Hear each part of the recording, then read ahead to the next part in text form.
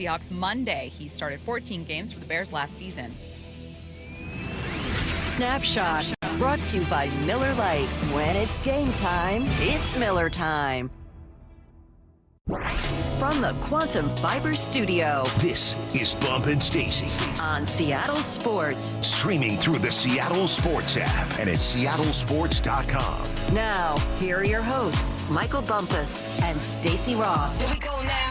Bump, I have been waiting all week to hear from John Schneider, and yesterday's John Schneider show on Wyman and Bob didn't just bring a ton of insight from John. Mike Macdonald joined the crew. He was like John Schneider's guest on the John Schneider show. I don't know, but the duo joined Wyman and Bob and kind of offered a peek behind the curtain as to what went down behind the DK and Geno stuff. Now, they didn't share numbers. We don't know why Geno or DK may have requested those trades, but Bump, I think there's enough here for us to add a different lens, add a bit of additional context to these moves.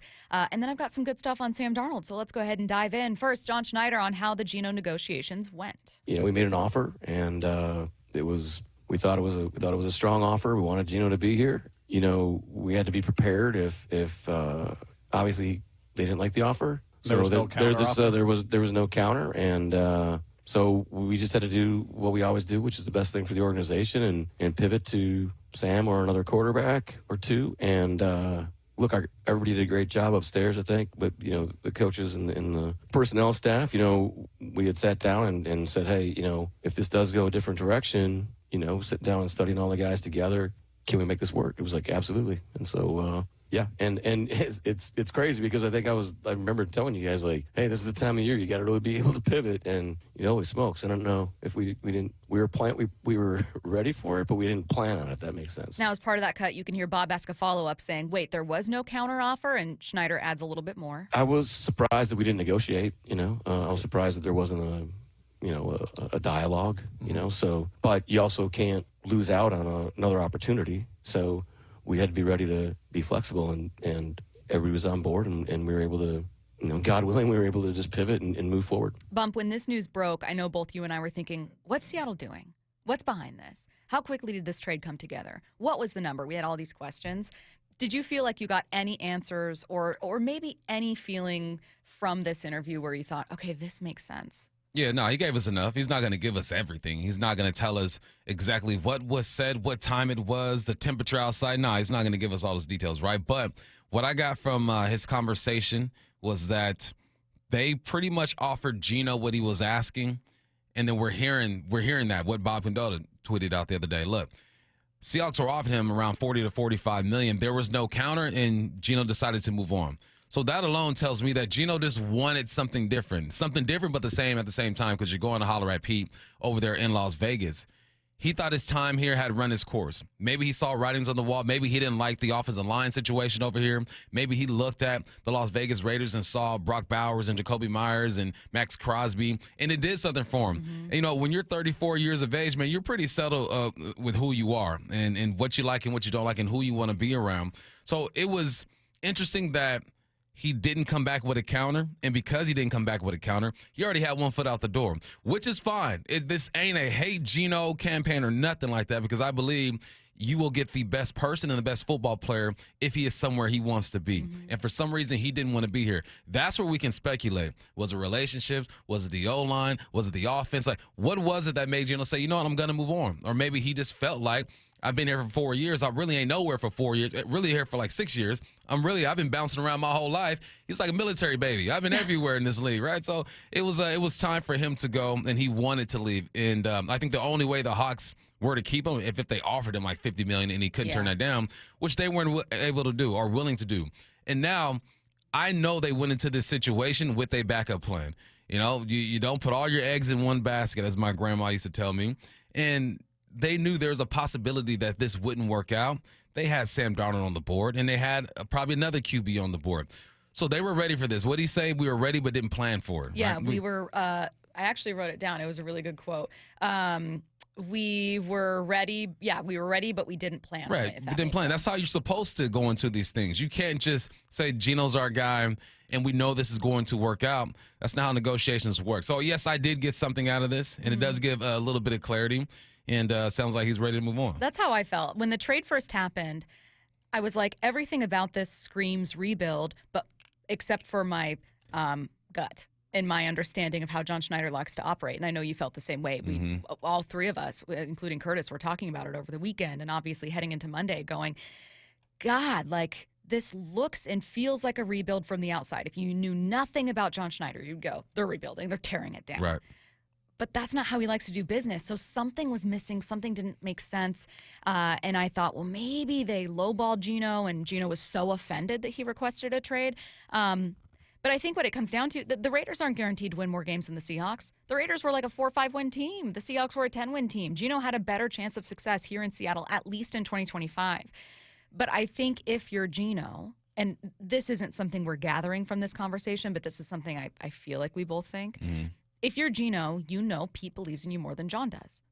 And even if John made it clear in this interview that he would have liked to, would have preferred to have Geno here, I think there is something to be said about a belief. Now, Geno is still scheduled to have his press conference in Vegas. I'm very curious to see what kind of insight he offers into why he, requested a trade and in particular really would wanted to play for Pete Carroll in Vegas. But I do think there's still something to he wanted John to believe in him more than he did, and John wanted someone to want to be here. Oh, yeah, he says that, too. I think it was after he made a comment on DK yesterday. He goes, we want guys who want to be here. Yeah. That's such a big part of athletics. You can work a job, and I'm sure people listening have been in this situation, right? You're working a job, and you're working it just because it pays the bills. Like, I don't really want to be here. And I guarantee you in some situations, your production is down, your morale is down. You wake up every morning, you look at the building you got to walk into, and then just this dark feeling just takes over you.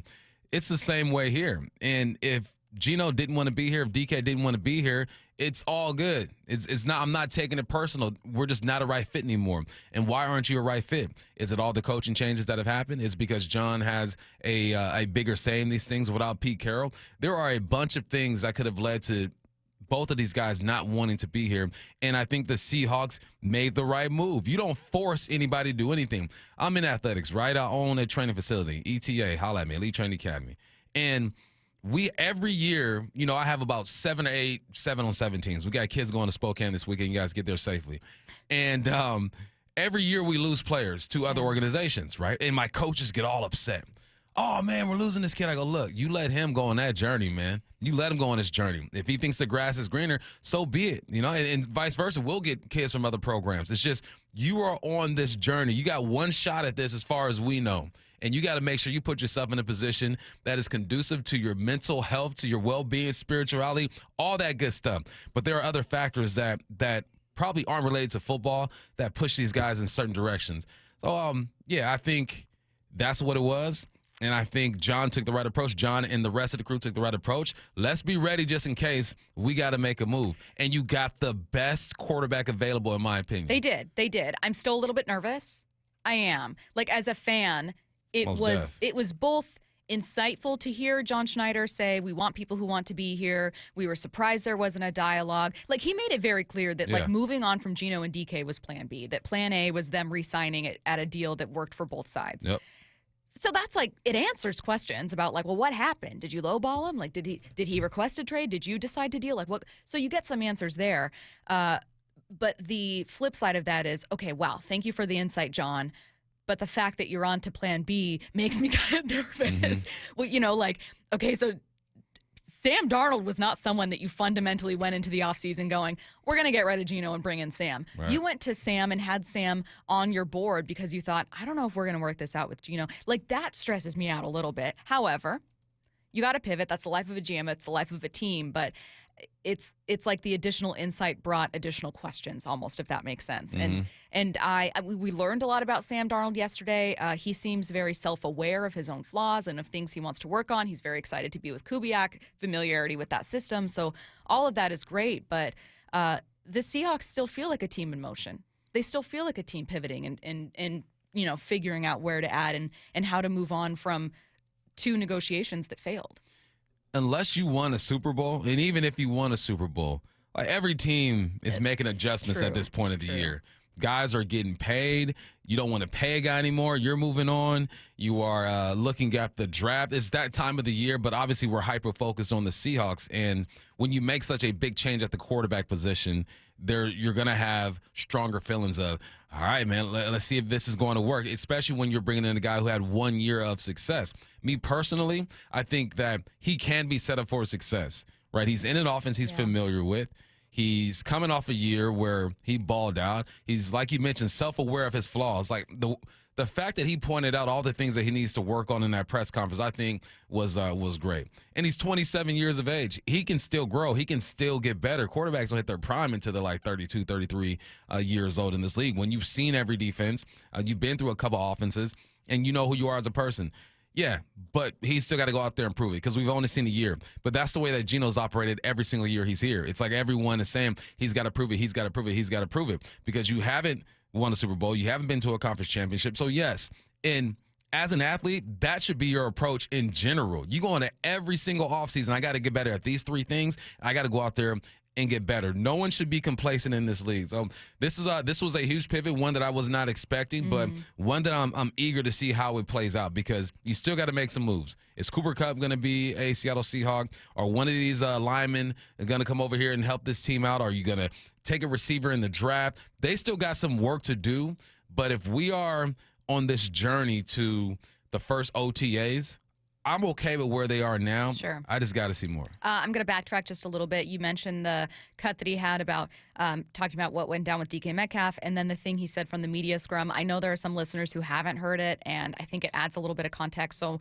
first, here's what he had to say during the John Schneider show about the DK negotiations. Yeah, we weren't interested in trading DK, and that just, over several conversations, it was just evident that he did want to be traded. Both Geno and DK, these are business decisions. So, and because you sit there and say, well, why do these guys want to leave? You take it personally, right, at first, right? Then you're going to sit back and say, okay, let's just not take it personal. Like, this is business, and these guys, there's a reason for it. And it just was evident with DK that from a business standpoint, and he made that evident, like, hey, I want him, it's time to move.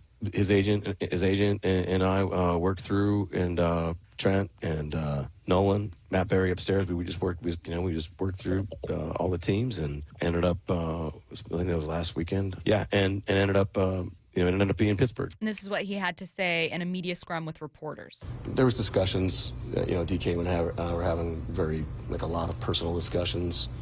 I thought we could fix it, handle it, whatever it was, and at the end of the day, it was a no, and he wanted to be traded. So we pivoted and moved forward. What kind of leader? We want guys who want to be here. You know what I mean? We want guys that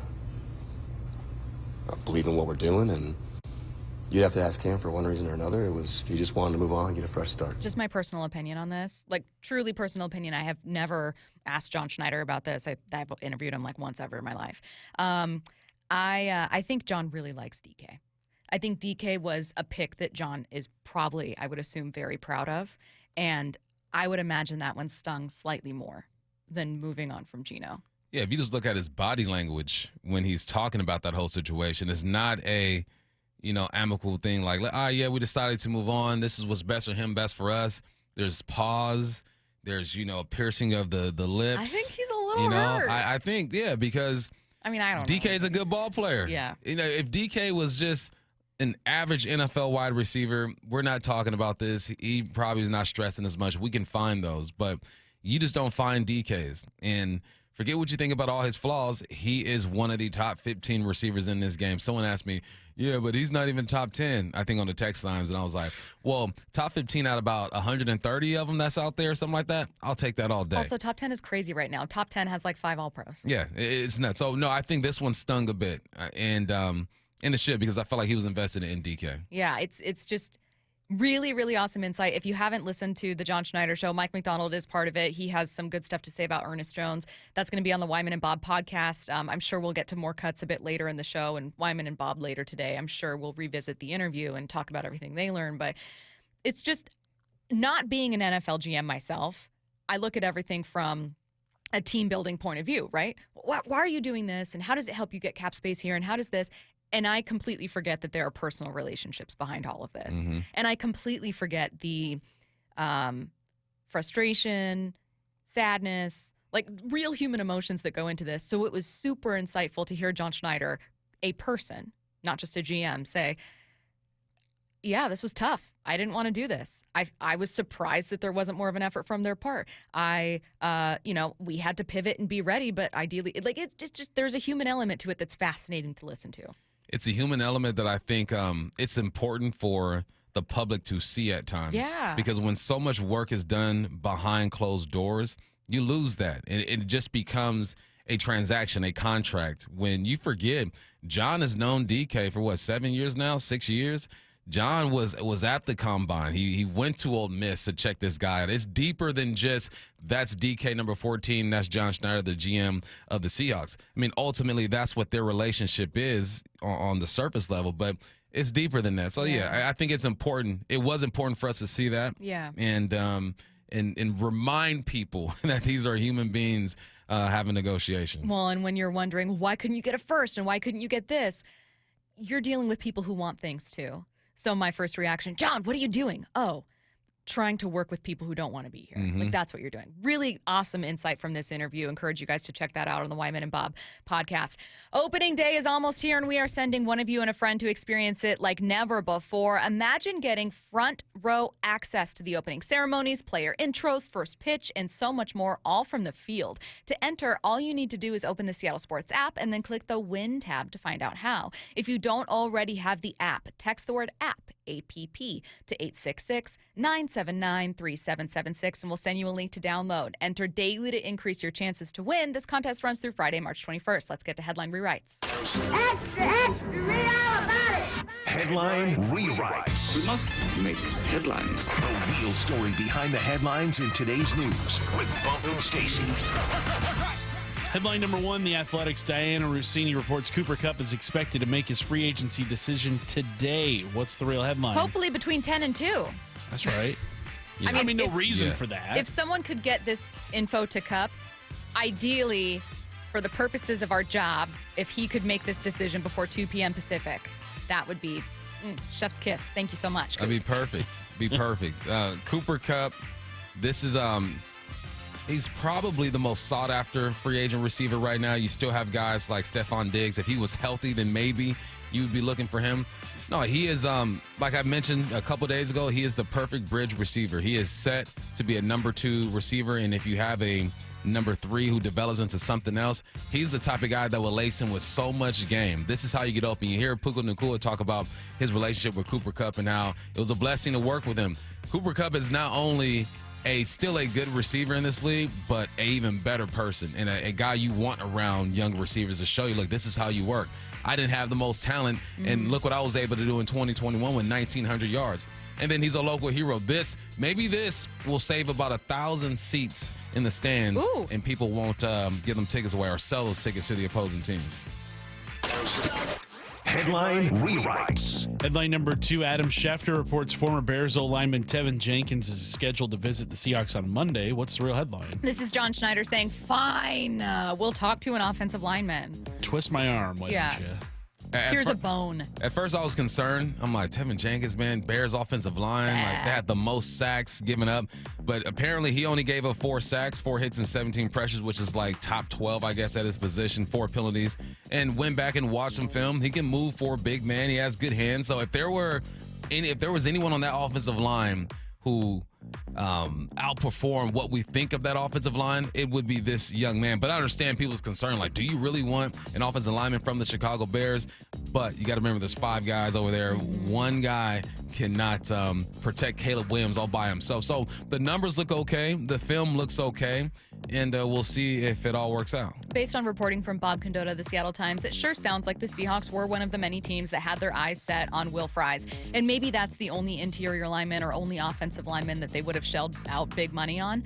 This is also from Bob, cannot blame them for not wanting to sign him coming off a very serious knee injury without getting him a physical. Yeah, you got to see that. And you know what? Big ups to Will. He played it right. He got exactly what he wanted out of that deal. Yeah. And the Hawks are just a more cautious organization when it comes to that. You can't knock them for it. I wouldn't have been mad if they did it, though. If they just signed him without looking at his knee, I think it is, or whatever injury, or his physical, he's had some injuries, I would have been okay with it, but I also understand why they would be cautious in this situation. Well, and you can simultaneously say, oh, I get why you wouldn't spend big money on this guy. I get why you wouldn't sign this guy without a physical. Also, having a bottom 3, bottom 4 offensive line for multiple years is inexcusable. So it just, I want to say, not excusing, but understanding how they're building in free agency or the lack of signings they have with the offensive line is different than still holding very fair criticism about the lack of success they've had building the offensive line. Find an answer somewhere is my take. The desperation to get better quickly, I think, would have driven me to say, let's just sign him. Same. Let's just do it. Speaking of. Headline rewrites. Headline number 3, the Vikings are releasing Sam Darnold's former center Garrett Bradbury. What's the real headline? Well. Is Seattle's offensive line starting to come together? The toughest part about offensive line is that most people don't know what they're looking at, right? You can go on to PFF and get all these grades and stuff and use that as a baseline, but then you got to go and watch the film. I went and watched him against one of the better defensive lines in the game, the Los Angeles Rams, and he seemed like he did a decent job over there. 1,100 snaps he had in 2025, so you know that he's durable, someone that you want to be out there at all times. I like the approach. The more film I watch on the guys, the more of a strong opinions I'll be able to give. But he's a former first-round pick. He's better at pass pro than he is in the run game, but we all know when you run that wide zone, you'll have double teams to help you out there. I just like the activity. And what was the quote? Don't confuse activity for productivity. I don't care. Give me that activity right now because we all know what needs to happen with this offense. That's getting better at the offensive line. I want to get back to, in our last minute and a half here, some questions from listeners, namely this one. Why do all caps you think they wanted out of here then? And I focus on that one because another listener said, are you guys going to maybe talk about why players don't want to be here? Is the culture not good with Mike as coach? Do they feel upset about Pete being let go? We don't have as much time as we'd like to talk about this, but Bump, why don't you take the floor with this one first, and then we'll get back to it because I have some thoughts. I think you're never going to be able to please everybody in the way that they want to, and especially when you are considered an elite football player. Like Geno is not elite, but for the market that was out there, he was a bit more attractive. He felt like he can get some money. With DK, he's considered a above average receiver. At some point, you make decisions for yourself and about money, and if it's maybe one situation that rubs it the wrong way, it happens. But culture ain't for everybody, and no team keeps all their guys every single year. This happens, but that is a good question. Maybe DK didn't like the style, the culture that was going on here, and Geno just wanted to be with somebody that he felt, as you mentioned plenty of times, Stacy, just believed in him a bit more. That is a question that needs to be asked, but I'm not dwelling on that. I think the culture is fine here. I'm going to throw this conversation a bit more later in the show just because I know it's something people are interested in. I'm gathering that from the Mac and Jack's text line. So we will talk about that and maybe kind of reading between the lines of what we think might be happening. And then we'll move on because we have new players to talk about, maybe even a new wide receiver. What Bump is hearing about Cooper Kupp to Seattle next. Blue 88 on Brock and Salk. Who were the final suitors for DK? Teams that were willing to pay $33 million a year for 4 years on extension, $150 million total. It was really just New England and Pittsburgh. Every day at 7:45. Good for him. God bless him, and I absolutely have no issue and no problem with him going and getting even more of that generational wealth. But there were not many teams that were going to load up the Brinks truck. Blue 88, answering 3 football questions as only Brock Heward can. The LJ way is the Lee Johnson Auto Family. Hello. Welcome to the Lee Johnson Auto Family. This is King. This organization's a special one. They call it the Lee Johnson Auto Family, and it's not just a name. It's not just some cliche. They foster an environment for us to become a family, to work together, to really become close, and they show us in a lot of different ways that they do value us. Is it perfect? No place is. But I've been very thankful to be here in the almost 10 years and have every plan to stay here for a lot longer and just watch it continue to grow. He's fun and professional, which explains why so many people visiting Lee Johnson Kia ask for him by name.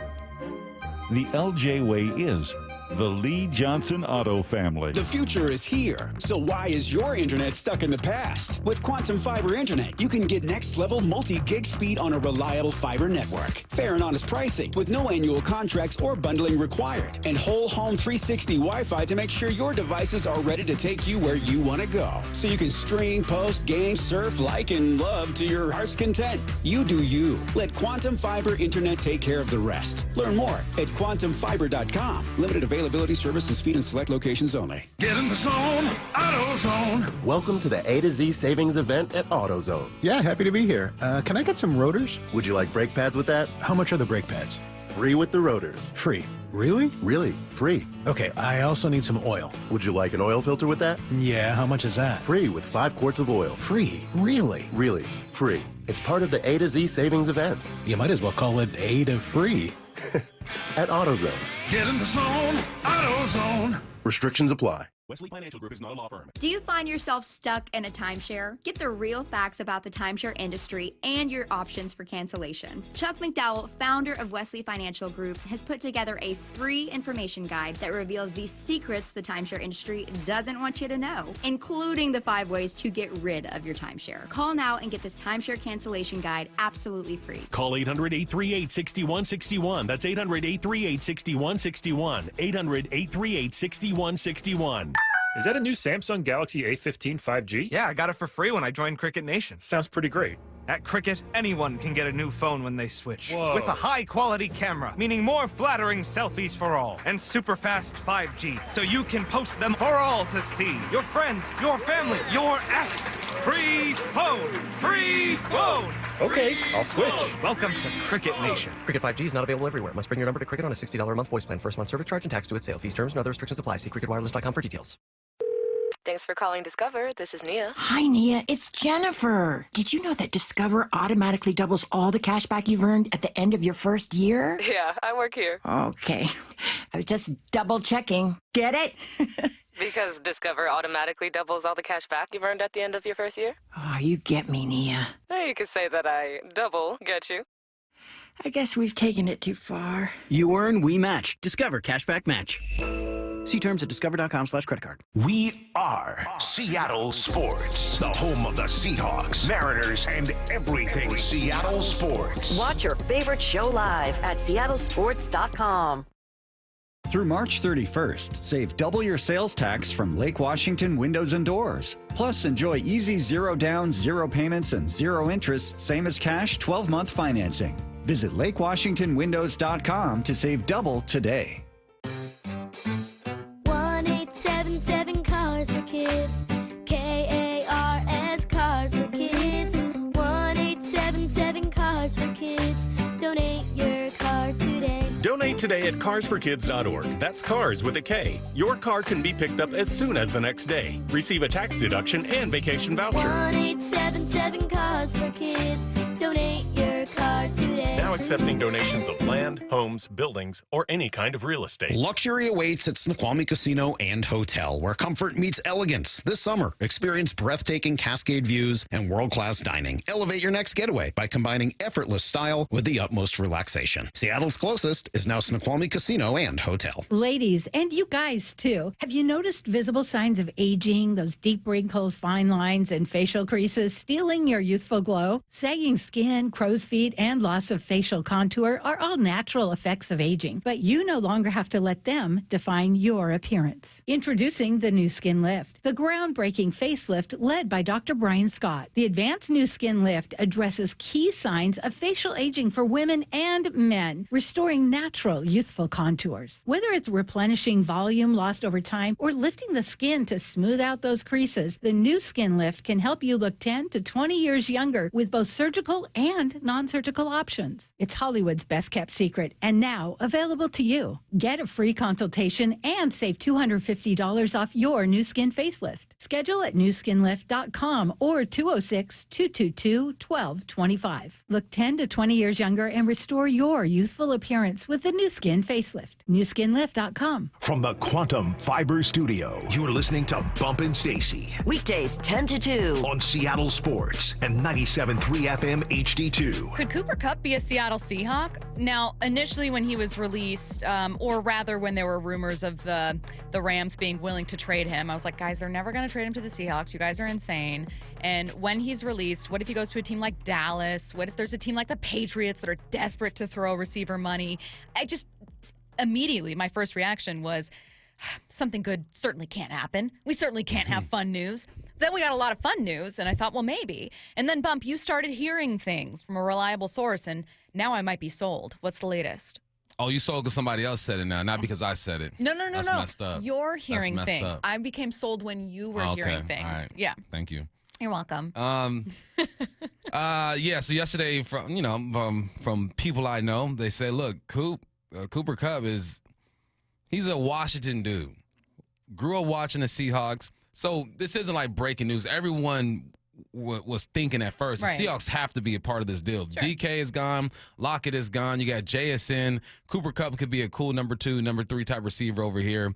Everyone was thinking it, and then people start talking, and you get confirmation on some things. And what I was hearing, it was down to 2 teams. And now there's a third team in the mix. And we expected this, right? Because Cooper Kupp, he still got some ball left in him. I understand people are concerned about his injuries and his availability, and you should be. He's only played a complete season twice in his career. One of those years, he won the Triple Crown. So it is a legit concern. But you're not asking him to be the number 1 receiver. You have that over here. You're asking him to be a number 2, maybe a 3, reliable when it comes to just knowing the playbook, good with relationships. Cooper Kupp can bring so much more to the table than just going for 1,300 yards, which I don't think that he's going to do, and it wouldn't have to do if he was here. So it's interesting that he has been connected to this team. I think that he would be or have the perfect fit over here. The Kubiak offense is similar to the Sean McVay offense. A lot of underneath stuff, and you can Marquez can hold safeties over the top, and he can work. Him and JSN can work those deep shallow crosses. It just makes complete sense to me. And I'm glad that he's been connected to this team. Naturally, we thought that, but now we're getting confirmation that it's for real. It was very cool for a time to have Prime Tyler or a version of Prime Tyler, even if it was on the other side, still really effective, and Prime DK. The season in which they both had over 1,000 yards was amazing. It was also the first time since '95 that 2 Seahawks receivers had over 1,000 yards in the same season. So I think it's fair to remind ourselves that this may be a season where we see fewer pass attempts. We see fewer passing yards for these receivers. Maybe JSN doesn't even go over 1,000, but in accepting that and in accepting that this offense is transitioning, looking to be more balanced, looking to get the run going, I think you naturally adjust your expectations for receivers. If Cooper Kupp is signed here, if Cooper Kupp is able to stay mostly healthy, let's say he plays 12 games, 11 games, if Cooper Kupp is able to be fairly productive in those games, 650 yards, that's pretty solid. 700 yards, that's pretty solid and kind of on par with what he's done the last 2 seasons. Yeah, that's all you need out of him. And I think you can get that out of him. I think if he is in the right situation, if you're asking him to be in the Pittsburgh Steelers offense, I don't think that's going to work. If you're asking him to be in even the LA Chargers offense, I don't think that's going to work. You have to be attached to that Shanahan tree. You're going to have your quarterback under center. You are going to believe in the run game so he can help. And he's still a good blocker, too. He's still a good blocker. I was watching film on him this morning. He's still a good blocker. So he's a smooth type of receiver. There are some receivers that once they lose that extreme twitch and that speed, they're done. Like, I'm waiting on Tyreek Hill. Like, what is Tyreek Hill going to look like when he no longer has that speed that he has? Because that's what he relies on. His routes are okay. His hands are okay, but he will run by you. Cooper Kupp is a technician, and those technicians play for a long time in this league if you were elite at some point. Like, you think of, and you've made this point before, Stacy, is that people have the tendency to judge you off of your best year, like your best year. You're only going to hit those numbers one time in your career, and people expect you to be that all the time. So many things have to go right. Your age has to be on point. Your quarterback has to be on point. The team around you, you got to have some talent around you. As a receiver, your offensive line, the run game has to be on point. And then you insert yourself and you be that talented receiver, there's opportunity for you to have a career year. There's a reason why it's called a career year, because it probably only happens one time. That's what we saw with Cooper Kupp with 1,900. Give me 600 yards and I'm good. Cool with it. A listener pointing out that Kubiak ran the most 12 and 13 personnel with the Saints last year compared to any offense in the league. You're exactly right. And that's, yes, his personnel usage in New Orleans is indicative of what we can expect in Seattle. However, I do want to point out that with the Vikings, they ran 11 personnel 42% of the time. Mm-hmm. So that is not a different offense, the scheme, the philosophy. Everything was roughly the same, but he adapted to his personnel in New Orleans. They didn't have a lot of receiver depth in New Orleans, so they were kind of forced to, and did so very effectively at first, use 12 and 13 personnel. So I am saying this because of what Mike Macdonald has said he wants to do and what John Schneider has said they want to do, which is run the ball. When Kubiak was in Minnesota, they threw that thing. Yeah, but Kubiak has leaned into receivers before and 11 personnel before, which obviously Cooper Kupp has plenty of experience with. There was a period of time, particularly 2017, when the Rams were using 11 personnel more than anyone in the league. Yep. Let's go to some of what we're hearing from NFL insiders. Diana Rossini of The Athletic saying two teams very interested in signing, Seahawks and Cowboys, as Bump mentioned. Coop expected to make his decision today. Jacina Anderson said the Seahawks are still holding out hope. The hometown connection plays to their favor with Cooper Kupp. He was born in Yakima, Washington. This is what you guys know this, but this is part of her tweet. I'm going to throw you another question. I've asked you before, so I'm sorry it's repetitive, but it's one that I know people are wondering. Is there some redundancy with Cooper Kupp in this offense? Meaning, is Coop giving you what JSN can give you? Are you not rounding out your receiver group? People think Cooper Kupp is like 5'11", 6 foot. He's a good 6'2", 6'3". He's bigger than what you think. And his style of play, whether can be some similarities between him and JSN, there's more differences than anything. JSN is probably one of the smoothest receivers when he's running routes, when he's catching the football. He is a smooth receiver. He's the type of guy that he gets faster after like 5 to 10 yards, and then he maxes out fairly quickly. But it's a smooth acceleration. Everything about his game is smooth. Cooper Kupp is what I call like a linear type of receiver, to where everything's on a straight line, and there's going to be a point at every breaking point. Whereas JSN just knows how to position his body and get himself into space. Not saying he's not a good route runner and he can't be linear. I've seen that. Obviously, you have to be able to do that. But most of his play is that. Cooper Kupp is also a heck of a blocker. They would motion this guy from the right side of the formation, hike the ball at the center, and have him get up the A-gap and lead block sometimes. Have him get to the edge and take on that defensive end. You can't do that if you're not at least 6'2", 6'3", about 210. And that's what Cooper Kupp is. So I understand that people can look at the two and think that they're so similar in size, which they aren't, and similar to style. I would disagree and say, what are we doing here? But let's not forget Marquez. Marquez is a different type of receiver, and he's the guy that's going to hold the safety. So you have a speed guy on the outside who can hold the safety, and potentially two guys who know how to work the slot and the outside, different styles. No, I don't. I mean, how many receiving corps have you seen where there are two guys who are 6'2", 205 pounds? I mean, I think people are focusing on it because they are perceived to be smaller guys. You're saying, why would you want two of the same? It happens all the time, but they are not the same type of receiver. Right. You're still putting pieces of a puzzle together, and I mean, things might not fit perfectly, but there's familiarity with Kupp, with a version of this offense. As Bump mentioned, he fits well with a team that wants to be able to run the ball, that wants to do exactly what Seattle wants to do heading into this season. And I liked your analogy about a bridge receiver, that we all talk about bridge quarterbacks, but we never talk about the guys that can be bridge, to link a receiver 3 and a receiver 1, or to mentor a young guy, that you still need those guys, and you don't have Lockett. So who's going to fill that role? That's cool. Yeah, that was a good point from yesterday. Anyways, that's the latest, not just from NFL insiders Diana Rossini and Jacina Anderson, but from Michael Bumpus on what we're hearing about Cooper Kupp. Coming up next, John Schneider says we're about to enter phase 2 of free agency, but what's that actually mean? Don't go anywhere. Seattle Sports, your home for Wyman and Bob. Weekdays 2 to 7. Four-time Pro Bowl defensive end DeMarcus Lawrence is now a Seattle Seahawk. This will be his 12th season. It shouldn't be a surprise from the standpoint of, like, last year, the first move they made was D-line, and it was to sign Leonard Williams. They're going to build up that defensive line, and, it's actually looking pretty good. We still have a first-rounder from last year that has yet to explode. On Seattle Sports and 97.3 FM HD2. At Fisher Investments, we may seem like other money managers, but we're different. What makes you so different than the rest of us? We ensure clients receive unparalleled service at every step of the relationship. Tell me more.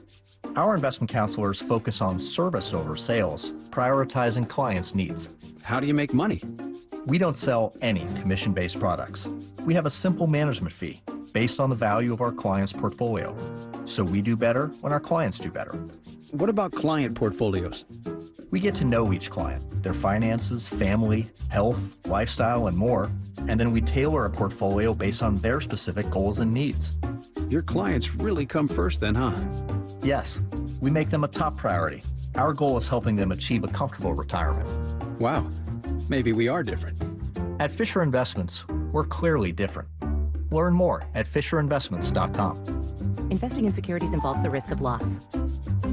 Imagine finding your dream home and moving in right away. No waiting to sell your old place first. Sounds perfect, right? That's exactly what Orchard's Move First, Sell Later program lets you do. Buy your new home now and sell the old one later. Here's how it works. Orchard gives you cash so you can buy and move into your new home first on your timeline. No waiting, no showings, no double moves. Then the Orchard experts take it from there. They handle repairs on your old home and make price-boosting upgrades with no cost until close. Once they're done, a local Orchard agent lists and sells your home for top dollar. Orchard's Move First program gives you the freedom to buy and move into your new home first and sell your old home later. Buy before you sell and get top dollar for your home with Orchard. Ready to find out how much your home is worth? Visit Orchard.com to get your free home valuation. That's Orchard.com. Endless hours of research, seeking referrals, dozens of calls. Hiring the right attorney can be a challenging process during an already difficult time. J.P. Pendergast with Pendergast Law explains. In Washington State, Tom, there are thousands of attorneys to choose from. Referrals and online research can be helpful, but discovering the right attorney requires a conversation. It can be hard to identify integrity and authenticity without that interaction. So, what do you recommend? We encourage anyone looking for personal injury representation to call for a free consultation with our team before making a decision simply based on referrals or online research. Accident victims need an attorney that listens, demonstrates honesty, and is genuinely understanding of their unique circumstances. The care, attention, and preparation that our firm provides throughout the case mirrors the effort involved when taking on the insurance companies. Save time and avoid mistakes after an injury. Contact the caring and compassionate team at Pendergast Law. If you or a loved one has been injured in a car accident, call Pendergast Law. We can help. We meet by accident, fixing every last bit, accurate auto body. If you've been in an auto accident, you have the right to take your vehicle to any repair facility. Accurate Auto Body has been family owned and operated since 1994, and they work for you, not your insurance company. Your insurance company may not love them, but you will, because We meet by accident, fixing every last bit, accurate auto body. Headed outdoors or on the water this weekend? Check in with Joey and Nellie on the Outdoor Line from 6 to 8 a.m. every Saturday on SeattleSports.com. You think your home is pretty cool until that summer heat hits, and suddenly your home isn't that cool. In fact, it's hot. Air conditioning from Washington Energy Services can help. Stay cool this summer with our biggest spring savings event ever. This month only, take up to $4,000 off an energy-efficient Bryant cooling system with exclusive Washington Energy rebates. Ensure your home is always the cool house with air conditioning from Washington Energy Services. Contact us today for a free estimate. Music that moves your soul.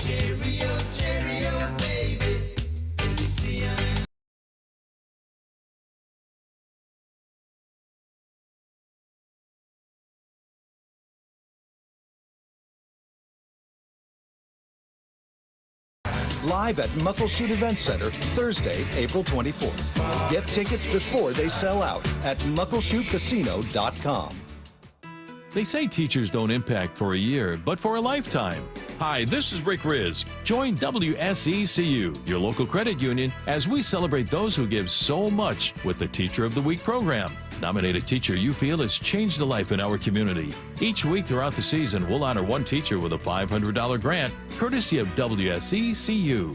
Teachers are the real MVPs. Find out more and nominate a teacher at mynorthwest.com/teacher.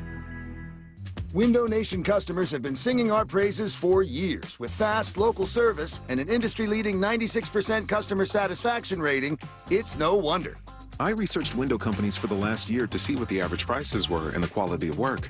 Window Nation nailed both. Get 2 windows free with every 2 you buy. Pay no interest for 2 full years. Hurry, this offer ends soon. Schedule a free estimate now.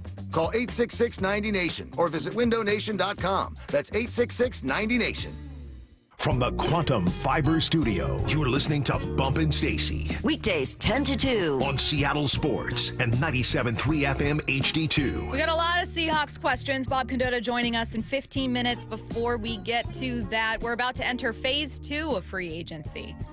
What's that mean? John Schneider talked about it. This was, again, a little bit more info from the John Schneider Show. We're moving on from his conversations about Geno and DK and talking now about some of the next moves for this team. So we'll start with the stages of free agency. We really view it as 3 phases. We're still in the phase 1 where people are still ripping with some pretty big contracts, but it's going to come pretty close, probably maybe Monday, early next week, where now it's phase 2. Agents are realizing that, their ask was too high, so now they have to adjust and so we're constantly our guys do a great job up there, just constantly reaching out, staying in contact with everybody and basically just trying to stay in the game as much as we can, and then, they basically just blame us for being the bad guys we can't. Do you anticipate more movement from Seattle in this phase of free agency? Yeah, he described it. The first wave is kind of like, let's throw stuff out there. Let's ask for more money than my player is actually worth.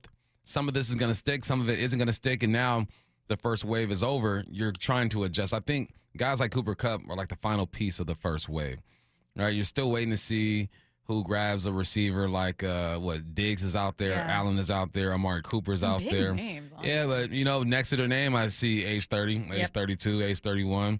So they're that second wave. Cooper's like the last piece of that first wave. And I expect them to address that line. When we're hearing that offensive linemen are showing up or potentially going to take trips here and you're having those conversations, that's the second wave. The first wave for the Seahawks, get your dang quarterback. Secured that, you're good to go. You got yourself a supporting receiver in Marquez.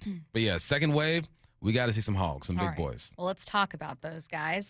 Schneider elaborates more on trying to fix the offensive line and then talks about external improvements. I'm going to start with external improvements because he says something interesting about the group they have. We do want to address it, but JB and Rick Dennison, these guys are experts in that area, right? They like our young guys. They like them. They see growth. They see positive development, positive futures with them. But, yeah, it's definitely an area we want to address. We tried addressing it. It doesn't, sometimes it doesn't work out. It's just like the draft, but actually more intense than the draft when you're talking about acquisition and free agency, especially the early period, because you're talking about a serious commitment. And so the psychological part, the character, the coaching, AD, knowing Tank and the offensive staff spending time with MVS. I mean, that's big. We know the person. Where you get in trouble is when you, especially in free agency, when you want to build a team all throughout the year and address your deficiencies, whether it's, in this, like in training camp or early in the season with deficiencies or underperformance or whatever. You need to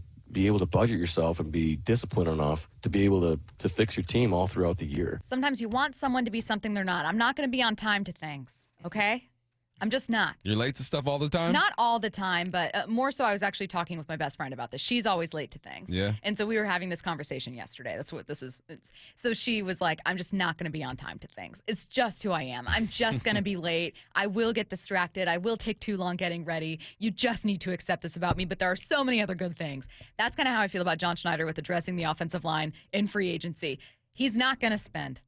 I just need to accept that. As much as I want him to, as much as I wanted this team to get Will Fries, as much as I want this team to aggressively try to address the offensive line, maybe I need to accept bump and other people need to accept it's not gonna happen. I mean, we've been talking like that for the past week or so. There's nothing that John Schneider has shown us in the past to make us believe that he's going to go out there and spend some money on an offensive lineman. But you know what? Every now and then, your friend's on time.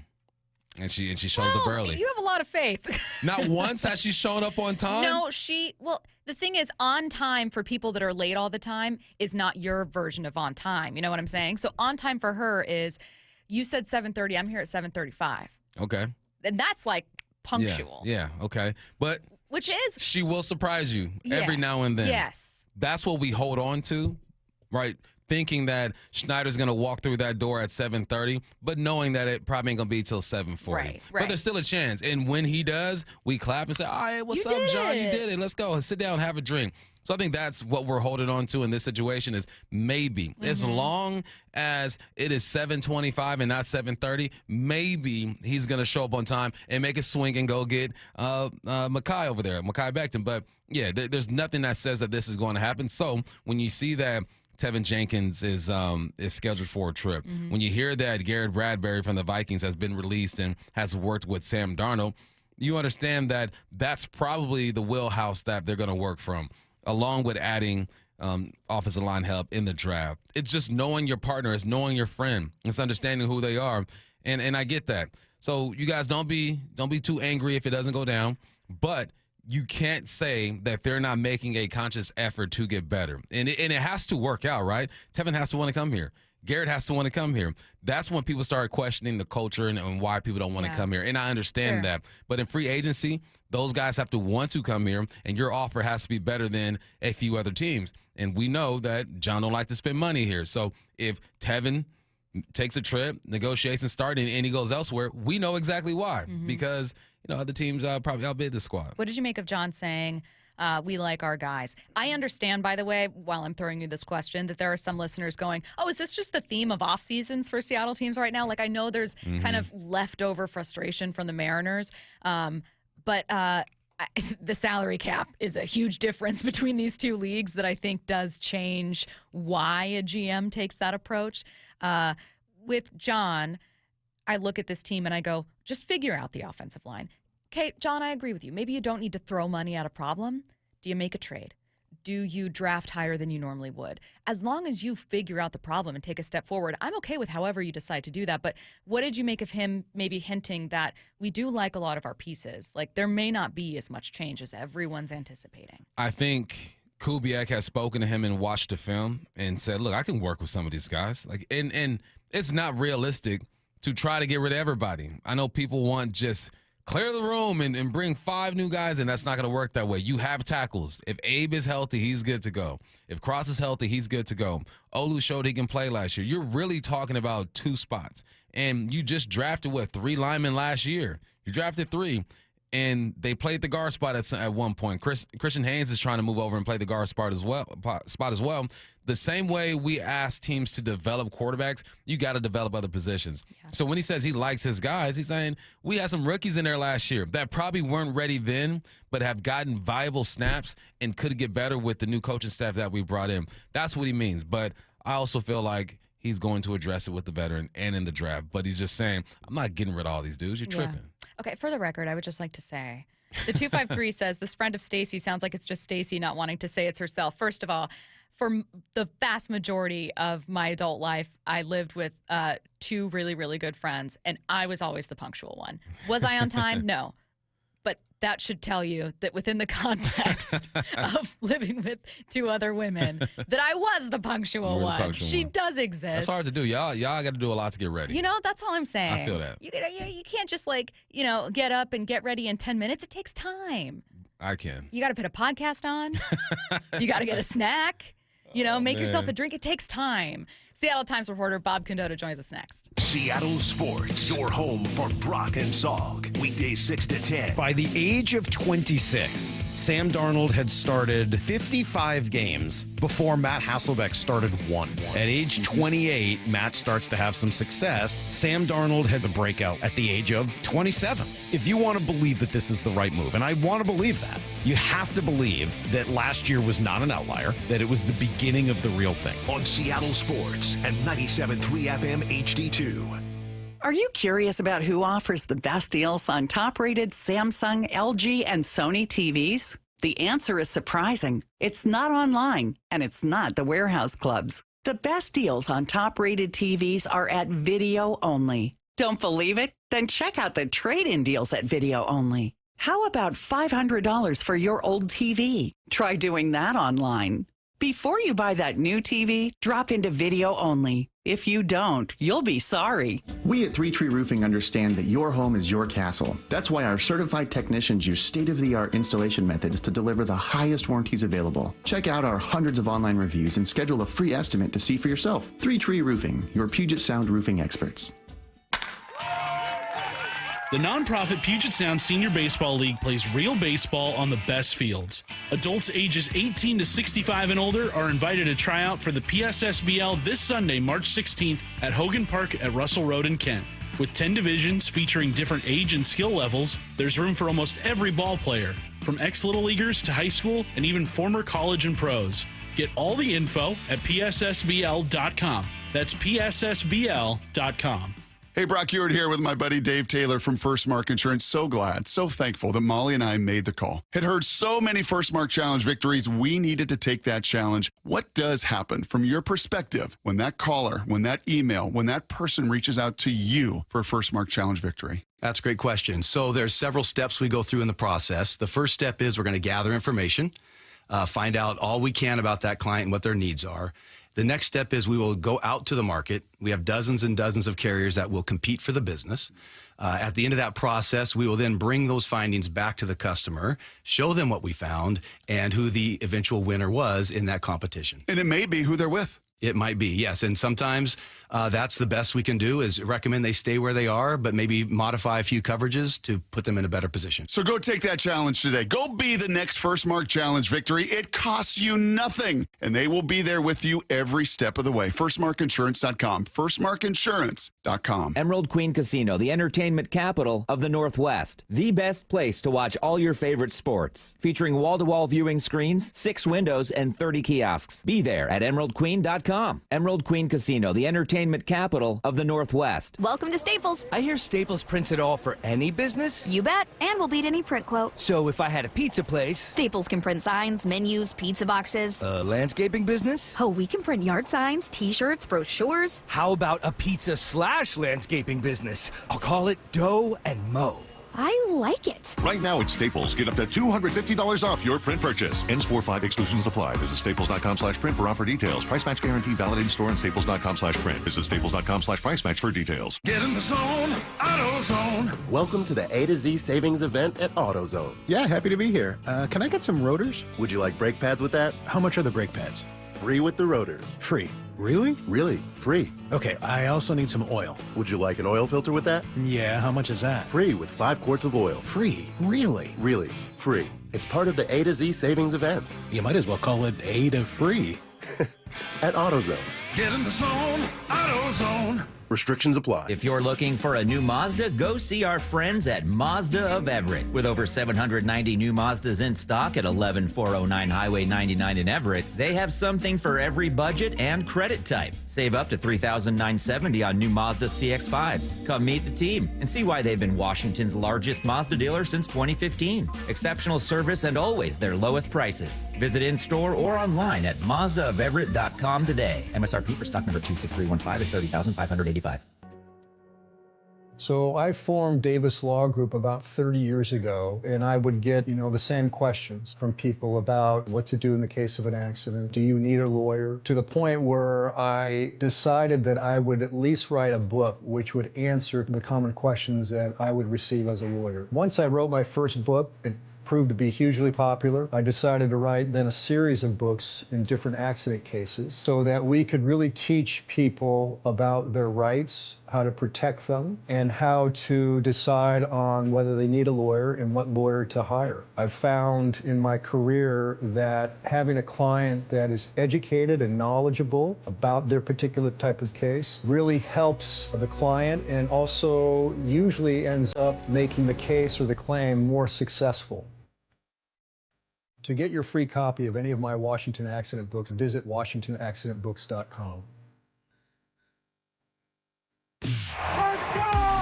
This is Seattle Sports. Streaming through the Seattle Sports app. KIRO AM Seattle. KIRO FM HD2 Tacoma. Home of the Seahawks, Mariners, and everything Seattle sports. Seattle Sports Snapshot. Russell Wilson isn't the only veteran quarterback visiting the Giants. Per Field Yates, New York is also hosting free agent Joe Flacco on a visit today. Another free agent quarterback has a new home, though it's not Rodgers or Wilson. Gardner Minshew, who was released by the Raiders, has signed a one-year deal to be Patrick Mahomes' backup in Kansas City. Some uniform number news. Sam Darnold will wear number 14 in Seattle. And in Pittsburgh, a former number 14, DK Metcalf, will wear number 4.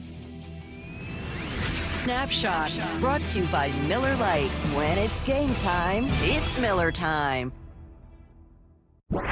From the Quantum Fiber Studio. This is Bump and Stacy on Seattle Sports. Streaming through the Seattle Sports app and at seattlesports.com. Now, here are your hosts, Michael Bumpus and Stacy Ross. Here we go now. Seattle Times reporter Bob Condotta joining us now on the Emerald Queen Casino Sportsbook Hotline. And we have a lot of Seahawks questions as we wrap up a hectic week. Bob, my first is a non-Seahawks question. How's it going? How are you? Yeah. These are. It's funny. These weeks are almost more are kind of more busy or hectic than the season itself in a lot of ways. And so people always ask you once the season ends, what do you do till they play another game? And it's like, well, in the NFL, this stuff never really stops. But this is almost worse in some ways because you just don't, at least a game, is going to start at 1:00 and end at 4 or whatever. With free agency, it's like some guy could sign at 10:55 p.m. or whatever. Your day might never end. Yeah, it's a little chaotic, but it's kind of fun too to follow it all along and just kind of see what's going to happen. Well, we appreciate you putting in a ton of hard work because it helps us, like when we get to ask you all kinds of questions. I'm going to start with. We heard from John Schneider yesterday. He was in a media scrum with you guys, was on the John Schneider show. We played a little bit of sound for listeners earlier, but I wanted to ask you, what were you hearing about the numbers Seattle may have offered Geno and about how some of that went down? Yeah, I mean, John, on the record, the one part of it, which is that they felt like they gave an offer and then they never really got a response back. There was no counter negotiation. And so all negotiations sort of start at a point, right? Typically. And then, then there's the, well, how about this? And you kind of meet in the middle or whatever, and you talk it through. They sort of felt like that never happened with Geno. There was an offer made and then they basically didn't get anything back. And so, this was the 5th contract, they've done with Geno. They had done 3 one-year contracts, and then they had done the previously his first 3 years, and then they had done the other one. So, excuse me, sorry, coughing for a second. But I think they felt, like they kind of knew how to work with Geno and his people. So I think that part caught them off guard. I think that's almost more relevant in some ways than what the numbers were, because I think it was, numbers are always going to be, teams try to get the best deal for themselves, right? Agents try to get the best deal for the player. So you rarely agree on a number right out of the gate. But my understanding was that they offered him a 2-year deal up to about $90 million. Now, I don't know the details behind that. So did that include $25 million that's incentives he's never going to get, and what the guarantee was? I don't know what those were. And so, those things oftentimes are as big as what the actual number is, because, if you're $90 million, but you're only going to get 30, what does that mean? So, but that was what I heard. And they felt it was my understanding was they felt it was a more than competitive starting point for them, that they felt, was going to show that they were serious about keeping him around. And they thought that would be a starting point in negotiations. And then it just never went anywhere. And given, the time frame they felt like they had there, that was mid last week, my understanding, when that happened. And given that they then knew free agency was going to start basically on Monday, and if they wanted to be in position to get Sam Darnold, they were going to have to make moves quickly. Yeah, it's Bobby, you posted some clips yesterday, and I'm watching John. I'm listening to him, but I'm also just watching his body language. And it felt like, he wanted this to happen, and it felt like he was disappointed. It felt like things just went wrong. Did you get that feeling, or just watching him and picking up on his cues? I mean, because you've spoken to him more than any of us have. For sure, yeah, and that's where all this the sort of especially kind of nationally, people look at it like, oh, the Seahawks are rebuilding. I mean, none of this, I mean, Tyler Lockett obviously was going to, as we all know, was going to happen for a long time. And so that was kind of a separate thing that just finally happened, basically. But with DK and Geno, I think a month ago, they intended both these guys, or 2 weeks ago, they intended on both these guys being part of the team and in 2025 and beyond and going forward with that. So there was no let's there was no conscious decision where they woke up and said, yeah, let's rebuild and let's get rid of Geno and DK and start over. That wasn't what they wanted to do at all. These were just kind of things that happened to them that they had to react to. I do think given it's, like the Russell Wilson situation where I think, that last year was just kind of not fun for everybody maybe. And everybody knew that Russell was, I think internally far more than everybody else. But, I think that taught him a little bit like if we think it's time to move on, let's move on and take advantage of it while we can. And especially in Geno's case where you had a roster bonus coming due. And all that was going to kind of commit you to him at that point. But then, you just have an unhappy quarterback. So, so the reaction they had to make, I think, was all kind of forced on them. But yeah, I think they hoped that they would get things done, especially with Geno. I think they wanted to get that done last week and be able to answer that question and go into free agency knowing, okay, we have the quarterback set and let's build around that. And instead they had to do all that. So, I don't know that it impacted how the rest of free agency has gone for them, but I do think it created some work for them that they weren't necessarily anticipating having to do that week. The approach to free agency this year for the Seahawks, outside of getting obviously the top quarterback available, hasn't been overly shocking. They've never been massive spenders. They've always been fairly conservative.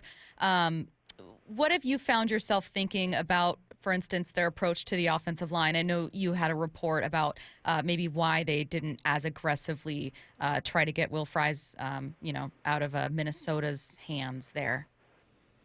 Yeah, and I would say I don't know if aggressively is the right word to say that they were not. I do just think they were trying to cover all their bases. Will Fries suffered an apparently fairly serious broken leg injury last year and missed the last 12 games of the season. And John confirmed this basically on the record. He did not mention Will Fries by name, but that's obviously who he was referring to when he talked about, who they were going after there. And, they wanted to be in the hunt with him. They just wanted to make sure before you commit $88 million or whatever it was going to take to get him, that they felt like he was healthy for that. So they wanted to bring him in for a physical.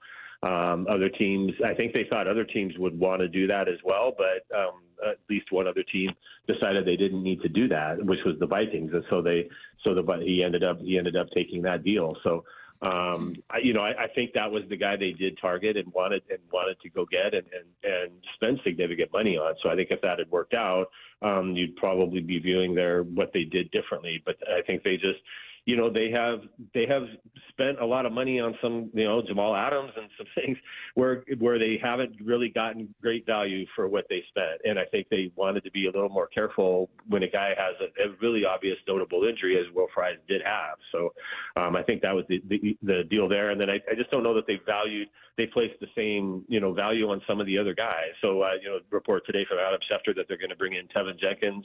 And he's basically the next guard on the list there. So they are, going to try to make an effort. It sounds like to at least get to know him and see if they want to sign him. I don't know that that's a slam dunk when he comes in that they sign him, but I do think they're interested enough to bring him in and probably give him a physical as well, because he's had some injury issues. That's been the big thing with him is not being on the field a lot or as much. I think it's just that. I think it's, some of the guys that were mentioned didn't necessarily get huge deals, like Josh Myers got like $4 million or whatever. So obviously I think if they'd have really valued him, they probably could have gotten him. I guess, they just didn't. And a lot of the rest of the NFL didn't either. So, and then the other part that plays into what they did for agency, though, I think is the picks they got in the DK and Geno trade. So now having 5 of the top 92 picks, that made them, I think, feel a lot more like we can go get, a couple of guys in the draft. This is regarded as a pretty good draft for interior offensive linemen. There's definitely 3 or 4 guys they're kind of known, I think, to be pretty interested in. And then I feel like now with the added draft capital they got, I think that changed their free agent plan a little bit, maybe, because I think they don't feel the urgency to, other than with Will Fries, to spend big to fill that, because I think they feel like they can do that in the draft. That requires hitting on draft picks, but, free agents don't come risk-free either. I mean, there's been lots of free agents teams have paid a lot of money for it and maybe haven't necessarily got what they were hoping to get either. So, but I do think that shifted their plan some when they knew they were going to have that many picks. Bob, is there any other reason other than I'm hiding an injury for a player to not want to do the physical before meeting and signing with the team? No. I mean, I think it's just, I think if you're the player, you just want to, if you get a deal and it's like, yeah, hey, you can have this right this minute instead of having to go somewhere else, and wait 2 days for everything to work out right to get the same deal. That's what I think I think as humans, we'd always rather do that, right? You take the sure thing. So, I think that's sort of the case there. It's not in teams typically, they put you through a physical too before you sign the contract. So you can, we've seen this happen at least once with the Seahawks where there was somebody they signed and then he failed the physical and they reneged it. That does happen. But I think in a case like that, I mean, that's a guy who just, if you can accept it right now and it's a done deal right now, kind of pending that as opposed to having to go to that city, take the physical, then kind of finalize the contract terms. I think you'd always rather do that. We had a couple other free agents in the building to talk about, obviously, DeMarcus Lawrence, and you guys got a chance to talk to Marquez. Anything stand out from those interviews, kind of hearing from them for the first time? Yeah, and the DeMarcus Lawrence, obviously it's not quite the $42 million. It's more like $32 million, it looks like. But still, that's a somewhat aggressive move to pay that much money for a guy who, coming off an injury and is touching 33 years old and all that. So, that showed. They cut Draymond Jones and basically used what they were going to pay him to go get DeMarcus Lawrence. So, so they had some money there to go spend to do that. But that's not a nothing. That's not a just being on the cheap move. I mean, they did kind of go after him fairly aggressively there to get that done. It appears. Valdes-Scantling was a fun guy to talk to. Very, seemed very, very grounded in sort of understanding why he's here, and that. With after the DK Metcalf trade, Seattle kind of needed a big, speedy receiver, and that's going to be his role. But he really spoke highly of Clint Kubiak, and everybody knew that was the connection. But listening to him, it stuck out. How close it feels like they became just in the 8 games that he played for Kubiak last year with the Saints and the success he had there, and how he really feels like. He basically, I think, was saying, look at that as what you think I can be in Seattle's offense and not Buffalo or some of his other seasons, but that he feels like, they're bringing that offense here to Seattle and he's going to be a perfect fit for it. So, that could be a really underrated signing, and not that they thought, we can replace DK with MVS, so we'll trade DK. But I do think when they traded DK, I think they knew they could get Valdes-Scantling, and I think that at the time they made the trade, like, yeah, this is how we'll replace. This is one way we'll replace him for sure. So we make this trade, and this is an immediate replacement for this year. And then again, you're going to have some draft picks to go after that too. Even though whether this is the greatest receiver class in the world in the draft, I think is kind of debated. But and we're still waiting to hear on Cooper Kupp, and maybe you guys are going to ask about that. But I know they're in it for. They're trying to be in it anyway for Cooper Kupp, and a decision there hasn't been made yet. So, maybe they get him too, and that kind of helps round out the receiving core. What do you think of that receiving core if you were to have MVS, Jason, and Cooper Kupp?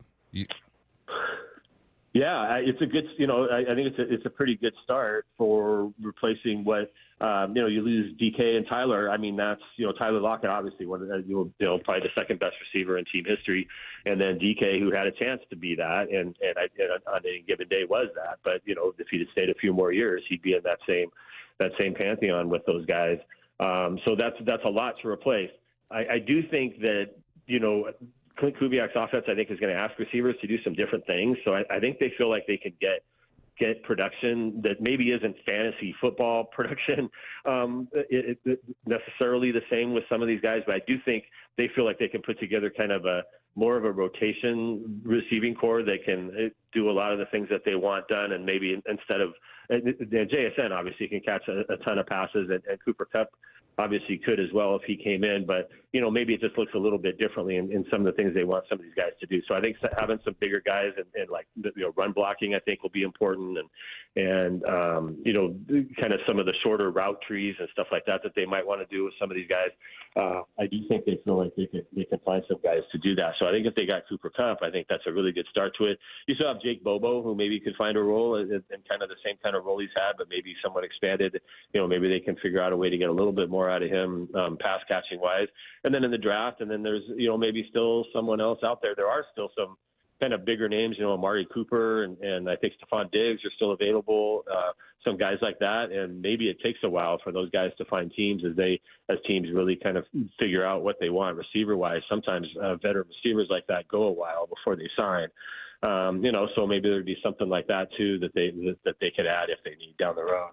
Yes, Seattle Times Seahawks reporter Bob Condotta, kind enough to join us and help us recap a crazy week of Seahawks news. Some really great insight here. Bob, thank you so much. Thanks, Bob. Okay, thanks all you guys. See ya. All right, let's get to 4 down territory. This is 4 down territory, going inside the game with former Seahawks and Coug wide receiver Michael Bumpus. First down, you've been watching the recent and late film of Cooper Kupp. What are you seeing? All right, Cooper Kupp, because I look at the text lines and people text me and have conversations with my boys, and they're so concerned that Cooper Kupp is nothing like he used to be.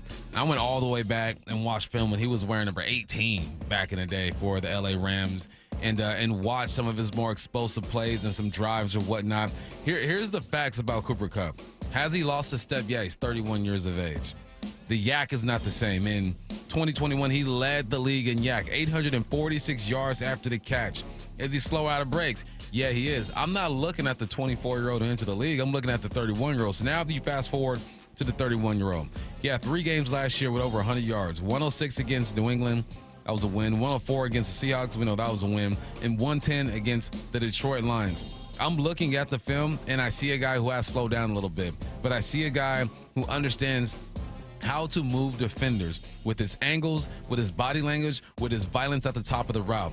The yak is not the same. The yak is not the same. I mean, I'm watching him in his early years break tackles, make guys miss. He's looking like a junior in varsity football, and he's the best player in the state. That's the way that he looked. But as you get older, your game starts to change a little bit. And I think people fall in love with what you used to be and don't appreciate what you are now. Just keep it in perspective. He's not going to come in here and get 1,200 yards. But I'm looking at him run these routes, make the difficult catches, and he's still better than most receivers out there. He just has to stay healthy. That is the one thing. He has to stay healthy. But to downplay what Cooper Kupp could be to this offense, I think would be irresponsible if you just keep it in perspective. But yes, he is slower. Yes, the breaks aren't like they used to be. But he is still better than 80% of the receivers in the league when it comes to the little fundamental things of being a receiver. Good technicians will always be able to get open. And I see Cooper Kupp contributing if he is here. I always feel that way about players who we remember as being like, oh, this guy is like Hall of Fame level talent, right? Bobby Wagner comes to mind, so that's why I say Hall of Fame level talent. Where like the Bobby Wagner you see now, no, of course he's not the Bobby Wagner he used to be, but it doesn't mean he's washed. Like if you're saying like, oh, this perennial all-pro is washed, it just means that he's a Pro Bowler now. Yep. Like that's what washed is for someone great. Like they go in stages. Yeah. All right, let's go to second down. Why do you think Myles Garrett is lying through his teeth? Come on, bro. Leave Myles alone. My man just signed the biggest contract for a non-quarterback. He's getting $40 million a year. He's getting $123 million guaranteed.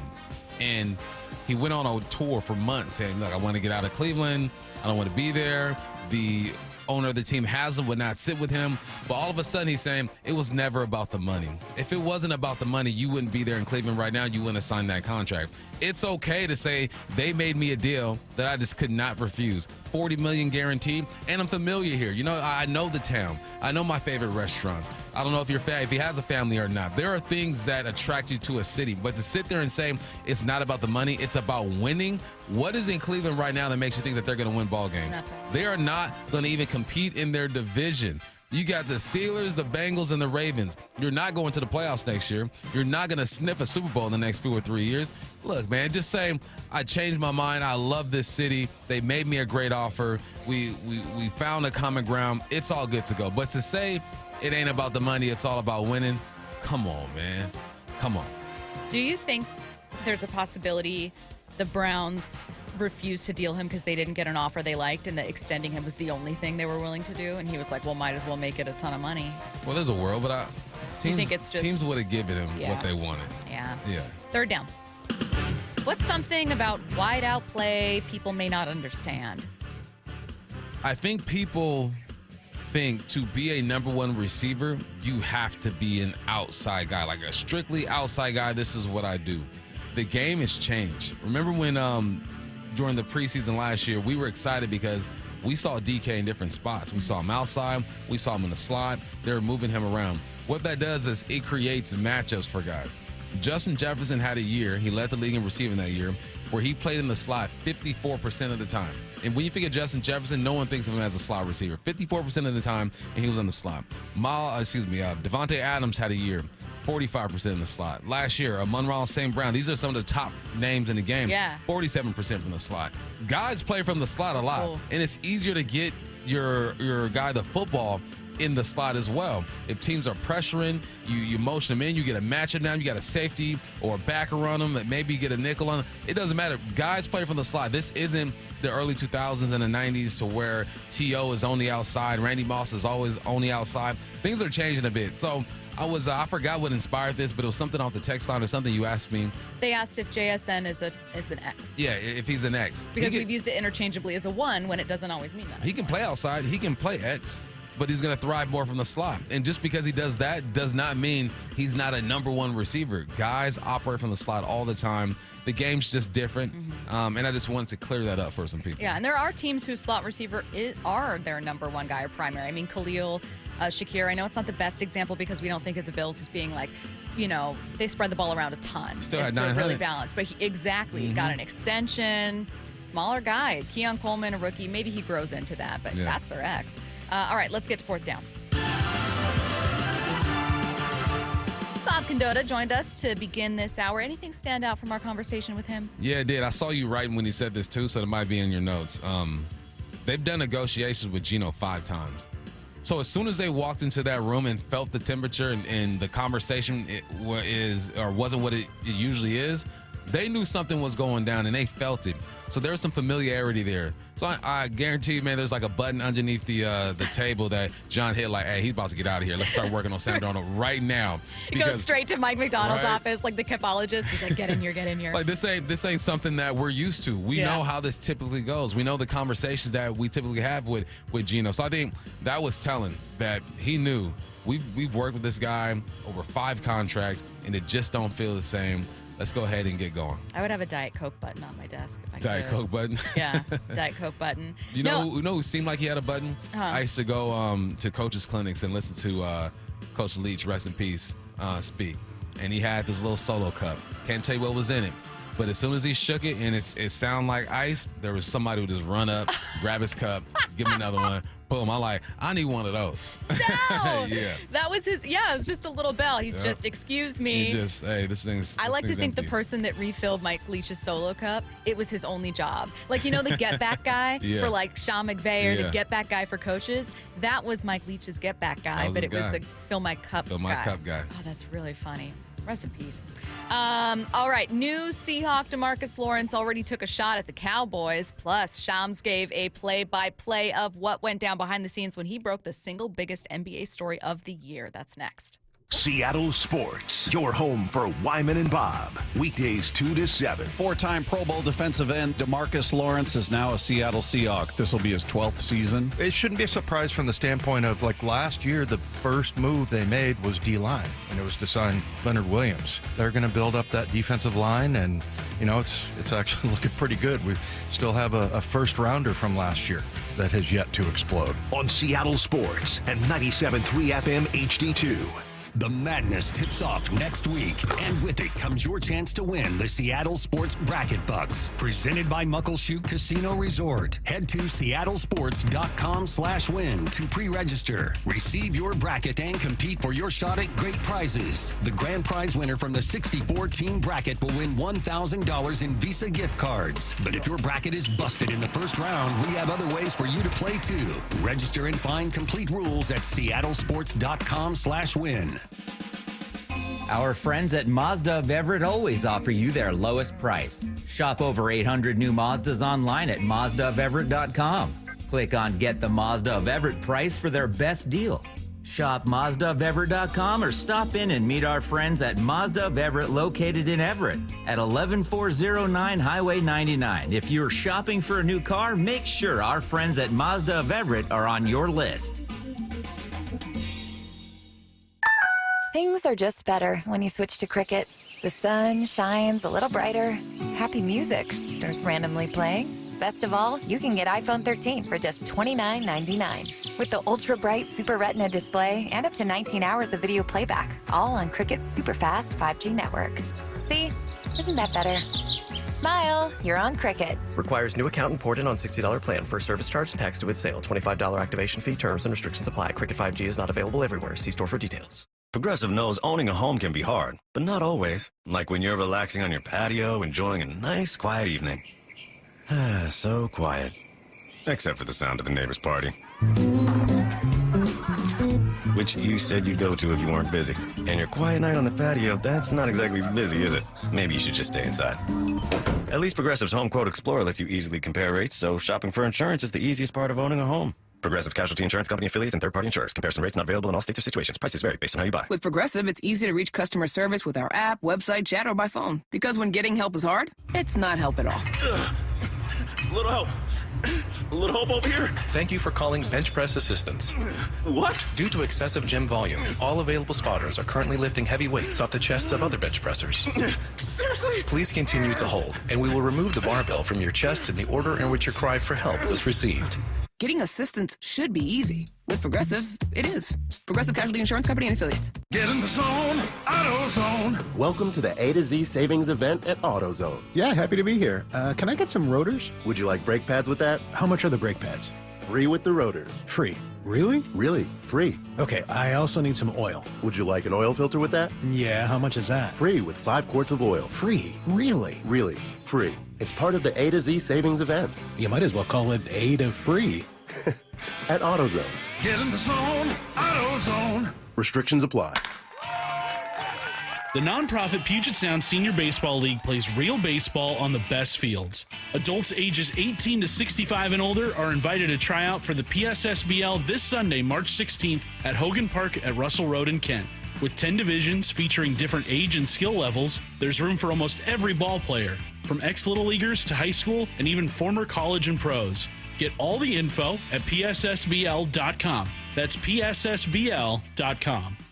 The John Schneider Show. Every Thursday until draft day on Wyman and Bob. Listen live Thursdays at 4 p.m. or watch the interviews on the Seattle Sports YouTube page. Swedish Cyberknife has been serving the Pacific Northwest with innovative and compassionate care since 2006. The Cyberknife system, with advanced tracking technology and robotic design, keeps the radiation on target even with tumor or patient movement. Being able to precisely and accurately deliver radiation makes a difference in terms of controlling cancer and reducing the risk of side effects. And the treatment is completed in only 5 sessions, lasting less than an hour. But the technology is only half the story. The skilled and dedicated team of providers and caregivers match the technology by providing unparalleled, personalized treatment plans and compassionate care. They are committed to patient-focused care, partnering with the patient and their families. The results speak for themselves. Patient surveys consistently give Swedish Cyberknife the highest of rankings. When diagnosed with prostate cancer, consider treatment with Swedish Cyberknife. Swedish.org/cyberknifeprostate. Treat prostate cancer with Swedish Cyberknife. life. You're losing your hair and you want a simple solution that works, and you want the best. Modern technology, top-rated physicians, something that's guaranteed to work. Guys, you need world-class Dr. Perungo and his team at Advanced Hair.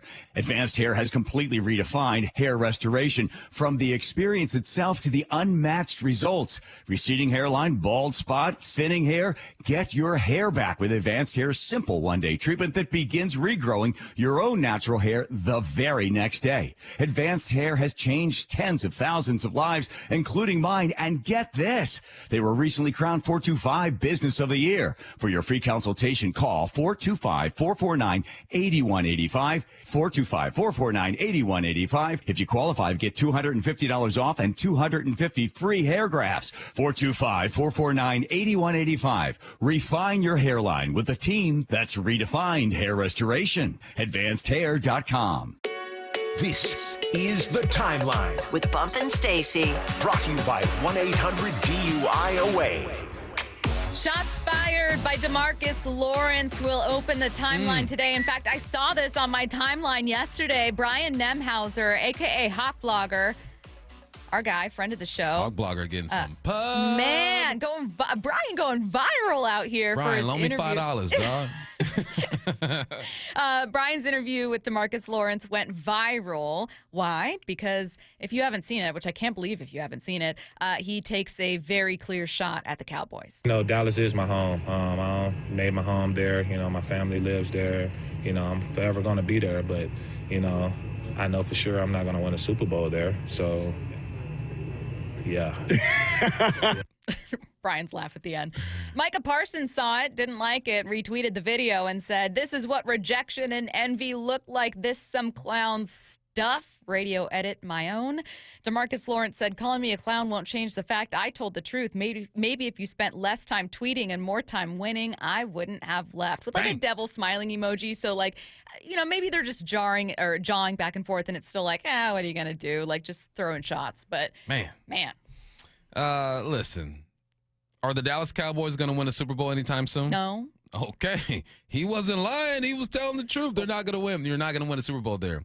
As long as Jerry Jones and the Joneses are running that thing, as long as you're paying your quarterback $60 million with a cap hit of like 70 next year, as long as you're not able to get a running back over there, Rico is gone. There's so many things wrong with the Dallas Cowboys that what he's saying isn't false. But I think that Micah Parsons being part of the team is like, hold on, this is still my family. Right. But Lawrence has been there since 2014. He has seen it all, 2014. So I understand Micah Parsons feeling some type of way because you don't talk about my friends. Only I can talk about my friends. And Micah Parsons have spoken about the Cowboys in an unfavorable way. We get that. But as soon as you leave, now you become the ops. And they're looking at DeMarcus saying, man, don't kick us when we're down. You're already gone. You're in Seattle.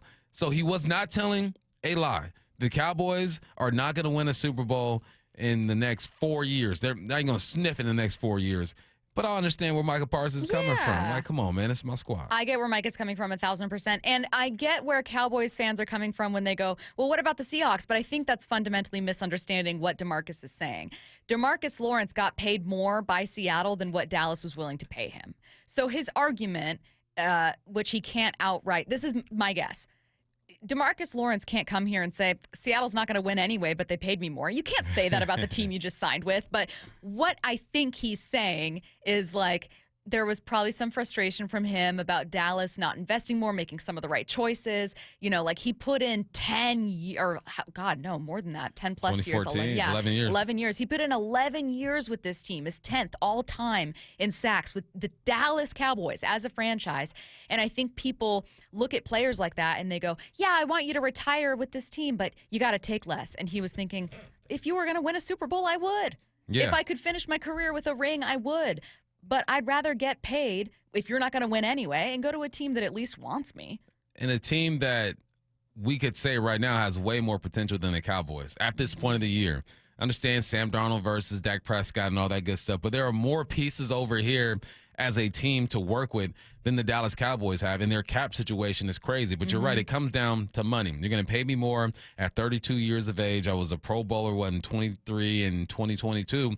I still got some juice left. If you don't value me anymore, I'm going to go to where I'm valued, and that's where he went. And as soon as you take those colors off and put on the green and the blue, you got to rep. Yeah. You got to, and that's him repping. And it's almost like, I feel like he might have just meant for this region to get that message. You know, like, hey, I'm with y'all now. That's Making him a little saying, joke. like, yeah, man, I'm not going to win there. I'm here. I'm in Seattle. But there's something called the internet and social media, and stuff happens fairly quickly.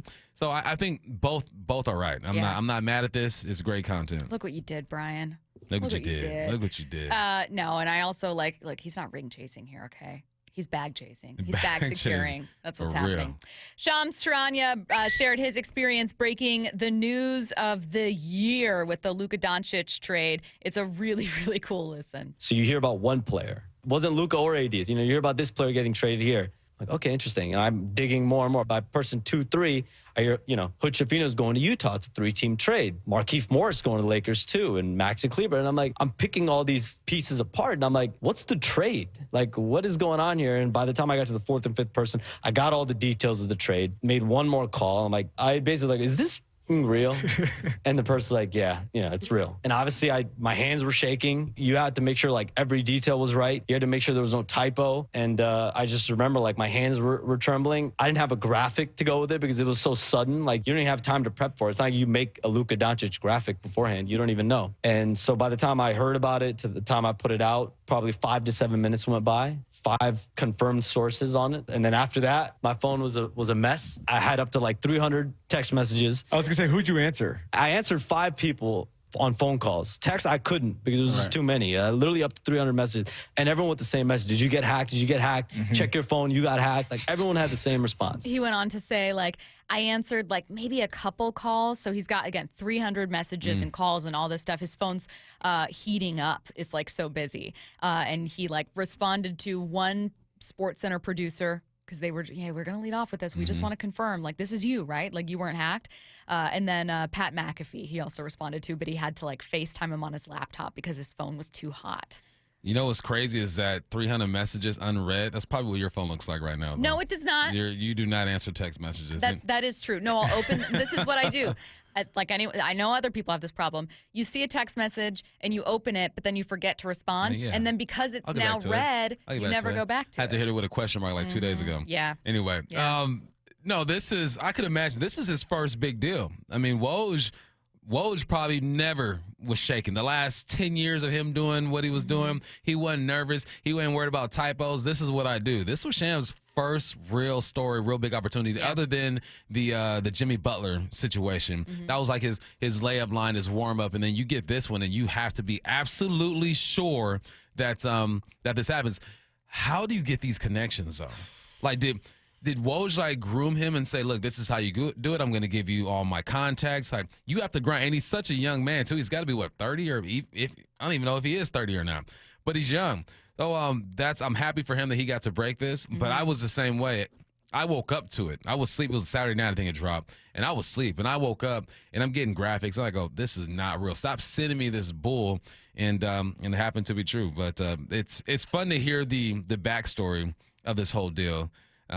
Because you have to get this right. Well, there's no room for error. And to your point, it's so impressive that he did get it right, considering head coach didn't know, teammates didn't know. You know what I mean? Like you're eliminating sources left and right. Like you are talking to team people, maybe an assistant GM, maybe an agent, maybe like one of the players directly involved, maybe like AD or something. Like people LeBron didn't know. You know what I mean? Those are tight sources. Like you are not getting this from a coach's assistant or whoever. This is well-researched. He said he had 5 people, separate people. They're wearing suits. Yes, whoever you got this info from, they're upstairs wearing suits. Speaking of Luka Doncic, Southwest Airlines announced they're getting rid of their free bag policy. Boo. And they decided to soften the blow by taking a shot at the Mavs on their Instagram, posting, "It's not like we traded Luka," eye emoji. Listen. I ain't mad at that. I'm not mad at that. I don't fly Southwest, so it really doesn't affect me. But I know people who do. And, but that post, I'm not mad at that. That's clever. Curtis, did they delete that? I think it's still up. But you thought it was fake, too. I thought it was, yeah. Because, I mean, there was a lot of outrage over Southwest getting rid of their free bag policy.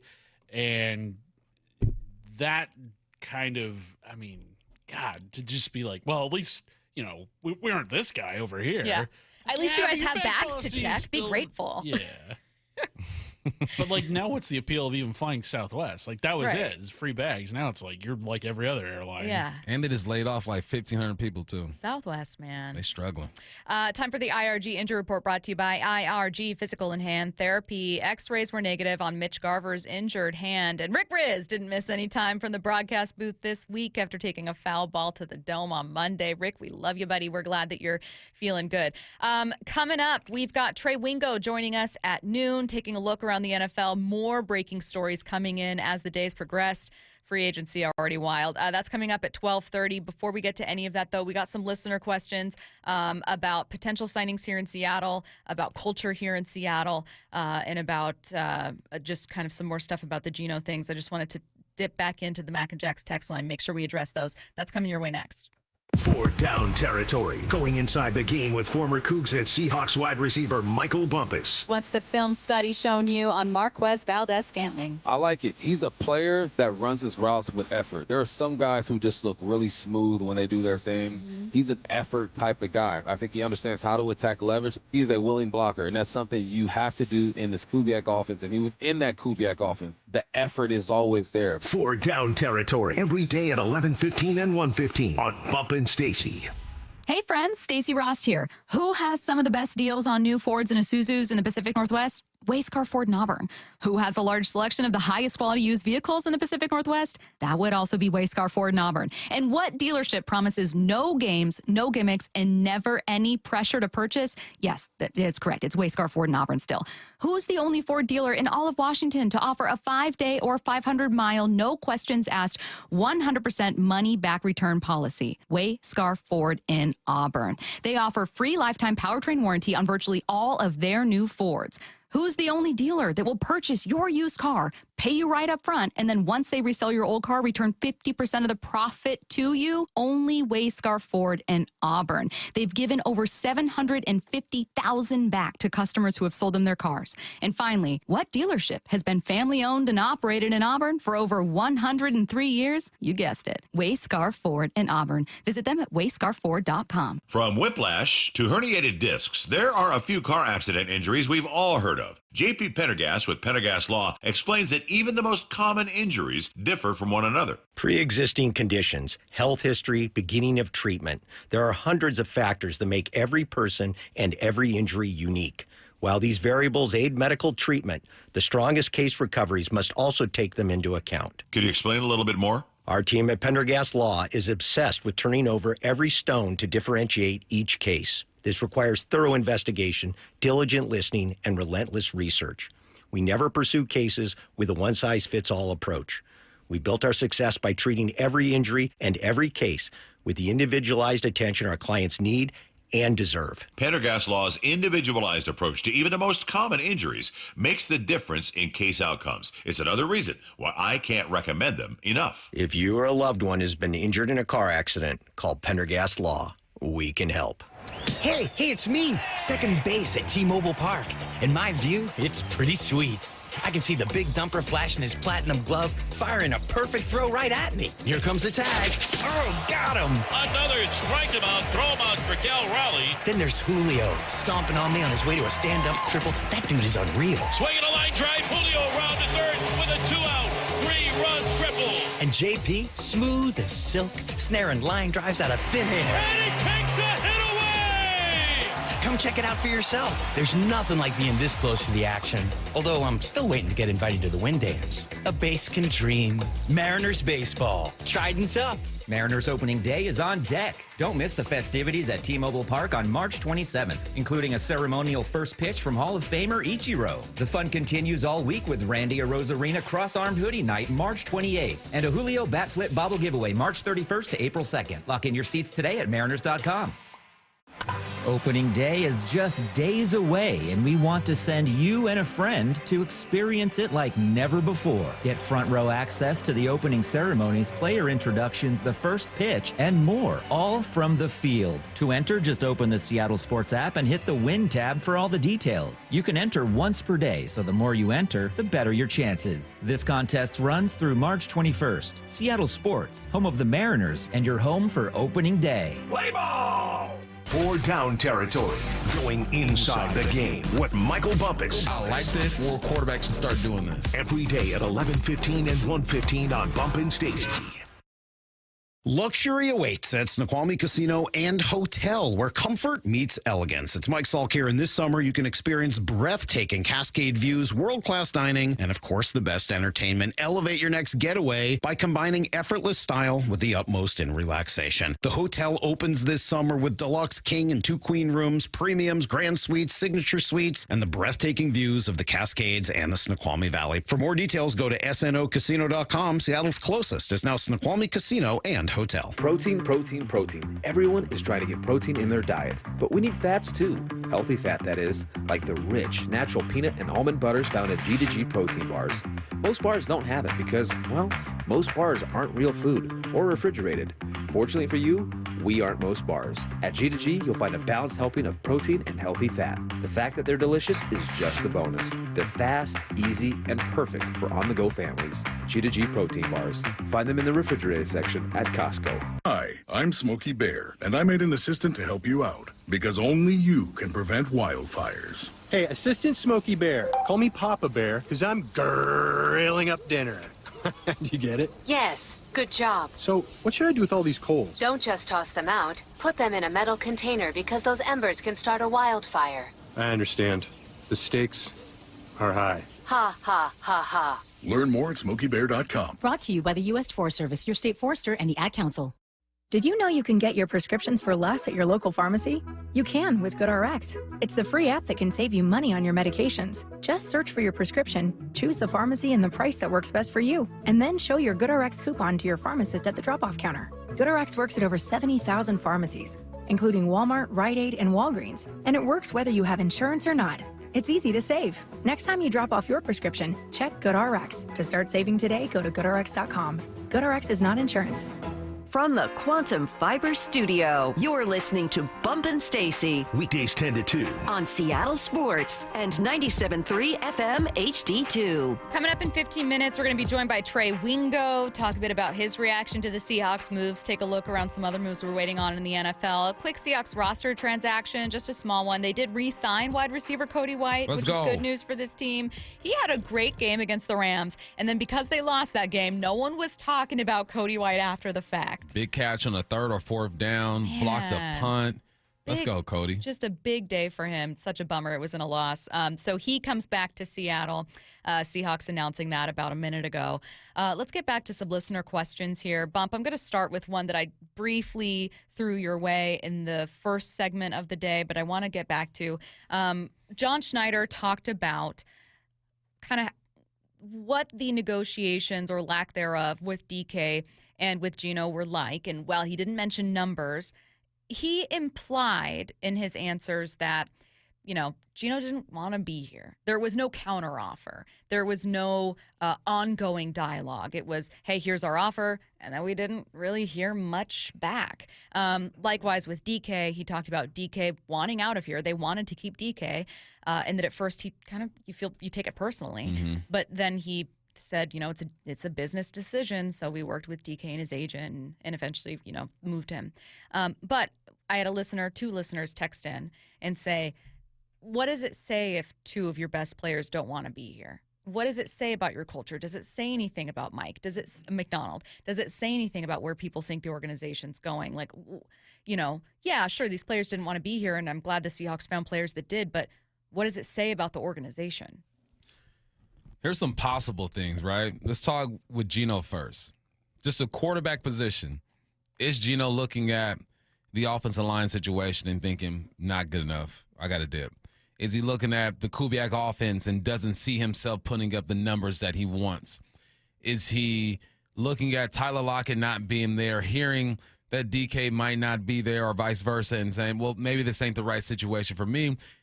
That's the football part of that whole thing. And I think sometimes because players move on, you automatically want to attribute it to culture or them not liking somebody or not getting along with someone, when simply it could be just because of business. All right? Look, I can get the same amount of money and go work with someone that I feel like loves me even more. It ain't even you, John. It ain't even the Seahawks. I love the trainers here. I love the city of Seattle. I love where I live. I like my routine. Sometimes it's as simple as someone just wanting a change and saying, well, I kind of like that guy better. And this is sports. How many times do we see guys really just tough it out for 20 years at one destination? And for Geno, maybe, 4 more years and tough it out there? No, I don't think so. And just because you don't like, and now let's focus on the culture part, right? Just because it isn't your vibe doesn't mean that the culture is broken. It just means that this just isn't the right place for me anymore. I like Mike Macdonald. I respect him, but I don't like the way he communicates, really. I can see what Kubiak is doing and you know, how he's going to use me in that offense. But, you know, I sat down with him, and I couldn't have a beer with him. It's just not my vibe. Just because someone doesn't like where they are doesn't mean that something's wrong with the culture. What are they doing? This is the NFL. In professional sports in general, guys are going to move around. So now let's go to DK.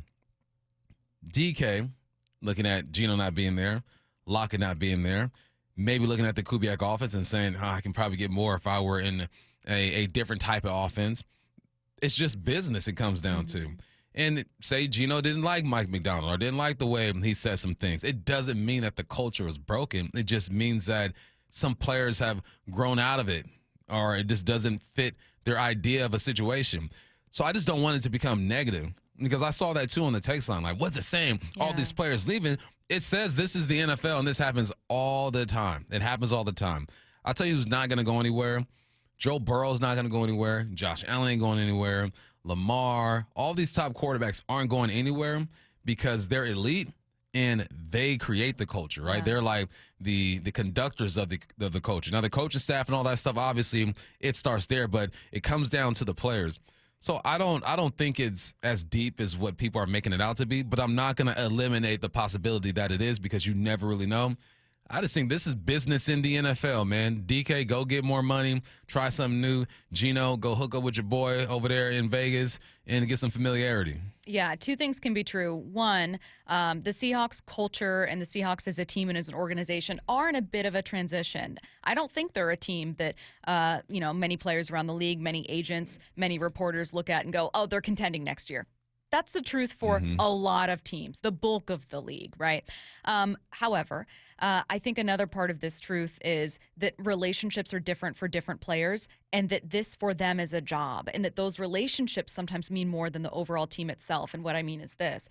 I remember when I first started as a reporter. So this is when Pete Carroll was here, and this is coming off trips to the Super Bowls, okay? So this is like peak Seahawks. I asked a player, and I'm like a new reporter, so I don't really know what to ask. I'm asking dumb questions. And I go, wow, it must be so fun playing for Pete Carroll. What do you love most about him? And this player kind of facetiously, who did have a good relationship, I think, said, well, do you love your boss? And what he was doing is kindly, but kind of like playfully pointing out, hey, this is like a fan question. This is something where it's like, I don't know how to answer a question about how much I love Pete Carroll, because, yeah, like, he's my coach. He's cool. Like, he's a great dude, but I don't talk to him every day. I work with my position coach every day. Right. If I, break my leg or don't do my job, I'm out of here. And, this is a job. And so, like, I say that because it was an eye-opening question and answer of like, oh, players don't feel the way fans do. So let's transition back to Geno. You mentioned as part of yours, there might be another guy. Yeah, the other guy in this case is Pete Carroll. Like, that's important context. There is a coach out there with another team, a quarterback-needy team, that Geno had a great relationship with. And I don't think Geno had that same relationship with John. It doesn't mean John didn't like him, but, like, exactly. I think he was very aware of that. And John mentioned the Raiders were aware of that. It's why that trade happened so quickly. Yeah. So I think that Geno sensed, this is not intel I have, it's just my feeling, and I know that you feel the same. I think Geno sensed Pete values me more than John. Like, Pete has said Geno's one of his favorite players he's ever coached. And John might support me. They're making me an offer. They want me here. I'm plan A for them. But John's looking for the successor. John's looking for the next guy. Pete might not be right now. You ever have to, like, you have like your main friends and then like, just acquaintances, people that you hang out with. But if I need to call somebody, I'm calling these people. Sure, like your core group of friends. And there are times where you got to pick which one you're gonna hang out with. Like, oh, well, this squad is doing this squad is doing that. I'm just gonna go with the squad that I know. I know his personality. I know his personality. The vibes are gonna be good. This one just takes a little more work. I'm not gonna do that. Sometimes it can be just as simple as that. And I think that's what it came down to with Geno, at least, because they offered him the same thing. At least that's what we're hearing reported. If you're getting offered the same thing, what are you going off of then? Who do I want to be around the most? Geno had a great relationship with Pete. Great relationship. So be it. Yeah. So I'm curious to see him with the Raiders. It's I think you can look at it as, oh, well, a player that doesn't want to be here is self-centered. Or you can look at it the way that player I interviewed did. This is my job. And if I liked working for another boss, I want to go work for him. So what if he's self-centered? You're supposed to be a little bit in this profession. Yeah. Yeah, it's not a bad thing all the time. No, it's just, football teams are a weird place where it's a work environment that we don't always think of as a work environment because it is a work environment that prioritizes sacrifice and loyalty and, these things that you would typically push money aside. But like, sometimes those two things are at odds, and that was clearly the case with both DK and Geno. So, I don't know. Interesting stuff, but yeah, both Bump and I don't think there's some big culture issue here we need to talk about. So let's not do it anymore. Let's bring on Trey Wingo. He joins us next. Seattle Sports, your home for Brock and Salk. Weekdays 6 to 10. If I were using those top 5 picks, top priority, interior offensive line. Second priority, interior offensive line. Defensive tackle. Interior offensive line, clearly number 1 for me, and I think there's 2 or 3 guys that at 18 they would absolutely take. I would like to see 2 of the first 3 picks on big people at the line of scrimmage. And all this does is reinforce big people, big people, big people. It's who we are. On Seattle Sports and 97.3 FM HD2.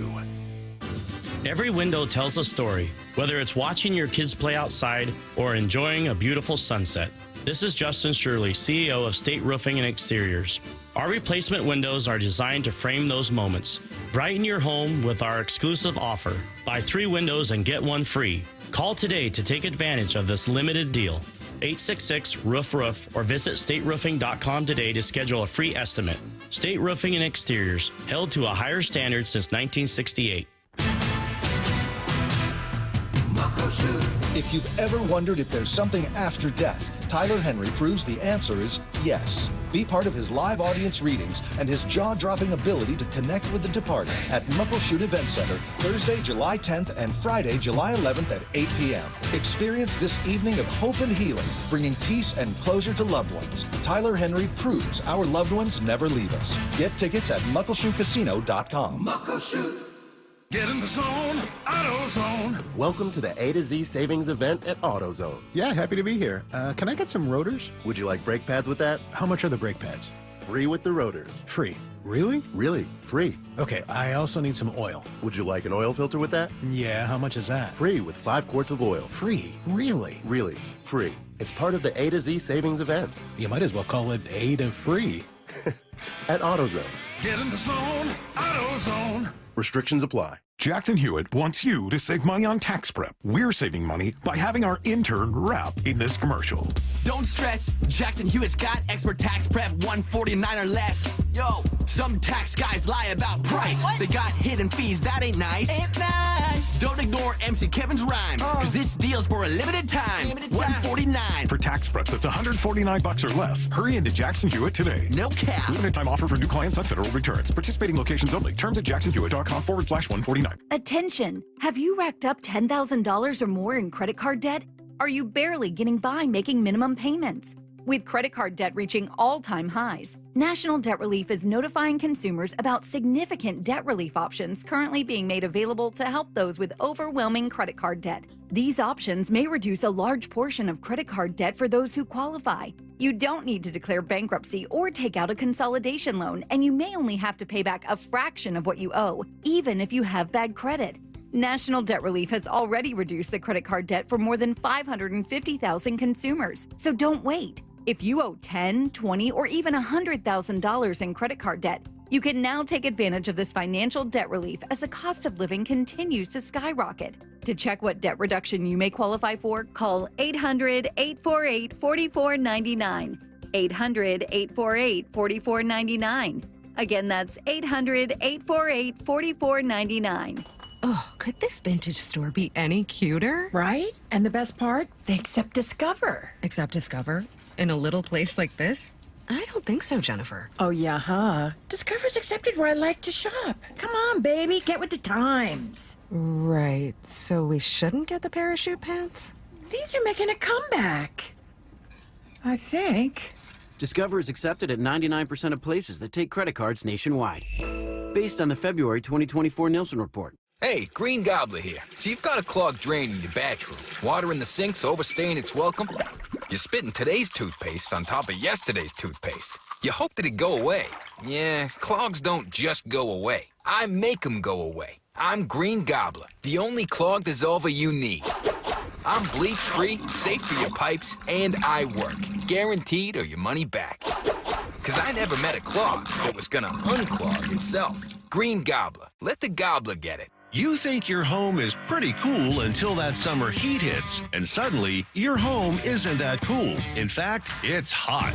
Air conditioning from Washington Energy Services can help. Stay cool this summer with our biggest spring savings event ever. This month only, take up to $4,000 off an energy-efficient Bryant cooling system with exclusive Washington Energy rebates. Ensure your home is always the cool house with air conditioning from Washington Energy Services. Contact us today for a free estimate. Spring is here. Start your home improvement projects and save with Washington Energy's Spring Savings Event. Enhance your home with 20% off high-quality Anderson windows and enjoy energy savings as well as the modern or traditional window styles you love. For an entirely fresh look for your home, invest in beautiful interior and exterior doors from Codell. Expertly installed by Washington Energy Services and also 20% off. Great financing and service you can trust make Washington Energy Services the clear choice. Call today for a free estimate. Let's go! This is Seattle Sports. Streaming through the Seattle Sports app. KIRO AM Seattle. KIRO FM HD2 Tacoma. Home of the Seahawks, Mariners, and everything Seattle sports. Seattle Sports Snapshot. Russell Wilson isn't the only veteran quarterback visiting the Giants. Per Field Yates, New York is also hosting free agent Joe Flacco on a visit today. Another free agent quarterback has a new home. Gardner Minshew, who was released by the Raiders, has signed a one-year deal to be Patrick Mahomes' backup in Kansas City. Finally, some uniform number news. Sam Darnold will wear number 14 in Seattle. In Pittsburgh, a former number 14, DK Metcalf, will wear number 4. Snapshot, brought to you by Miller Lite. When it's game time, it's Miller time.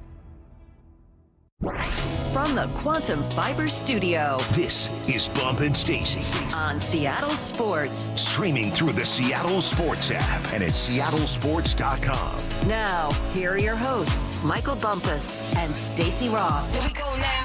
Host of DraftKings pregame, Power Up, host of the Alternate Routes podcast, one of the most recognizable names in sports. It's Trey Wingo joining us now on the Emerald Queen Casino Sportsbook Hotline. Hey, Trey, how's it going? Good morning, guys. How are you? Always good to be with you. We are happy to have you, and we have a ton to talk about. Trey, though, my first question is maybe secretly a Cowboys question, but it's exactly what we were talking about earlier this morning. DeMarcus Lawrence's comments to Brian Nemhauser, taking a shot at the Cowboys. What'd you make of that? Well, it was followed up by his teammate this morning, Jordan Lewis, who's been there for 10 years and said, I'm sorry, it's been almost a decade of frustration. I'm done. The Cowboys are a mess. They are objectively a mess. And the root problem is still there. His name is Jerry Jones.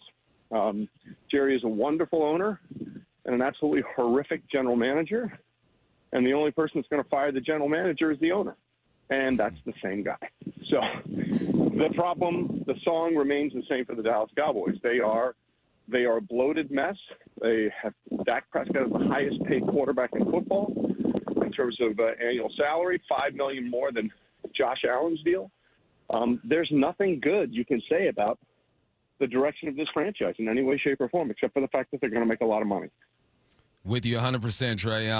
So now let's focus on the guy who started all this stuff, DeMarcus Lawrence. Initially, I wasn't sure what to think about him. Then I went back and watched him play. Only 4 games last year, but when he was healthy, he looked like he can still play some ball. How do you think this elevates the defense, and what do you think about his deal here in Seattle? Yeah, as long as Tank is on the field, he's going to be productive. But, we're in year, 11 now for him? Is that what it is? Yeah. So that's the concern. When he's on the field, he can play, especially where he's going to fit in on that defensive line with the weapons you guys already have up front. As long as he's healthy, he's going to be extremely productive in that line. Hey, what was your first reaction to the news the Seahawks were trading Geno Smith, kind of a Friday news dump bombshell? And then have you at all changed your perspective on it, or do you still feel the same? Listen, I think that it's such a quarterback-needy league that nothing surprises me. I mean, Geno had really a phenomenal season last year. I know people are going to look at the TD interception ratio, 21-15, and some of those were on Geno, some of those weren't. But it's funny if you look at the numbers compared to Sam Darnold, 70% completion, 66% completion. I think 1 or 2 yards separated them in terms of passing yards on the season. The big difference, obviously, was that Sam threw 35 touchdown passes against 12 interceptions. So if you look at this strictly from the Seattle standpoint, at a minimum, you've upgraded by 6 or 7 years in terms of youth and how much longer potentially you might have a quarterback that can hopefully replicate some of the things he did last year for Minnesota, although clearly the loss of DK Metcalf and the release of Lockett is going to have some impact on that, and some of these young guys are going to have to step up. The Raiders tried to get Matthew Stafford. They thought they might have another option at quarterback, and at some point they had to settle on something, and they made an offer that the Seahawks deemed likely and that were worthy, and that's why he ends up there. And Sam, people are like, I can't believe Sam Darnold got that much money. It's the simplest thing. It's supply side economics. Mm-hmm. We don't have good quarterbacks in the NFL. Let's just be honest about it. We don't. There are 32 starting quarterbacks, and probably 20 of them should be starters, maybe 18. And the rest are on this rotating mess like the Giants are in right now. Yeah, that's true. And that's who's available and can you grab him? And it sounded like John Schneider made that pivot fairly quickly and grabbing Sam Darnold. The question here in Seattle is, right, can he duplicate what he did last year? In this Kubiak offense, I feel like Trey should allow him to continue to grow, because that's what I'm looking for too. 27, he can still get better. What do you know and like about Kubiak's offense and how it fits Sam Darnold? Well, it fits him if he has the right pieces around him. You know what I mean? Like, I think that Sam can work within the confines of the offense. But again, we're talking about he's leaving Justin Jefferson and Jordan Addison and all those guys up in Minnesota, and we have a depleted receiving core now in Seattle. So we're gonna have to figure that out. Like, it's funny. You go back and look at Matthew Stafford last year, and everyone's like, "Oh my gosh, Matthew's really lost it." And then they realize, "Oh well, he didn't have Puka Nacua, nor did he have Cooper Kupp." Well, then suddenly when Puka and Cooper came back, wow, Matthew Stafford looked great again. And Cooper might be somebody that you guys might be interested in up in Seattle. He can still play. He's already gotten the big contract, so I don't know exactly what he's going to be asking for. But that would be somebody, if I were Seattle, I would certainly be interested in. Almost all of my off seasons covering the Seahawks have been the same in terms of their approach to free agency, at least. For the most part, they are not super aggressive. They don't overspend. Regardless of the situation around the team, more or less cap space, they just don't really turn to it. And yet, every single year, we inevitably see, why aren't they spending? I'm so upset, which I can understand when you've got a major problem like offensive line issues. But, Trey, how do you think teams have kind of maybe adjusted their approach to free agency, or maybe what are teams learning about an approach to free agency? Because it feels like there's still some big names that haven't moved. Yeah, I think what you're seeing is, more than anything else, a shift over the last couple of years. The really good organizations decide that the player they know is better than the player they don't. When you see all these guys basically staying, and I'm not talking about the Myles Garrett situation or Max Crosby, because those were just money grabs. By the way, let's just be honest about it. And it's not 100%, but let's say 95% of the time, it's about the money. What did Myles Garrett say? I can't win. I'm not going to go from Cleveland to Canton, so I want to thank you. I want to do something new. Oh, wait, $40 million a year? Fine. Max Crosby. I just want to win, man. I just want to win. The Raiders are objectively going to be the 4th best team in the AFC West again. Hey, $110 million. I'm going to stay. DeKalin Zacharias Metcalf. I want to go someplace warm, and I want a proven quarterback. Those things don't exist in Pittsburgh. It's cold, and they don't have a quarterback, okay? So it's all, just be honest, it's 95% of the time, it's about the money. It's always about the money. But to your point, I think that the best teams realize, let's keep what we got. You know, Gregory Rousseau stays with the Buffalo Bills. Trey Smith and Nick Bolton are re-signed by the Kansas City Chiefs. If you have somebody that you know works in your system, I think it's much better to try and find a way to keep that person. Well, you're not going to be able to keep everybody. You know, the Chiefs lost Justin Reed to New Orleans. You're not going to be able to keep everybody. But you got guys that are in their primes that can play for you, and you know they can play. You know what they are. I think that's a way better situation to build around than taking a chance on a lot of these people. Speaking of taking a chance, who do you think is going to take the chance on a 41-year-old Hall of Fame quarterback in Aaron Rodgers? It sounded like for a while he's leaning towards the Steelers and then it's the Giants. And how much ball do you think is left in that body? Well, look, he played a lot better in the second half of the season. But, you know, his diva instincts, I want to be studied. I want to study Aaron Rodgers. Right? You know, like I want to know what really he is all about, because this is just another offseason where he's just making sure he's the center of attention.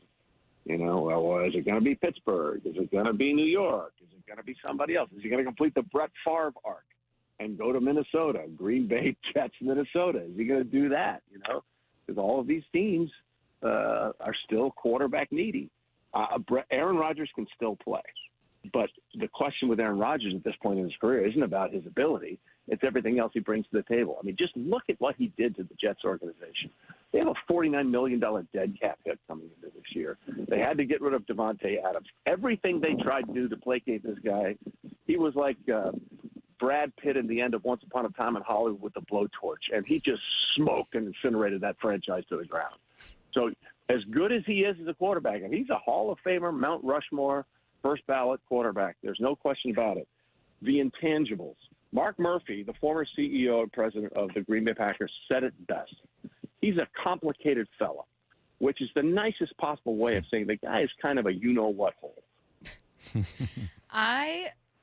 This is nothing to do with the Seahawks, but it's just an interesting topic. Aaron Rodgers was my favorite quarterback to watch when I'm not growing up, but as like a teenager. And I loved Aaron Rodgers, and I would make the debates about like, no, you don't get it. Tom Brady doesn't have the skill. Like I was that person. And so Aaron Rodgers, I don't want to say heel turn, like villain turn, but it felt newer. Do you think he's kind of always been this way, and it's just when he started to struggle that it became very obvious, or maybe did interviews with Pat McAfee that it became very obvious? Well, yeah. I mean, like, he divorced his entire family, and they still don't know what they did to him, right? Like, they don't know what they did that took him off. You know, and maybe there's a legitimate thing there, and maybe we'll find out one day, maybe we don't, but they don't know. They don't know why he basically said, I shun you. You know, there's the famous story when he was drafted by the Packers that he went up to Brett Favre and tried to break the ice with Brett and said, hey, old man, good to see you. Brett Favre was like, F you.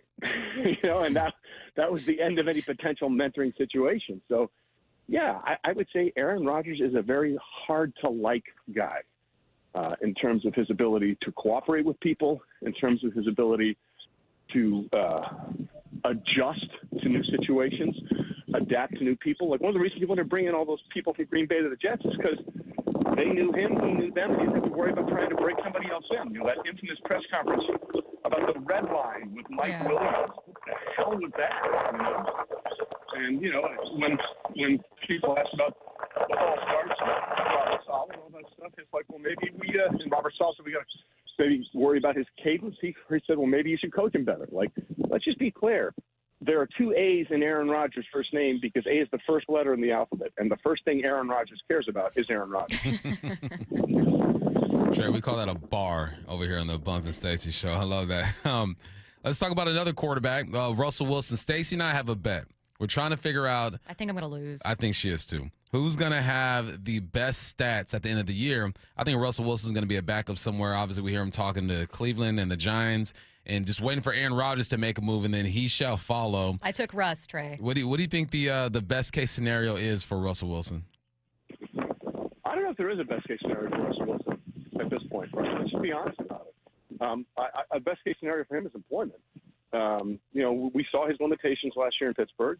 And, if Cleveland is a viable option, why is that good? Respectfully to the Browns, you can make the argument that the AFC North is probably the most competitive division of football, and Cleveland isn't a big part of it. So I don't know if there's a best-case scenario for Russell Wilson except a paycheck. My last question, also not Seahawks related, but I actually thought the Daniel Jones signing with the Colts was really interesting because Anthony Richardson was such a fascinating quarterback in the draft. You were like, all right, man, low floor, high ceiling, what's going to happen here? Is this them bringing Daniel Jones in to push Anthony Richardson? Are they, less confident in their, number 4 overall pick than we think? What do you think's happening there? Well, we overdraft quarterbacks all the time. Yeah. Anthony Richardson started, 18 games since high school before he was drafted? Or maybe not even that many. It might have been less than that. He's completing less than 50% of his passes. And I don't care what you say about the timing of the receivers and the offense. In this day and age in the NFL, you can't complete under 50% of your passes. It's just that simple. So I think Daniel Jones has a real opportunity to win that job. I think he's a better quarterback right now, and he's certainly capable of running like Anthony Richardson, maybe not as big and strong as fast, but for all the hype about Anthony Richardson, he's the most incredible athlete we've ever seen. He's so big, he's so strong, he's so fast. Then why is he getting hurt all the time? Right? If all those things are true, how come he can't stay on the field? So I think Daniel Jones has a real opportunity to win that job.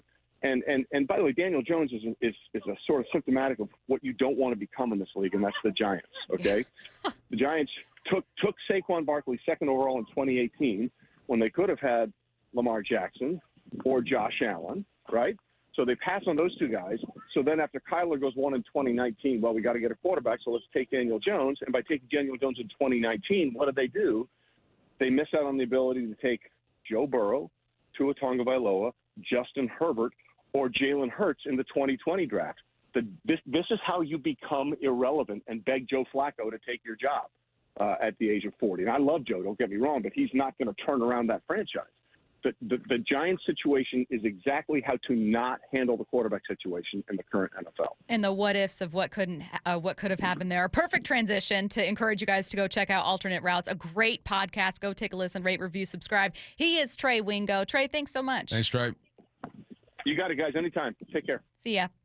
All right, let's get to headline rewrites. Extra, extra, read all about it. Headline rewrites. We must make headlines. The real story behind the headlines in today's news with Bump and Stacy. Headline number 1, The Athletics' Diana Rossini reports Cooper Kupp is expected to make his free agency decision today. What's the real headline? Hopefully between 10 and 2. Coop, listen. Bump and I are asking you just to please make sure you get that news in before 2 p.m. Now between 12 and 2. So less than 2 hours. Time's running out, buddy. Yeah. Get this done. Snap. Let us know what's going on. No, he's one of the most sought after veteran wide receivers right now because he's healthy too. He's 31 years of age and he's healthy. If Stephon Diggs was healthy, he'd probably be number 1 and then Coop would be number 2. But there's some football left. And I explained it during 4 Down Territory. I'll go over it again. What I see from Cooper Kupp, there's some things that don't look the same as 2021. He has aged. He's not a young spring chicken anymore. But there's some good football left there. If he were to come over here and be part of the trio of MVS, JSN, I like that trio. I'm not going to sit here and say it was the best trio since DK, JSN, and Lockett before maybe that last year when Lockett was moving a bit more. No, that trio was considered at one point one of the best in the game. I'm just saying, in this offense with those type of receivers, the Kubiak offense, there are plays to be made, and their traits make sense. So let's see where he lands. Speaking of Cooper Kupp, a lot of big names remain out there, not just at wide receiver, but at a couple spots around the league. It's been kind of slow moving in free agency so far. Like, you're seeing deals, but no big blockbuster signings per se. The longest deal given out to Will Fries. Seahawks missing out on that one. We just had Trey Wingo on, and Trey said he thinks teams have decided over time it's just better to keep the player you know than sign the one you don't. Do you agree with that approach? Yeah, because you know that guy. You know what he's great at, what he's not great at, how to speak to him and how to communicate. I think that is big. But sometimes it makes more sense to keep them, but that number doesn't match up. And I think we see that more often than not in this league. So, yeah, in a perfect world, you keep your guys, and they play there forever. You hang up the jersey in the Ring of Honor, but that doesn't happen often.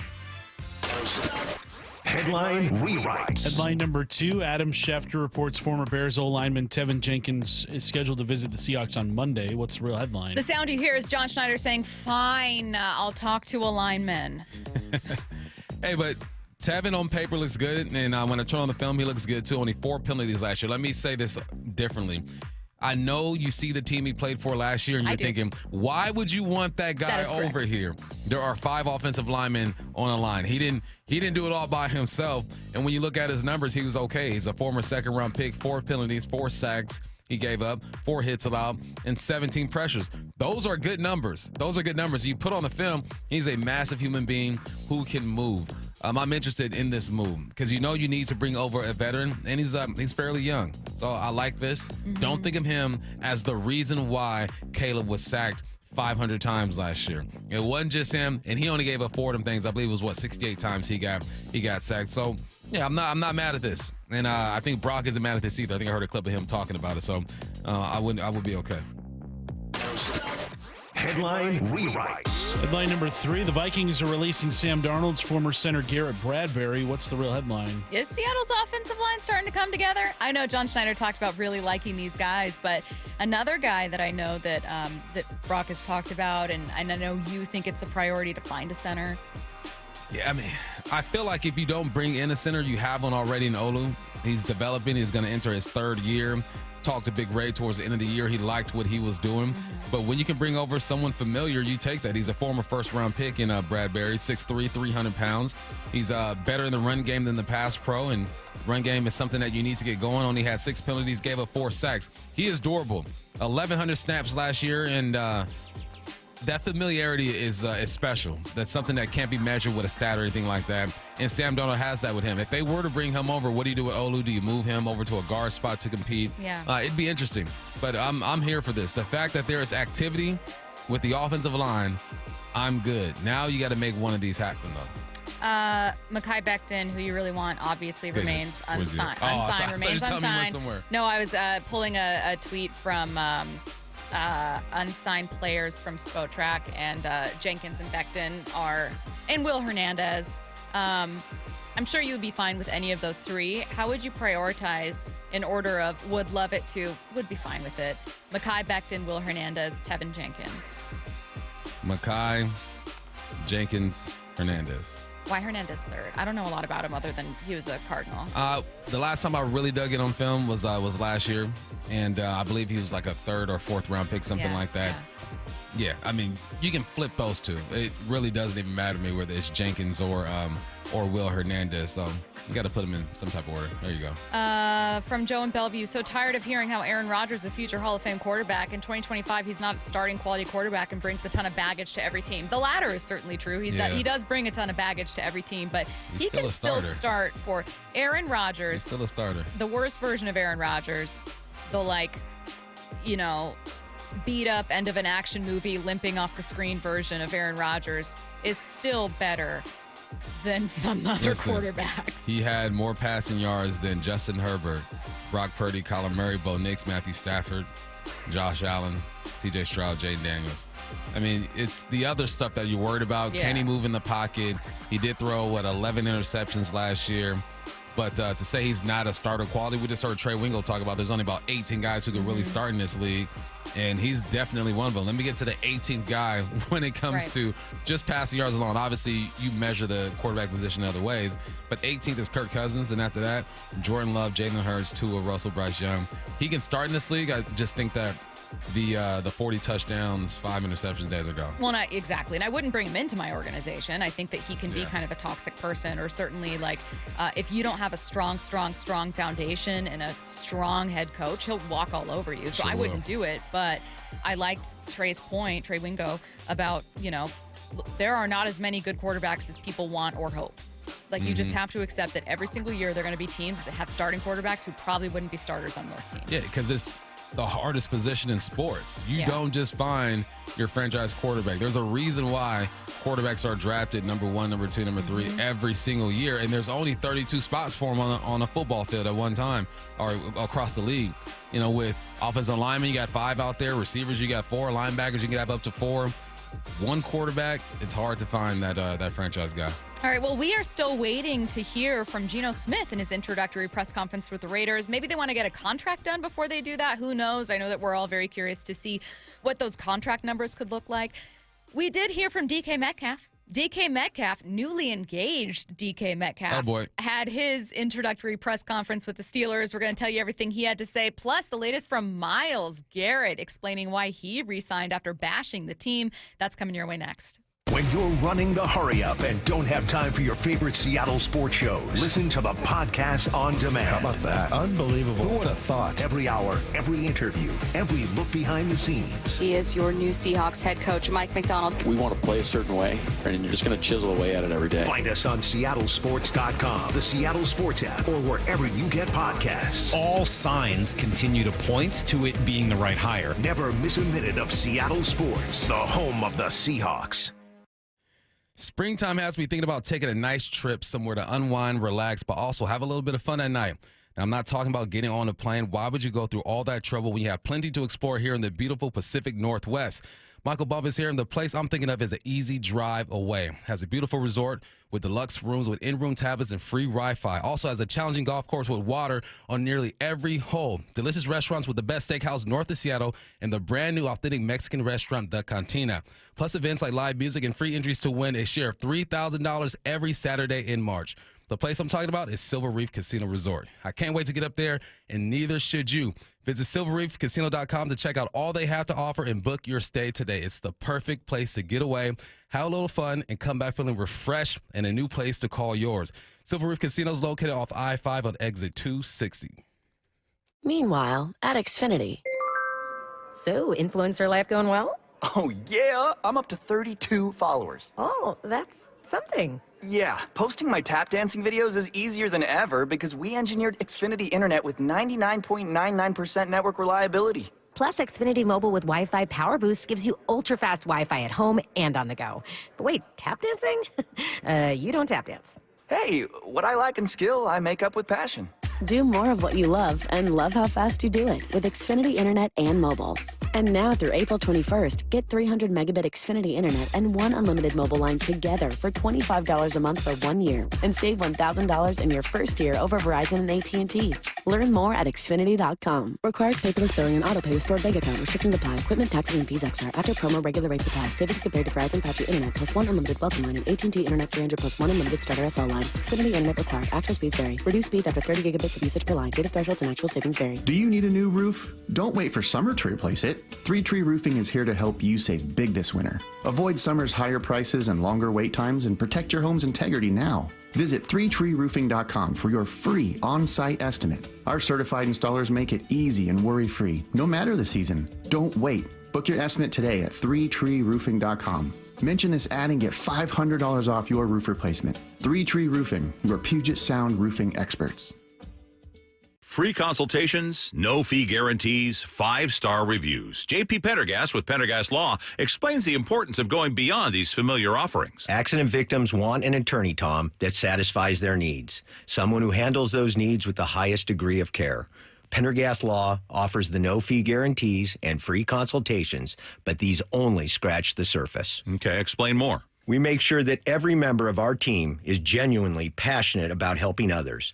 Customer service and communication are our top priority. It's how we take care of our clients so they always feel one step ahead of the insurance companies. Our strong reputation for high standards provides comfort and confidence when it's needed most. Pendergast Law offers the free consultations, the no-fee guarantees, and, of course, they are 5-star rated. But what really makes them different is their genuine passion for helping others. I can't recommend them enough. If you or a loved one has been injured in a car accident, call Pendergast Law. We can help. That's PendergastLaw.com. The John Schneider Show. Every Thursday until draft day on Wyman and Bob. Listen live Thursdays at 4 p.m. or watch the interviews on the Seattle Sports YouTube page. Attention! If you owe money to the IRS, this is an urgent message. The IRS is cracking down by sending out collection letters, garnishing paychecks, seizing bank accounts, and putting liens on homes and businesses. They call it enforced compliance, and you better watch out because penalties and interest on unpaid taxes compound daily, making it even harder to get out of debt. Don't let tax debt destroy your life. You need to call Optima Tax Relief, America's #1 tax resolution firm. They're experts in taxpayer assistance programs that can save you thousands if you qualify. A+ rated by the Better Business Bureau, Optima's resolved over $1 billion of tax debt for their clients. Let them fight on your behalf, helping to put your tax problems to rest. Call the tax professionals at Optima now for a free consultation. Call 800-343-6460. 800-343-6460. 800-343-6460. Optima Tax Relief. Some restrictions apply. For complete details, please visit OptimaTaxRelief.com. It's a classic odor tale. You fried fish for dinner, cleaned up, but the smell is still in the house. And the neighbors are coming over for game night. They're on their way. And then you spray Febreze Air Mist. Febreze Air starts working instantly to fight even your toughest odors, so you go from fish to fresh like that. Now all you have to worry about is Pam cheating at charades. Breathe happy, Febreze, la la la la la. Get in the zone, AutoZone. Welcome to the A to Z savings event at AutoZone. Yeah, happy to be here. Can I get some rotors? Would you like brake pads with that? How much are the brake pads? Free with the rotors. Free. Really? Really, free. Okay, I also need some oil. Would you like an oil filter with that? Yeah, how much is that? Free with 5 quarts of oil. Free? Really? Really, free. It's part of the A to Z savings event. You might as well call it A to free. At AutoZone. Get in the zone, AutoZone. Restrictions apply. From the Quantum Fiber Studio. This is Bumpin' Stacy. Weekdays 10 to 2. On Seattle Sports and 97.3 FM HD2. Taking a look around the NFL, we are going to start with the Cleveland Browns. The Browns held a press conference for Myles Garrett, now much richer. Today, he explained why he's still re-signed with Cleveland after bashing the team during a tour of Radio Row at the Super Bowl. Like I said, that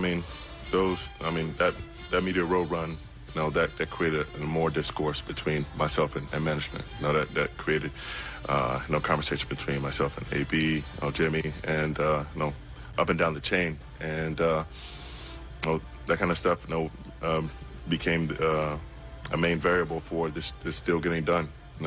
These conversations down the road. So I think the fans will see that my heart's in the right place. It's never been about money. It's always been about winning, and that's where my frustration lies. Bump, am I naive in thinking the truth is somewhere in the middle? Where, Myles did want to be traded to a contender. The Browns didn't want to trade him, and then he felt, okay. Yes. What are you talking about, Myles? I don't know. You're too smart to go down this road. But look, he was honest and said, look, I was talking all that talk, and it led to this, so everyone should be happy. But don't act like you just want to win. Yeah, you wanted to win outside of Cleveland until they showed you that check, and you were like, actually, I'd try to win here, but I'm probably not going to be able to do it. He's just too smart to sound like that. Yeah. Myles Garrett is a smart dude. So he's just bouncing back and forth, trying to tell people what they want to hear. But he did sprinkle in some honesty. He did want to leave. And I feel like if the Browns got an offer that they liked, they would have shipped him off. End of the day, they're saying, all right, we want you back, and we will pay you accordingly because you are the greatest defender this franchise ever had. One of my favorite things about watching reality TV, particularly when I watch with my best friend, is that we both psychoanalyze these people, and we both start to go what she should say is this, because it's getting lost in translation. What's your version of that with Myles Garrett, where it's if he said this way, you're his PR person, you're I promise you will make people happy. He should have said, I wasn't happy with the situation here in Cleveland. We had great conversations, and I'm feeling a lot better about our future, and they cut me a deal that I could not refuse. Therefore, I'm back, and I love Cleveland. Yeah. Yeah, you got to be real with it. Yeah. Because people know that you want it out. You were going on a tour. Begging every radio to be let show, go. every podcast, you want it out. So, come on, man. Yeah, they cut me a deal I couldn't refuse. Would be the most important part of that. Just be real about real. Part of this is look, money. I was incentivized by, I saw this paycheck and I thought, well, shoot, we can figure these problems out. Yeah, come on. Gardner Minshew has a new home. He'll be backing up Patrick Mahomes in Kansas City on a 1-year deal. You know what? I'll never root for the Chiefs, but if that man touches the field, I would root for Gardner Minshew. Yup. And you know what's weird is that when you just look at his body type and his style, it's not Pat Mahomes, but it's kind of just weird, like a Pat Mahomes type of game. You know, I'm not saying it kind of made sense. No, I get what you're saying. He's not that, but his game is just kind of weird and unorthodox and stuff. And it makes sense to me. I said this before. He will be one of the greatest, most loved backups in NFL history. He will not be a starter in this league unless someone goes down. He will be like Ryan Fitzpatrick. He'll float around for 14 years and have a heck of a career. And he can learn so much from being over there with Pat Mahomes and Andy Reid. The secret recipe to becoming everyone's favorite backup quarterback is to never set expectations that you were going to save anyone. That's the secret. The secret is to never have been a number 1 overall pick, to never have been ideally a first rounder. Then you throw in, like, maybe you've had 1 or 2 hero games. You've had 1 or 2 moments where people were like, oh my God, this is amazing. This is so fun. Maybe you're great in interviews. You are set for life. After this, he's going to get some kind of deal with Barstool or whatever other media company and have a podcast. He's going to join and Pat do whatever. McAfee. You know what I mean? Like, he's set. He's just good. Become likable with low expectations and surpass them like every now and again. This dude was in Washington State in Pullman for 6 months. 6 months. And it changed his life. And he took that place over, man. He just he's a one-of-a-kind type of personality. He can play some ball. Let's not get it twisted, but backup for life. DK Metcalf doesn't sound too concerned with the Steelers quarterback situation during his introductory press conference with the Pittsburgh media. First, here is DK talking about, I got it right here, being traded to the Steelers. They made me felt welcome first off, and then secondly, they made me feel like they had the right decision, with who was going to be throwing me the football. And I'm not making a decision in the quarterback room, so I'm just going to try to do the best of my abilities to, help whoever they have out there throwing the football. So, they make the correct decisions, to bring the quarterback in here. So I'm just going to roll with that. Right now, it's just Mason Rudolph, though. I don't think anyone anticipates he'll be the starter. So is it going to be Russell Wilson? Will it be Aaron Rodgers? If you're DK, who are you hoping for? Or someone else, a third name? I think, what do you get, 150? Yes. 150. 33, 32 per year. Newly engaged, new city. Yeah. Is good for that dude right now. He's like, whoever. It don't matter who's quarterback. I know they're going to throw me the football because I'm DK. So I don't think I think there's some truth to that, but I know going into the situation, he could imagine himself with a Pro Bowl type of quarterback or a better situation. But when you got all those boxes checked, man, Normani is your fiance. He is good. Yeah, he's doing great.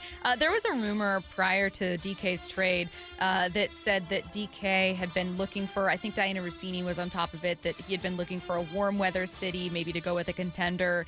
DK denied asking for those things. Yeah, man, we never said none of that. Me and my team never said, warm city, a contender, none of that, man. We just took the trade request and moved forward with the teams that really showed interest, and they showed interest from day one. And we just built on the relationship that we had from the first conversation. And here we are. Rossini's super well sourced, so I'm curious to know where things got lost in translation, where that report was coming from, whether the Seahawks were saying things or DK and his team are denying it now. I don't know. I'd love to be a fly on the wall for all of this. Yeah, who knows what's true and what's not true, because if you do break it down that way, he didn't go to a contender. He did not go to a warm place. They did what was best for them. And when you still have years left on your contract, you're not in any position to demand anything, right? Only time you can really go for what you want if you're undrafted or you're just a free agent with no strings attached. Who knows what's real and what's false? End of the day, he seems happy, so I'm happy for DK. Pharaoh Brown is signing a one-year deal with the Dolphins. Pharaoh, we'll miss you. It didn't work out in Seattle, but he was a really fun personality. We had a ton of fun interviewing him ahead of camp. I was hoping to see a little bit more, not even in terms of yardage, but I just thought this team would be better with the run, and I thought he'd be an important part of that. Yeah, Pharaoh struggled at times. He did also make a couple big plays, but he was brought over here to kind of be the muscle, and it just never really worked out. And it's hard to be the muscle when you're hardly running the football, too, so you can't get into your groove. Just didn't work out. I think he's going to fit in perfectly in Miami. We've had conversations with him. He is South Beach. Yeah. He will be just fine over there. He's funny. Daniel Jones was introduced in Indy on Thursday and confirmed he's there to compete with Anthony Richardson for the Colts starting job.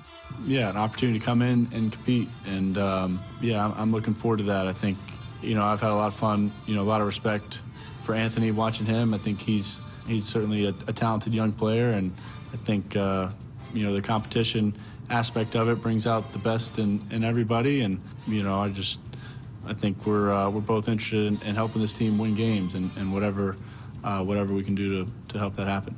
Who's the Colts starter in Week 1? It's going to be Richardson. But then I think eventually Daniel Jones will, I think so. It'll be Richardson, and then Gets Daniel benched at some Jones will come in. Either Richardson gets hurt or he gets benched.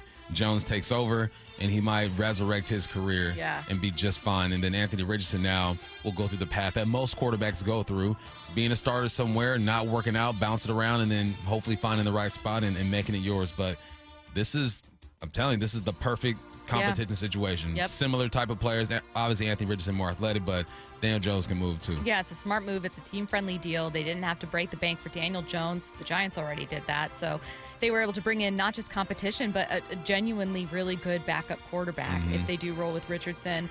I know that we aren't a Colts station. We don't cover this team. We don't report on this team. So I don't know how much tape you've watched. But in what you've seen from Anthony Richardson, do you see it there? Or is it just like, what did you guys do? I see one of the most athletic human beings I've ever seen play football. No doubt about it. But we know at the quarterback position, when we talk about the Mount Rushmore of quarterbacks, we're not talking about the greatest athletes to play football. We're talking about quarterbacks who knew the game, who were leaders, who were on time, all that other stuff that rolls into being a quarterback. The talent is there, but it hasn't been developed enough. I think the way that Anthony Richardson reaches that level of being a consistent quarterback, it's going to take him like 2 or 3 more seasons. Yeah. Last one, the Cowboys are signing veteran pass rusher Dante Fowler to a 1-year, $8 million deal. He had 10.5 sacks with the Commanders in 2024. Commanders need to figure out how to fill out that defense. Yeah. All right, everything we learned from 2 new Seahawks, that's coming your way next. Seattle Sports, your home for Brock and Salk. Weekdays 6 to 10. Sam Darnold, new quarterback for your Seattle Seahawks. Feeling so welcome, the second that I walked in the building. Really looking forward to also just playing games at Lumen Field. Those fans are electric, to say the least. Man, I'm just so excited to call myself a Seahawk and just, make that home for, hopefully years to come. Hear the rest of this interview on demand at seattlesports.com and on the Seattle Sports YouTube page. Hey friends, Stacy Rost here. Who has some of the best deals on new Fords and Isuzus in the Pacific Northwest? Wayscar Ford in Auburn. Who has a large selection of the highest quality used vehicles in the Pacific Northwest? That would also be Wayscar Ford in Auburn. And what dealership promises no games, no gimmicks, and never any pressure to purchase? Yes, that is correct. It's Wayscar Ford in Auburn still. Who's the only Ford dealer in all of Washington to offer a 5-day or 500-mile, no questions asked, 100% money-back return policy? Wayscar Ford in Auburn. They offer free lifetime powertrain warranty on virtually all of their new Fords. Who's the only dealer that will purchase your used car, pay you right up front, and then once they resell your old car, return 50% of the profit to you? Only Wayscar Ford in Auburn. They've given over $750,000 back to customers who have sold them their cars. And finally, what dealership has been family-owned and operated in Auburn for over 103 years? You guessed it, Wayscar Ford in Auburn. Visit them at wayscarford.com. Over the past decade, Washington state politicians have doubled state spending with no improvements to the issues we care about. Instead, we now have the 3rd highest cost of living in the nation and a $12 billion deficit. It's time to tell legislators we need better results, not bigger taxes. Act now at affordablewashington.org. Paid for by people for an affordable Washington and Olympia, Washington. Top 5 donors are Washington Alliance for Competitive Economy, Microsoft, Madrona, T-Mobile, and Alaska Air. The madness tips off next week, and with it comes your chance to win the Seattle Sports Bracket Bucks, presented by Muckleshoot Casino Resort. Head to seattlesports.com/win to pre-register. Receive your bracket and compete for your shot at great prizes. The grand prize winner from the 64-team bracket will win $1,000 in Visa gift cards. But if your bracket is busted in the first round, we have other ways for you to play too. Register and find complete rules at seattlesports.com/win. Ladies and gentlemen, this is for you too. Stubborn fat is really hard to get rid of, and then there's all those gimmicky lasers, fat freezing methods, and prescriptions. Imagine a simple solution that takes just one day and provides immediate noticeable results. Introducing ProSculpt. ProSculpt uses air-assisted technology that's safe and gentle yet powerful, delivering instant fat-reducing and skin-tightening results. Performed by board-certified plastic surgeons while fully awake, ProSculpt contours your body with minimal downtime. It's designed to target those problem areas: waistline, neck, face, arms, thighs. ProSculpt gently removes unwanted fat and tightens loose skin with FDA-cleared plasma technology, all in a simple, guaranteed one-day procedure.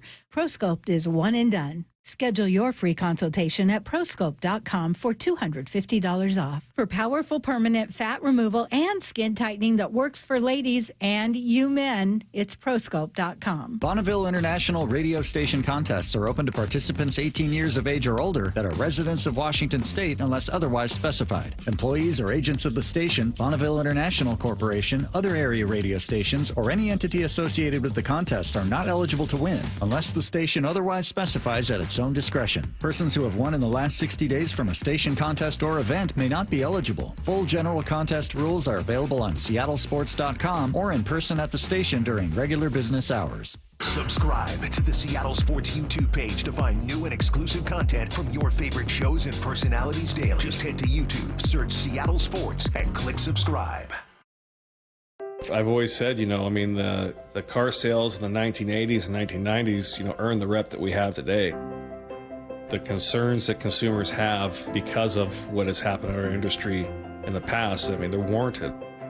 It's our job to show them that that's not how business is done anymore, right? It's very different business. It's much more transparent. There's much more information that's available to people. And we're much more customer focused than I think the car industry was, 20, 30 years ago. I'm more focused on providing good customer service and relationships because I think if you take care of people, money will always come. So I think just the philosophy and the focus for us has changed, where I was constantly chasing a paycheck and now I'm just constantly trying to take care of customers and employees because I know if I do that, then my paycheck will take care of itself. The LJ way is the Lee Johnson Auto family. Well, the longer days, the sunny breaks in the weather, they've got me dreaming of summer, right? Getting out in the golf course, heading on vacation, or just enjoying our beautiful Northwest region. Make this summer one to remember by looking and feeling your absolute best. You can do it, and if you start right now, you can accomplish that goal before Memorial Day weekend. It's Mike Salk here, and 45 days is all it takes. You can lose almost a pound each day. I lost 35 total with Eastside Weight Loss Clinic, and I'll let you in a little secret. Those 45 days, they're not even that hard. No crazy dieting, no cardio or crazy exercise. Definitely no pills or injections with any kind of potentially scary side effects. None of that. You're eating healthy, delicious meals that you make for yourself and buy at the grocery store, and you watch the pounds absolutely fall off. Find out if you can do it. I know you can. A 15-minute call is all it takes. No obligation. Schedule it right now at eastsideweightlossklinic.com. You got nothing to lose other than like a ton of weight. Go to eastsideweightlossklinic.com. Dr. Ryan Coogan, D.C. Results may vary. From the Quantum Fiber Studio. This is Bumpin' Stacy. Weekdays 10 to 2. On Seattle Sports and 97.3 FM HD2. No real update on Cooper Kupp signing anywhere, but there is an update on, or what Curtis is calling a Kupp date. There's a Kupp date. Trademark. From Jeremy Fowler. He says the Seahawks have been firmly in the mix for Cooper Kupp as teams await his free agency plan. Sources told Brady, Henderson, and me Seattle has attempted to sell Kupp on a vision for his next NFL chapter, and Kupp has been in touch with members of the organization. So it's not a he signed somewhere Kupp date, but it's like it's just a regular Cooper Kupp date. Yo, he listening. He's listening. He's texting back. He's answering the phone. Mm-hmm. And that's what's happening with Cooper Kupp. I would love for him to come to Seattle. Just kind of a fun story. Let's keep the offseason spicy and weird, which is what it's been for the Seahawks. Speaking of this offseason for the Seahawks, there are two new Seahawks to talk about, DeMarcus Lawrence and Marquez Valdes-Scantling. We heard from both these guys yesterday on with Wyman and Bob. Let's start from DeMarcus Lawrence. He gets insulted, Bump, when teams put tight ends on him. Definitely an insult. You make him pay for that. Oh yeah, I mean, when you are described as a defensive end, like off top, you already know you got to go against some of the best offensive tackles in the league. So in your mind, you have to be able to, attack that every time. So if a smaller guy comes up, that's basically saying like, we definitely can block you. You're not even worth putting our tackle on you. That's actually pretty funny. Yeah, he's 6'3", 265. What are you doing? This is what he does. He gets after the quarterback. No, I like that. Disrespect him. Please disrespect him this year so he gets going quickly. But no, that's one of the better matchups to watch is when you have an aggressive, dominant DN like Lawrence. I know you're going to see the numbers and not think he's dominant, but the way that he plays is dominant. You watch a good DN go up against a tackle, man, that's violence right there. That's like watching two elephants go at it in the wild. Like, you feel that energy. I love watching those matchups. You ever wonder what like a rhino and a hippo would be like if they were like fighting and what it would? That's that. That energy, you feel it. It's just different. Like when two little guys on the outside, Sure. you got a receiver who's 200, a DB who's 185. It's like, oh, look at them. You They're guys going just at hand it. slapping. It's like when like the featherweights fight. It's like nobody's getting knocked out. But when the heavyweights fight, you're like, all right, someone's going to sleep. What was there ever a moment in your career? You can go all the way back to high school, but like in college at all, where you could see like how someone was getting ready to defend you, or like where something maybe a defensive coordinator called or something that was happening, you were like, I'm being disrespected. Yeah. Yes. When you didn't send over, and especially in high school, if your best corner was not over me every game, I'm just throwing my hand up like Randy Moss. Like, come on, man. Did it work every time? Just right over just here. I look at my quarterback, Alex Cueva. Help me get a scholar. Just throw my hand up.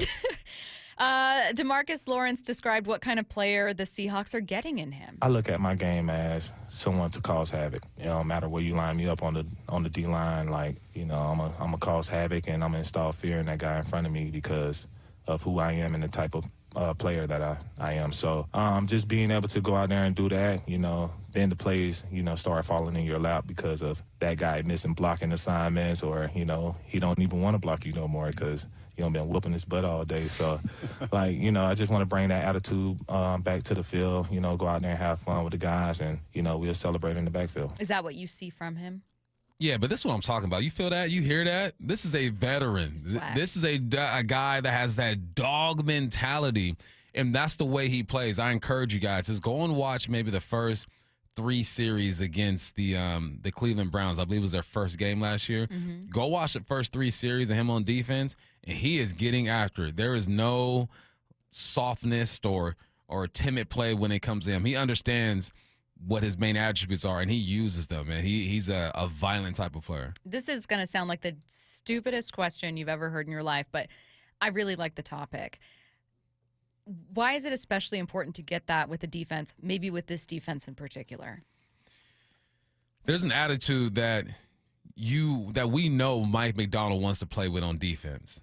And that attitude, you can have that attitude in the meeting rooms and your coach standing up there getting guys going. But things get real once you step on a football field, and you have to beat that man over you. And when you're on offense, when you're getting just dominated, and I've been on offenses where we feel like we can't get nothing done. We played Auburn the year that they won the national championship. And the first series, I'm getting off the football. The safety's putting hands on me. I see my O-line getting beat up, and I get back to the huddle. Everyone's breathing hard. I'm like, man, it's been 3 plays.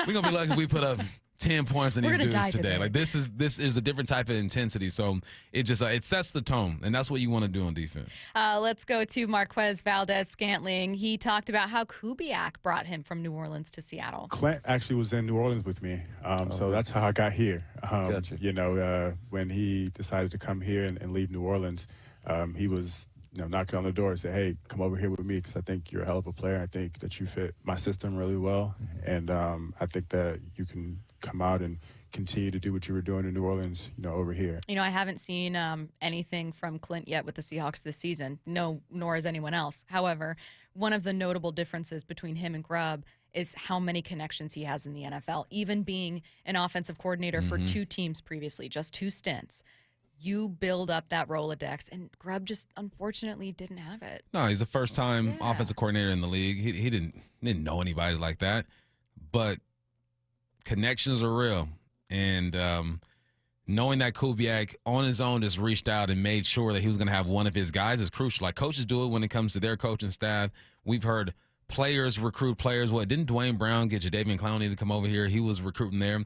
Connections are real, and you know what that player can do. So you design plays for him, and you know what to put around him so he can have that success. So it's important to have that connection, to have your guy.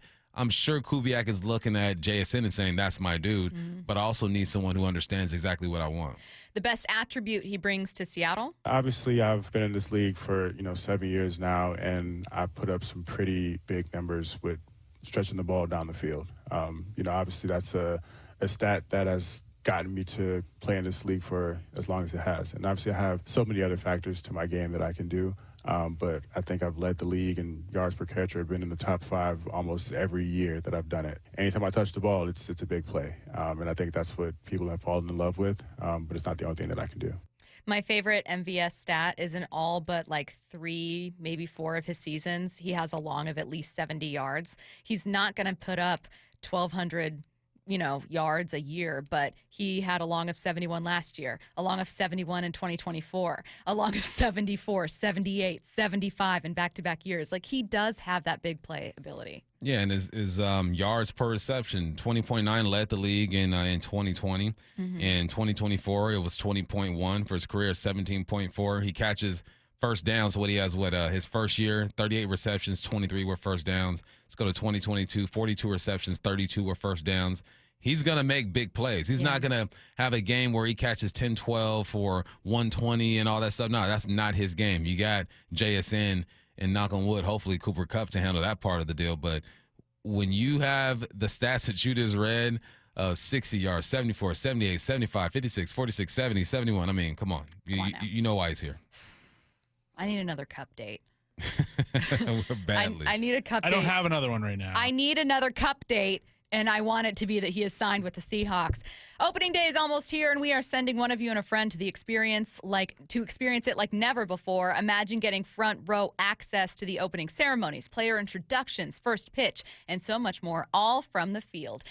All you need to do is open the Seattle Sports app to enter. Click the Win tab to find out how. If you don't already have the app, just text the word app, APP, to 866-979-3776, and we will send you a link to download. Enter daily to increase your chances to win. The contest runs through Friday, March 21st. The latest from Mike Macdonald. He doesn't think the Seahawks are rebuilding. That's next.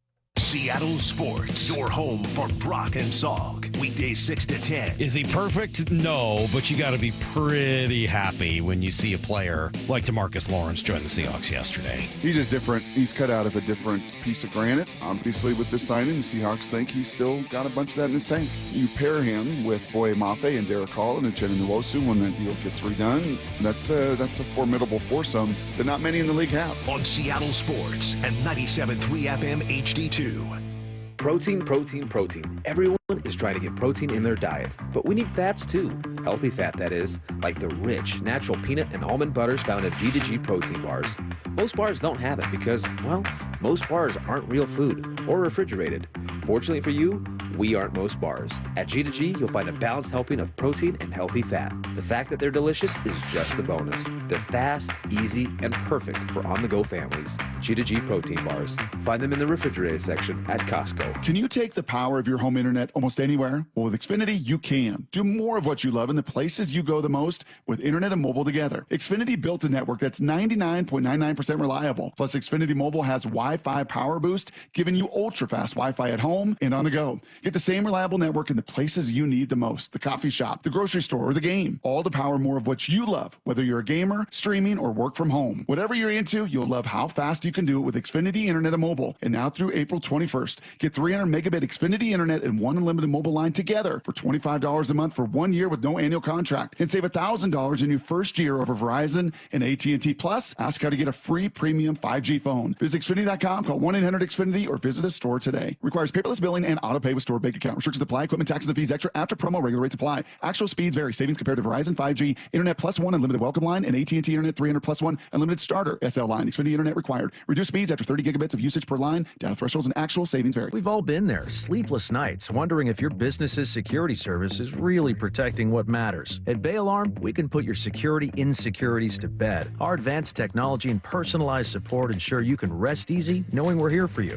BayAlarm.com. Hi, Justin Shirley, CEO of State Roofing and Exteriors. For over 55 years, you've trusted us for roofing, siding, windows, decking, and gutters. Call 866-ROOF-ROOF or visit stateroofing.com today to schedule a free estimate. State Roofing and Exteriors. Imagine finding your dream home and moving in right away. No waiting to sell your old place first. Sounds perfect, right? That's exactly what Orchard's Move First, Sell Later program lets you do. Buy your new home now and sell the old one later. Here's how it works. Orchard gives you cash so you can buy and move into your new home first on your timeline. No waiting, no showings, no double moves. Then the Orchard experts take it from there. They handle repairs on your old home and make price-boosting upgrades with no cost until close. Once they're done, a local Orchard agent lists and sells your home for top dollar. Orchard's Move First program gives you the freedom to buy and move into your new home first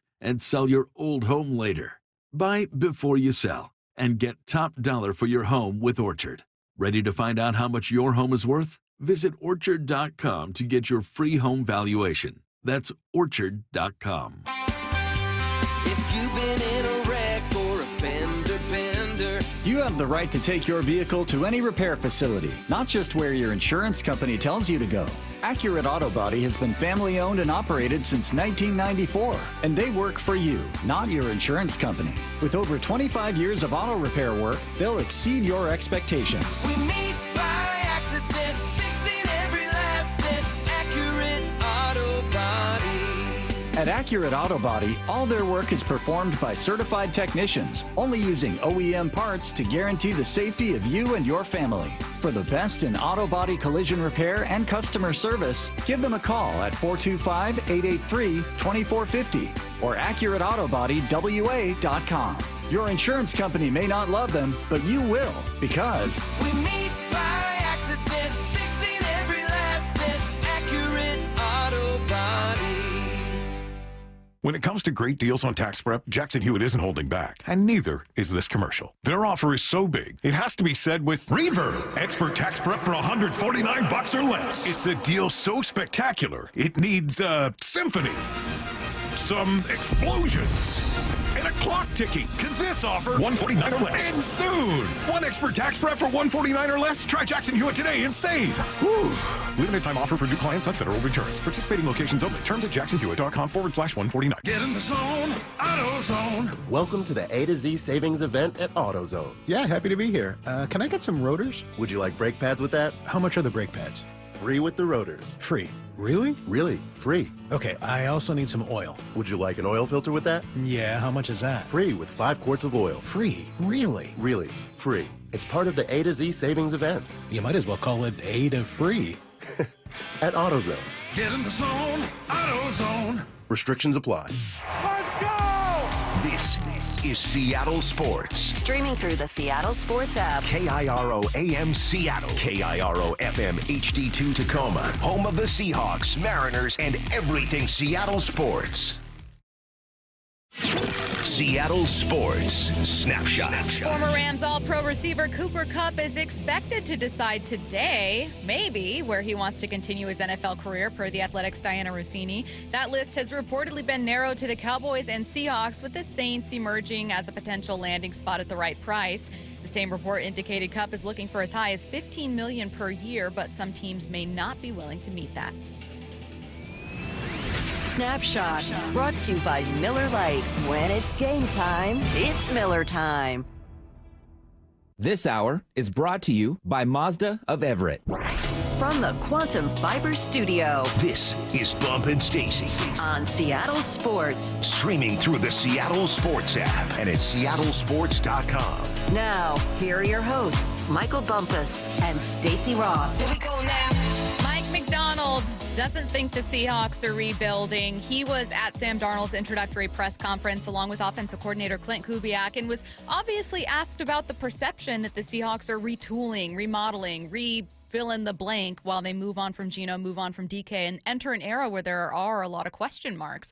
Here's what Macdonald had to say about the approach. I don't think that really showed up in our mindset throughout the whole process. I think all these moves, as serious as they seem to be, and they were, it's all through the lens of what's best for the team now and in the long run. Just seemed that they happened all kind of sequentially back to back to back, which was necessary at the time, but we're rocking, man. We're rolling. I think we're really excited about our future. And I mean, these are like the kind of the dull days of March with your team. You know, it's a dead period and all that. So we're building right now behind the scenes. So when the guys show up, you know, we hit the ground running at 100 miles an hour in April.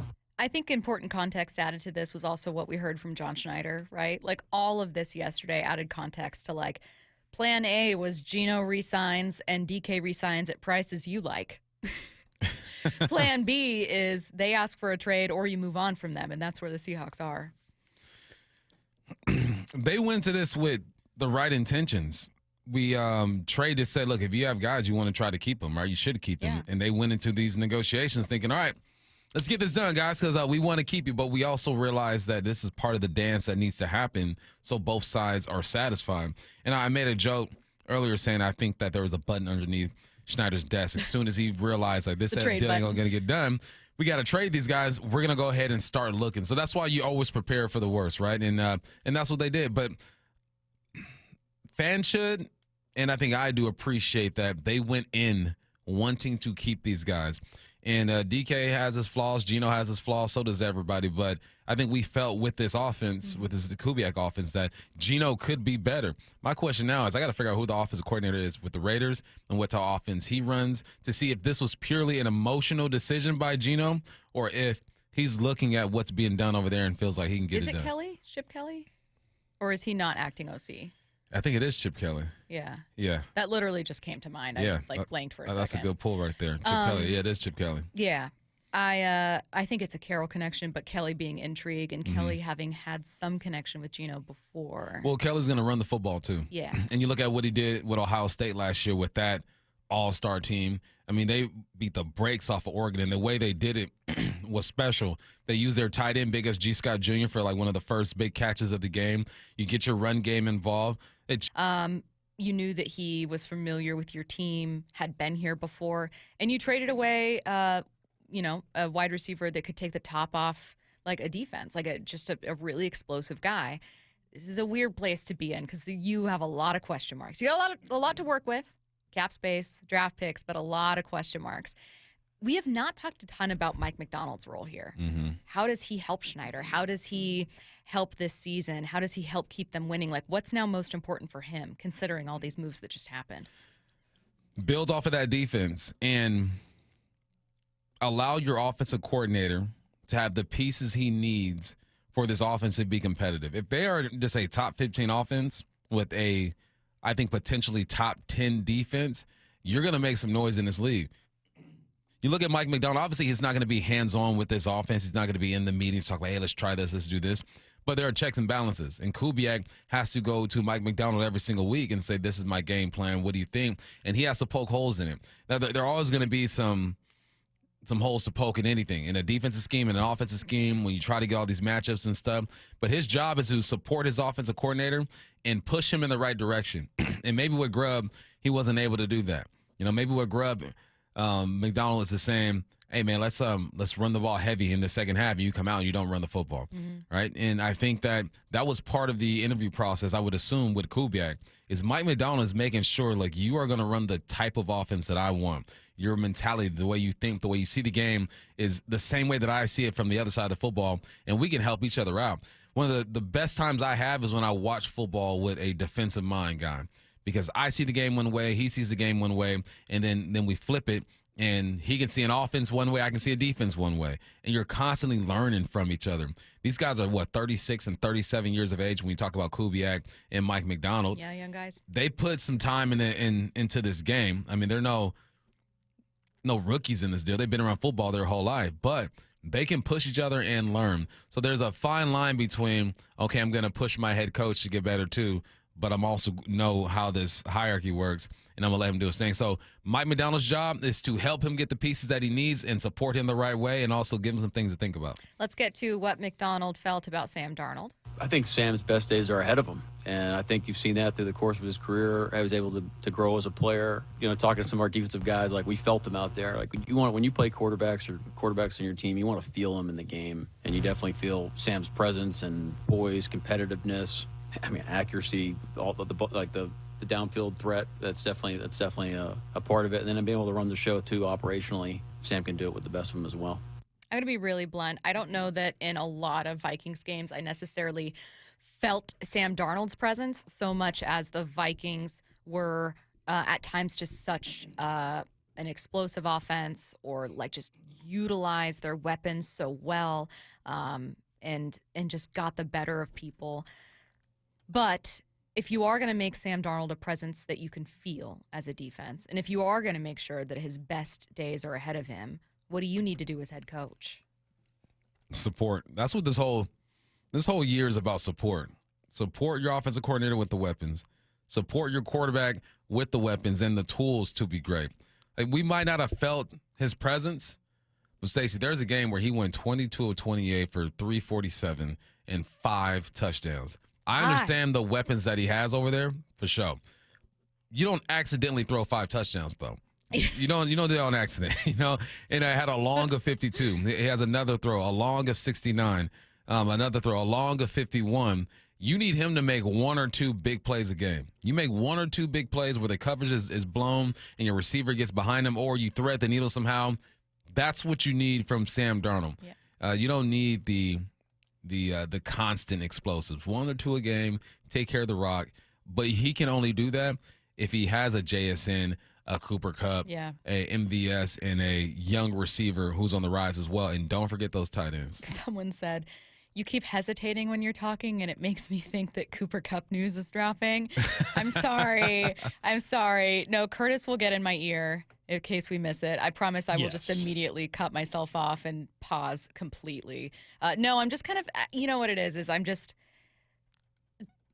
a lot of this week has been thinking about the Seahawks in ways I haven't before, putting it bluntly. So I think for a lot of the conversations we've had, even live on air, we plan out what we want to do that day. But I'm thinking about the Seahawks in different ways. I saw this offseason as being super predictable and super boring. I was not especially looking forward to it other than the possibility of them winning more games. I was like, okay, cool. Like, I could see a world where they win 11, where they get to the playoffs, but it's, God, they face so many of the same problems. How do they overcome that? I have not often talked about the Seahawks as a team that feels like there are 5 possible outcomes here. It's most off seasons I've entered for Seattle have kind of been the same. In what sense? In the sense that they're going to have a winning season most likely the following year. They're probably not going to win a Super Bowl most likely the following year. And it's either going to be for some period of time because the defense allows too many points or yards, or it's going to be... you can't run the rock. Or they can't run the rock. And it's going to be one of those 2 things. That's what's going to do it. And that has been almost every single offseason I've covered for the Seahawks. And there have been really interesting stories, right? You know what's funny is that I felt the same way about that, but I don't feel that now. That's what I'm saying. And I genuinely feel like they should be able to run the rock. Yeah. And I feel like the defense is going to be on point. But do you feel like that because they have to? I feel like they'll be able to run the rock because of Kubiak and the pressure he's going to get from Macdonald to run the rock, and the scheme I feel like fits the offensive linemen that are already here, and now they're going to add to that. I feel like the defense is going to be fine because of the linebackers that you found last year, your corners who are great, your nickel's good, your safety. The personnel on defense is on point. So this is the first time that I don't feel like they won't be able to play defense and won't be able to run the football, but I'm still thinking 9-10 wins, though. Well, and I still don't know. I can't tell if John Schneider views Sam Darnold as this is our guy moving forward, or we need to build up. We need to get a better foundation as a team. We need to get more talent, cheaper talent, younger, faster, stronger, whatever it is, and then we'll figure out quarterback. Or does he see Sam as like, no, I think this guy's a former number 3 overall pick. He was supposed to be the franchise for the Jets. I think he sees Sam the same way that I saw Hulu before I bought it. What? It's like, look, I got 3 months of cheap Hulu, and if I like it after 3 months, I'm going to buy this thing. Yeah. Hulu got a deal right now, $2.99 for 3 months. I'm mad. I wish I can go back and get that deal, right? I always think that. But I got it after I tried that little 3-month deal, and I bought into Hulu. And I think the 3 months is 3 years for Sam Darnold. Look, you got 3 years to kind of show us that you can do it. What are we going to do to help you? We're going to try to get some pieces around you. But the jury's still out. I don't think they're looking at Sam Darnold and saying, we got our guy. They're saying, look, he had a good year last year. We're going to put him in a good offense. There's room for him to grow. After year 2, let's talk about extending this guy or not extending this guy. Yeah. I agree with you, though, in terms of I think I know what team they have to be. and feel pretty confident that they can, because they don't really have resources invested in a ton of wide receivers anymore. They don't have $60 million against the cap going to DK and Tyler. But again, it's an offseason where I think, where do they go from here? Like, what if this is a rebuild? I go back to what Benjamin Solak wrote about this team, where he was like, there's kind of two possible outcomes. One, you're right about everything and you end up being a better team with Sam Darnold and fixing all your problems. Two, you crash and burn. There's a world where that's still a possibility, you guys. Yeah, it is. It is. 'Cause that's still there. Because you still have work to do. And even if you go, say they go get Becton, which I don't think they're going to do. No.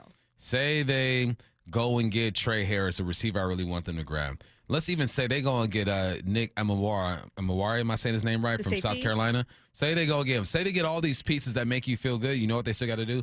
Come together. You still got to get on the football field, understand your assignments, get coached up. You still need your second offensive linemen to develop and get better. You know, you guys get into their second year.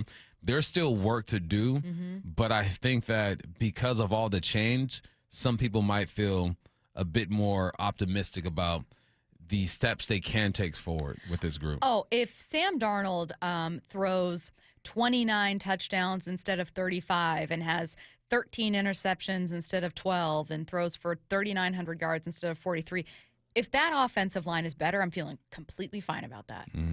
Completely fine. If your offensive line sincerely takes a step forward and either we see a solid year from Walker or Charbonnet or a good 1-2 approach, or you bring in another guy and he takes off, I'm feeling great. Yeah, I'm feeling great. You know what? If I see K9 press the B gap, wait for a while before he cuts back and breaks one, and he shows patience in the run game, if I see that, man, let's get it. Someone from the 253, Macdonald doesn't come across as a crash and burn rebuild coach. He certainly doesn't. He comes across as an incredibly competitive, very serious person. Get it done right now, coach. Yeah, I don't think that they're intent on doing that. I mean, look, Sam Darnold was the best possible name you could have signed, were it not Geno, to keep you from crashing and burning. Yep. But you need to figure out. Potentially. Yes, you need to figure out your offensive line. You need to maybe get another answer in your wide receiver room. Maybe it's a Cooper Kupp date that we get at some point today.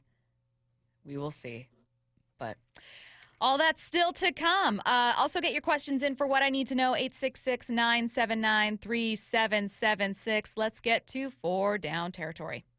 This is 4 Down territory, going inside the game. What former Seahawks and Coug wide receiver Michael Bumpus. First down, you've been watching the recent and late film of Cooper Kupp. What are you seeing?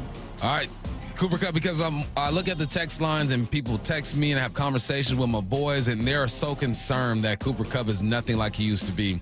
I went all the way back and watched film when he was wearing number 18 back in the day for the LA Rams, and watch some of his more explosive plays and some drives or whatnot. Here's the facts about Cooper Kupp. Has he lost a step? Yeah, he's 31 years of age. The yak is not the same. In 2021, he led the league in yak, 846 yards after the catch. Is he slow out of breaks? Yeah, he is. I'm not looking at the 24-year-old who entered the league. I'm looking at the 31-year-old. So now if you fast forward to the 31-year-old, he had 3 games last year with over 100 yards. 106 against New England. That was a win. 104 against the Seahawks. We know that was a win. And 110 against the Detroit Lions. I'm looking at the film, and I see a guy who has slowed down a little bit. But I see a guy who understands how to move defenders with his angles, with his body language, with his violence at the top of the route. The yak is not the same. The yak is not the same. I mean, I'm watching him in his early years break tackles, make guys miss. He's looking like a junior in varsity football, and he's the best player in the state. That's the way that he looked. But as you get older, your game starts to change a little bit. And I think people fall in love with what you used to be and don't appreciate what you are now. Just keep it in perspective. He's not going to come in here and get 1,200 yards. But I'm looking at him run these routes, make the difficult catches, and he's still better than most receivers out there. He just has to stay healthy. That is the one thing. He has to stay healthy. But to downplay what Cooper Kupp could be to this offense, I think would be irresponsible if you just keep it in perspective. But yes, he is slower. Yes, the breaks aren't like they used to be. But he is still better than 80% of the receivers in the league when it comes to the little fundamental things of being a receiver. Good technicians will always be able to get open. and I see Cooper Kupp contributing if he is here. I always feel that way about players who we remember as being like, oh, this guy is like Hall of Fame level talent, right? Bobby Wagner comes to mind, so that's why I say Hall of Fame level talent.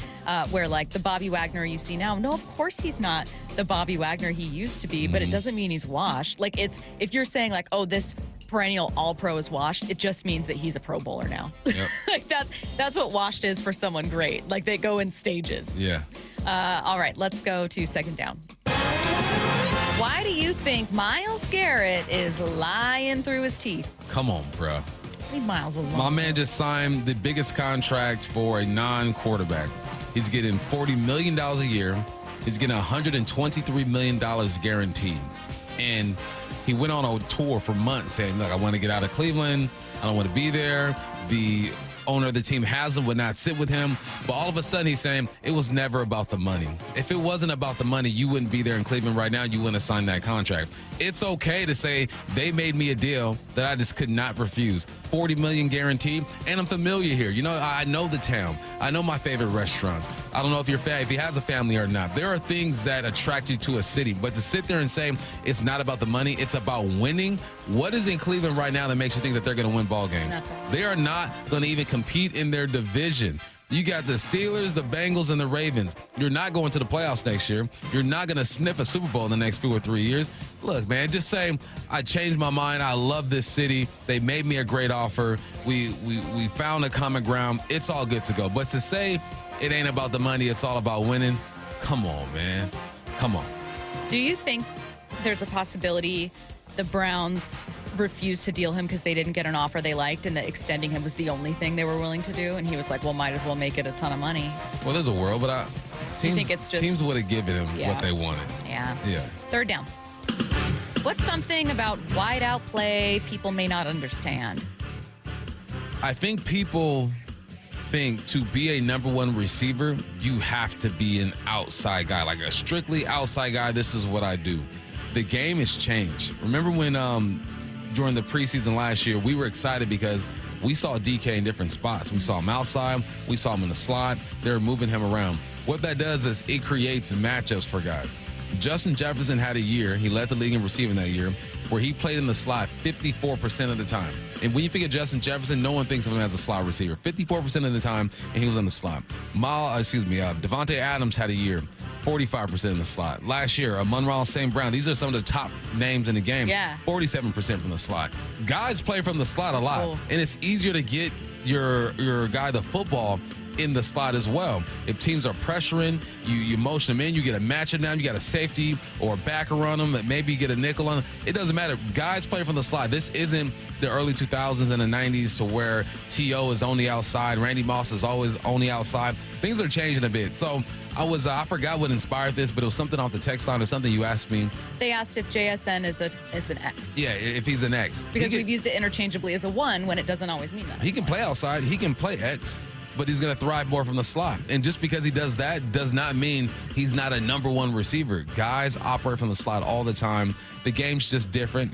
And I just wanted to clear that up for some people. Yeah, and there are teams whose slot receiver are their number one guy or primary. I mean, Khalil Shakir, I know it's not the best example because we don't think of the Bills as being like, they spread the ball around a ton. Still had 900. They're really balanced. But he got an extension, smaller guy. Keon Coleman, a rookie. Maybe he grows into that, but that's their X.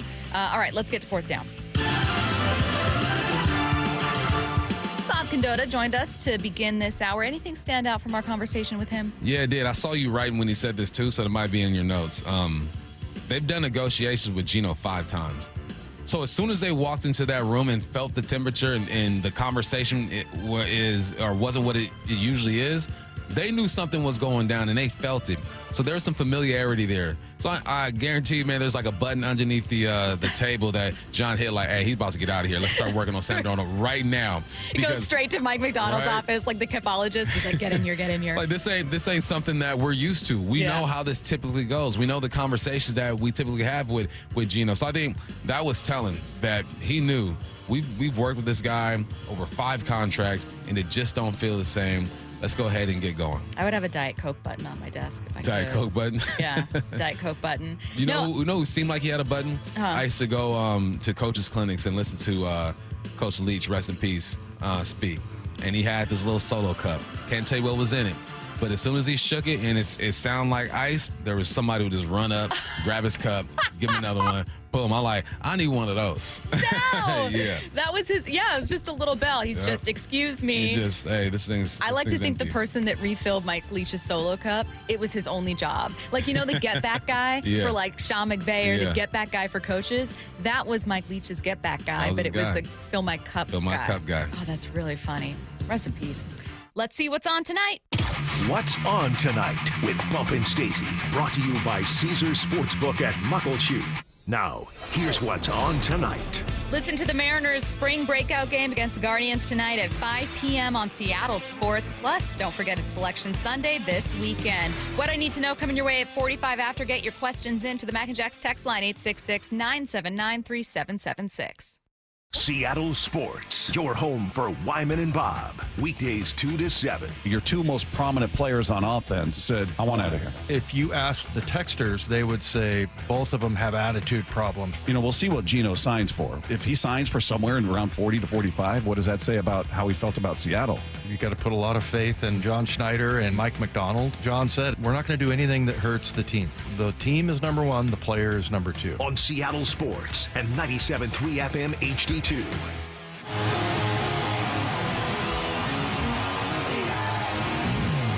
The Gene Simmons Band, live Tuesday, April 8th at Muckleshoot Event Center.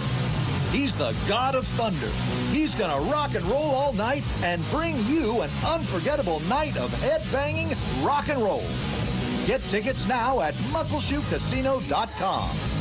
The Gene Simmons Band, only at Muckleshoot Casino Resort.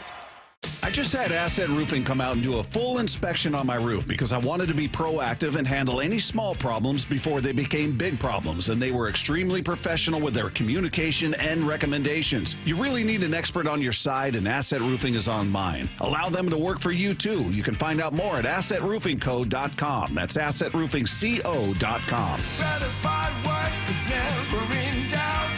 Asset Roofing, excellence is on the house.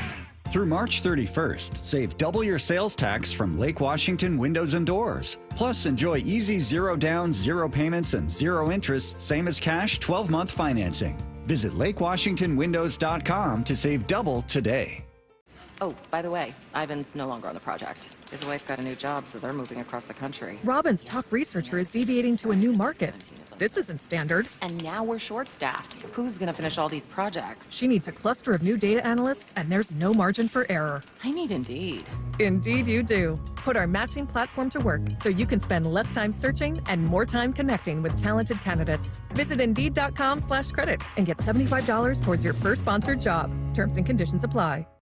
Whoa, it's you, the Capital One Bank guy. That's what they call me. Mind if I get a selfie? Yeah, sure thing. Say no fees or minimums on your Capital One checking account. Wow, that's a keeper.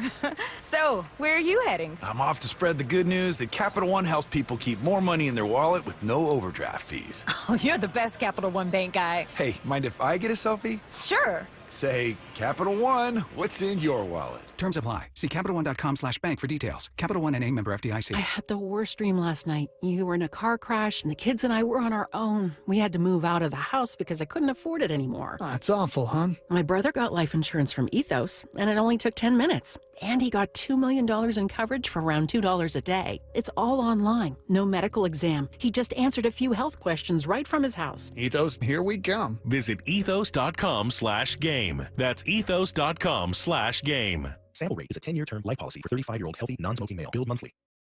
Transforming your land with a John Deere compact tractor is as easy as connect, latch, load, haul, spread. Cutting grass is as simple as roll, click, mow. Box blading is as effortless as hook, lock, grade. And backhoeing is as convenient as turn around, switch, dig.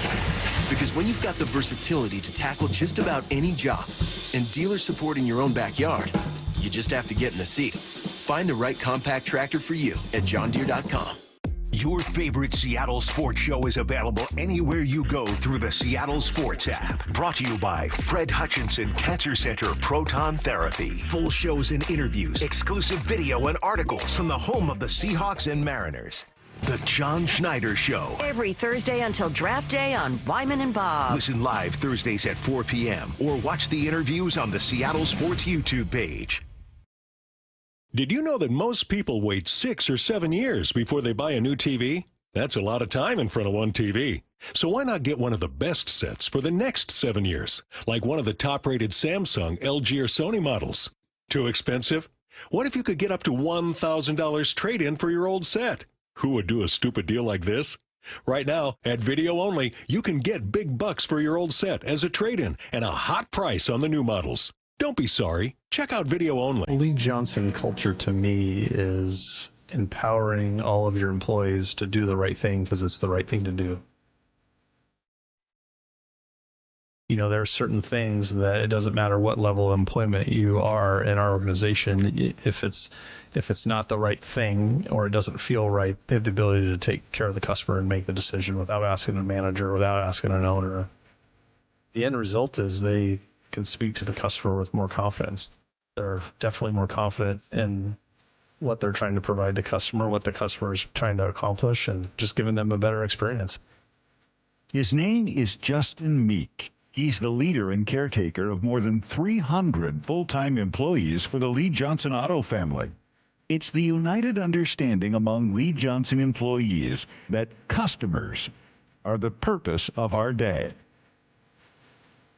The LJ way is the Lee Johnson Auto. We've all been there. Sleepless nights, mind racing, wondering if your business's security service is really protecting what matters. At Bay Alarm, we can put your security insecurities to bed. Video security, burglar alarms, fire alarms, access control, 24/7 monitoring, and more. Our advanced technology and personalized support ensure you can rest easy, knowing we're here for you, your people, and your business. Visit bayalarm.com to talk to a local security expert. Bay Alarm, we got you. This hour is brought to you by Mazda of Everett. From the Quantum Fiber Studio. This is Bumpin' Stacy. Weekdays 10 to 2. On Seattle Sports and 97.3 FM HD2. Every day at 1:45, we do What I Need to Know. It's how we wrap up the show every day. We kind of take listener questions, some really fun ones, so that we can end the show on kind of a funny note and a light note, which is great when you have like heavy news or big breaking news stories. Sometimes we get football questions. Anyways, so I'm collecting these questions on the Mac and Jack's text line, getting us ready for 1:45. And I get a listener who texts in and says, their What I Need to Know question is just an opinion. And they just say, I hate this offseason. They said, acquiring Cooper Kupp would excite me just as much as signing Sam Darnold did.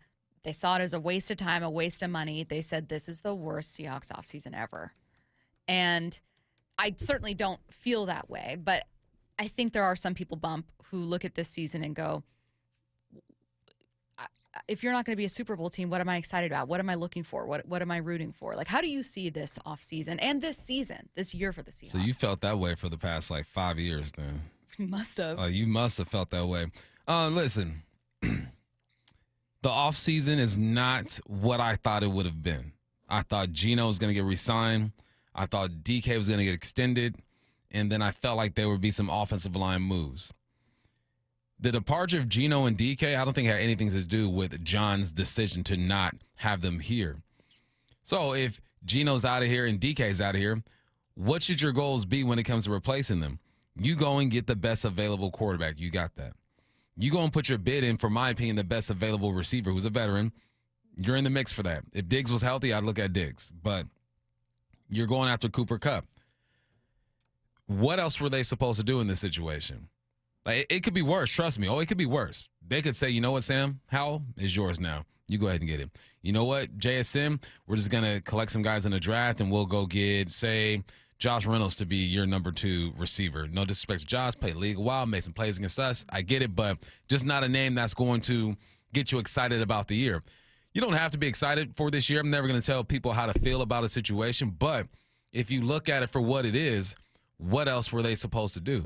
If they were to go out now and get Becton, I would say this is one of the best off seasons that I've seen in a long time. And then go draft a receiver and then go draft another offensive lineman, I'd say this is one of the best. One of the best because of the circumstances that you are in. You're only as good as your options. And there's not a lot out there when it comes to this period of free agency. There's not. We thought Trey Smith was going to be on the market. He resigns with the Chiefs.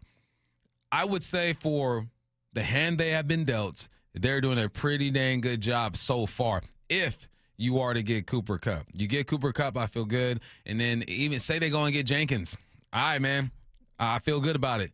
Becton is on my wish list, but next best up is probably Jenkins and then Will Hernandez. There are names that are the best available, and they've gotten the best available quarterback. They're in the mix for the best available wide receiver, and there's still room to get either the best or one of the best available offensive line. What else are they supposed to do? But I can understand why you wouldn't be super excited about this. Yeah, I mean, it's a team in transition, and a transition is rarely going to lead to a Super Bowl that year, right? In all likelihood, Sam Darnold will be somewhat of a downgrade from Geno because Geno was used to playing under pressure that Sam Darnold wasn't, and Sam Darnold late in the season kind of showed what he looks like when he's under a ton of pressure. That doesn't mean he can't grow, learn, adapt. It doesn't mean you didn't save money at quarterback, add some years to, how long someone could be with you. I understand it, but I think, to me, the worst would be a team clearly punting on a season. You mentioned giving the ball to Sam Howell and be like, hey, Sam, we don't actually believe in you, but run with this, buddy. You got it. That, to me, is the worst offseason. The worst offseason you can enter as a fan of any team you cover is one where you know the team has given up on themselves before you have, where you know that you're going to spend hundreds of dollars to take you and your partner and your kids and whatever, maybe you and your friends go to a game. They're not going to win. You have no faith whatsoever they're going to win. And I know that there are some people who go, well, give me that so that I can have pick 1, 2, 3, 4 overall, so that I can have all these resources. You and I have talked a million times about how much that can corrupt and ruin a culture, how much that leads to, free agents not wanting to go there, to people asking for trades. Like, outside of just the experience, that only leads to more problems. But think of the experience. It is March 14th. What if I were to tell you, hey, the Seahawks are punting on their season. They're not even going to try this offseason. So, yeah, you might get the number 3 overall pick, but you have to wait a year for that. More than a year. We're more than a month away from the draft. You got to wait more than 1 year. And in the meantime, until we get back around to the spring and the offseason, you are going to watch the worst Seahawks season you've seen in, I don't even know how many years, since the 90s. Yeah. It is going to be bad. You wouldn't want that. You would not want that. 4 wins, you're not ready for that life. 4 wins, you might not even have a top 3, 4 pick. No, you're not. You probably won't. But no, it's all about how you look at it. Half empty, half full, 3/4 full. I'm like at 3/4 right now. I still want to see some things.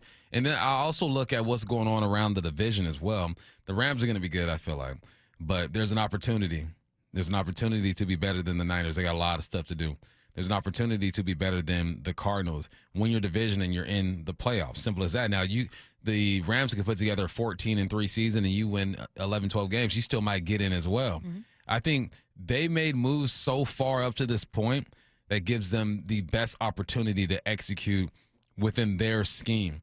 Like the DeMarcus Lawrence deal should not be taken lightly. I'm telling you, watch the film on this dude. He's better than what you anticipate a 32-year-old DN who only had 6 sacks last year is going to look like.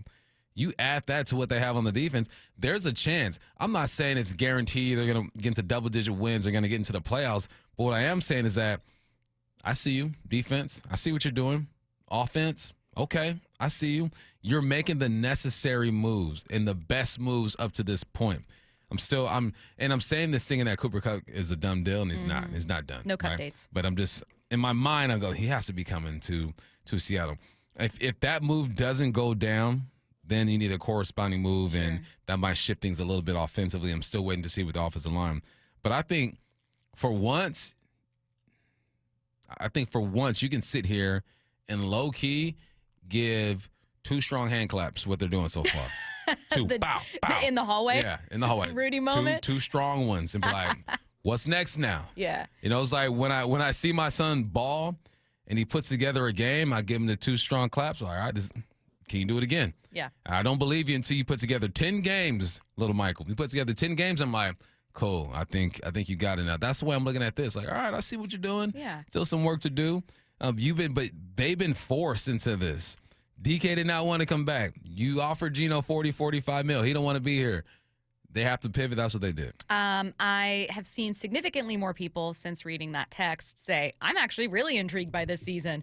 I don't know which way it's going to go. I'm suddenly more interested in the draft that I've been in a really long time. I'm suddenly wondering what a new quarterback looks like here. So let's speak to those listeners so that I'm not just responding to one person and instead trying to respond to many other people who share a completely different opinion. What are you personally, when you think of like, what excites you most or even intrigues you most? You don't even have to have confidence it's going to work out. What to you is most intriguing where you're like, I can't wait to see what happens here?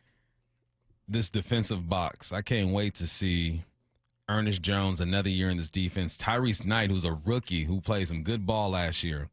Leo, get after it. You got DeMarcus Lawrence over there now. Sign Jay Reed to another year. Spoon's going to hold down the nickel. I think this was probably a big awakening for Reek. Like, all right, I might have to do some things differently during the season and during and off season as well. Kobe has established himself as a good safety. Jay Love is a Pro Bowler. What excites me is the way the defense is going to be able or should be able to support an offense that might get off to a slow start. We don't know. New offense, new coordinator, probably some new offensive linemen. Can K9 get back into his groove? I'm excited because there has been change. And I like growth. That is one of my favorite things in life is when I train kids. We train about 125 football players at my facility. And when I walk in the first day and I see this kid who has 2 left feet, can't tie his shoes, can't catch a football, and by the end of the year he's making plays, that's what it's about. Growth is what I love seeing. And that's what excites me about this. There's going to be growth in Macdonald. There's going to be growth in Kubiak. There's going to be growth in the offense, growth in the defense. Let's see where we're growing, and then we'll know where we're going. Hey, bars. That is bars. That is a bar. Mine is mine up. That is the best answer. Mine, and what I like about this offseason is the interest starts early. I'm very curious to know what this draft's going to look like. You got 5 picks in the top 92, starting with 18 overall. I know that that's not the same as 3 picks in the top 50. However, you have enough capital to move up if you want. You know what I mean? Yep. It's a really intriguing day 2 class. Lots of wide receiver talent, lots of defensive line talent. You can get some interior guards. You can get some interior offensive line help. It's going to be a really, really fascinating draft for the Seahawks too. And I really like that my intrigue level starts sparking early. You know what I mean? Like I don't have to wait until August to be like, oh, what are we working with? Yeah. No, we gotta start in spring going, what are you gonna do now? All right, you guys, get your questions in for What I Need to Know, 866-979-3776. When you're running the hurry up and don't have time for your favorite Seattle sports shows, listen to the podcast on demand. How about that? Unbelievable. Who would have thought? Every hour, every interview, every look behind the scenes. He is your new Seahawks head coach, Mike Macdonald. We want to play a certain way, and you're just going to chisel away at it every day. Find us on seattlesports.com, the Seattle Sports app, or wherever you get podcasts. All signs continue to point to it being the right hire. Never miss a minute of Seattle sports, the home of the Seahawks. Who has some of the best deals on new Fords and Isuzus in the Pacific Northwest? Wayscar Ford in Auburn. Who has a large selection of the highest quality used vehicles in the Pacific Northwest? Wayscar Ford in Auburn. What dealership promises no games, no gimmicks, and never any pressure to purchase? It's the same answer. It's still Wayscar Ford in Auburn. Who's the only Ford dealer in all of Washington to offer a 5-day or 500-mile, no questions asked, 100% money-back return policy? You're getting good at this. It's Wayscar Ford in Auburn. They offer a free lifetime powertrain warranty on virtually all their new Fords. How about this one? Who's the only dealer that will purchase your used car, pay you right up front, and then once they resell your old car, return 50% of the profit back to you? Only Wayscar Ford in Auburn. They've given back over $750,000 to customers who have sold them their cars. And finally, what dealership has been family owned and operated in Auburn for 103 years? You guessed it, Wayscar Ford in Auburn. Visit them at wayscarford.com. Millions of Americans take medicine like Ozempic and Zepbound. Many of them are overpaying by thousands of dollars a year. These GLP-1 medications for diabetes, weight loss, and more may not always be covered by your insurance, but GoodRx can help. GoodRx helps you save every month on prescriptions at over 70,000 pharmacies nationwide. Best of all, it's free to use. Check GoodRx to save on GLP-1s. Just go to goodrx.com/GLP. That's goodrx.com/GLP. GoodRx is not insurance, but can be used instead of insurance, including Medicare and other federal and state-funded programs. Old Spice Swagger Body Wash will make you the MVP of freshness and confidence. With its irresistible scent, it will transform your shower experience, leaving you feeling fresh on and off the field. Pair it with Old Spice Swagger Deodorant, the #1 aluminum-free brand that keeps you feeling like a Super Bowl champion 24/7 when used daily. But don't wait. This dynamic duo is available at Costco for a limited time only. Old Spice, official deodorant partner of the NFL and Super Bowl 59, where freshness meets football greatness. Hey, Green Gobbler here. So you've got a clogged drain in your bathroom. Water in the sink's overstaying its welcome. You're spitting today's toothpaste on top of yesterday's toothpaste. You hope that it go away. Yeah, clogs don't just go away. I make them go away. I'm Green Gobbler, the only clog dissolver you need. I'm bleach-free, safe for your pipes, and I work. Guaranteed or your money back. Because I never met a clog that was gonna unclog itself. Green Gobbler. Let the gobbler get it. Thanks for calling Discover. This is Nia. Hi, Nia. It's Jennifer. Did you know that Discover automatically doubles all the cash back you've earned at the end of your first year? Yeah, I work here. Okay. I was just double checking. Get it? Because Discover automatically doubles all the cash back you've earned at the end of your first year? Oh, you get me, Nia. You could say that I double get you. I guess we've taken it too far. You earn, we match. Discover Cashback Match. See terms at discover.com/creditcard. Opening day is just days away, and we want to send you and a friend to experience it like never before. Get front row access to the opening ceremonies, player introductions, the first pitch, and more, all from the field. To enter, just open the Seattle Sports app and hit the Win tab for all the details. You can enter once per day, so the more you enter, the better your chances. This contest runs through March 21st. Seattle Sports, home of the Mariners, and your home for opening day. Play ball! We are Seattle Sports, the home of the Seahawks, Mariners, and everything Seattle sports. Watch your favorite show live at seattlesports.com. Do you need a new roof? Don't wait for summer to replace it. 3 Tree Roofing is here to help you save big this winter. Avoid summer's higher prices and longer wait times and protect your home's integrity now. Visit 3treeroofing.com for your free on-site estimate. Our certified installers make it easy and worry-free, no matter the season. Don't wait. Book your estimate today at 3treeroofing.com. Mention this ad and get $500 off your roof replacement. 3 Tree Roofing, your Puget Sound roofing experts. You're free now. Free to stream beyond your wildest dreams. Rom-coms, slasher-coms, space operas. Free to fill your feed with impossibly chonky chonkers. Cats, corgis, babies on demand.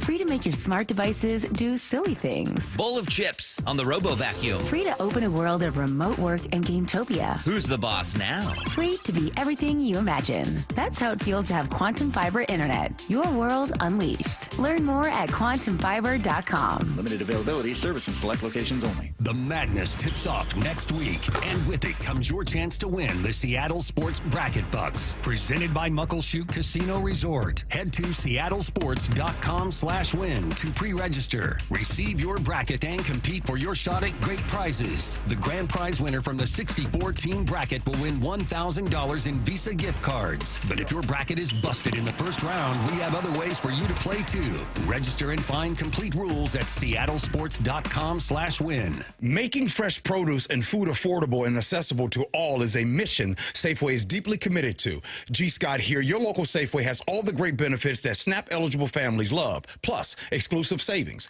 Right now, save 50% on Fresh Pass memberships, plus get a monthly $5 credit, free unlimited delivery, $10 of free produce, and double rewards. Check out your Safeway For You app for all details and savings, or visit safeway.com/snap for details. From the Quantum Fiber Studio, this is Bumpin' Stacy. Weekdays 10 to 2 on Seattle Sports and 97.3 FM HD2. It's what I need to know. Get your questions in to the Mac and Jack's text line, 866-979-3776. It can really be any question. You're going to get a feel for it once we run through a few of these. What I need to know. I'm going to start with non-sports, 2 non-sports. It's Pie Day, 3/14. What's the best pie? Correct answer, says this listener, because it's not mine, is strawberry rhubarb. Apple pie. Easy win. The correct answer is, I think, coconut cream pie or like a key lime pie. I can get down with key lime, but I'm Thank you. apple pie. Apple pie. Okay, well, you guys are wrong, but we'll move on. Matt, do you have one? Key lime. Thank There's actually you. a food take we agree on. Thank you, Matt. This is exciting. Thank you. What I need to know. The bet. The infamous bet between us now. What constitutes better stats? What if the stats are split? Do wins count? We have not established this. I'm going.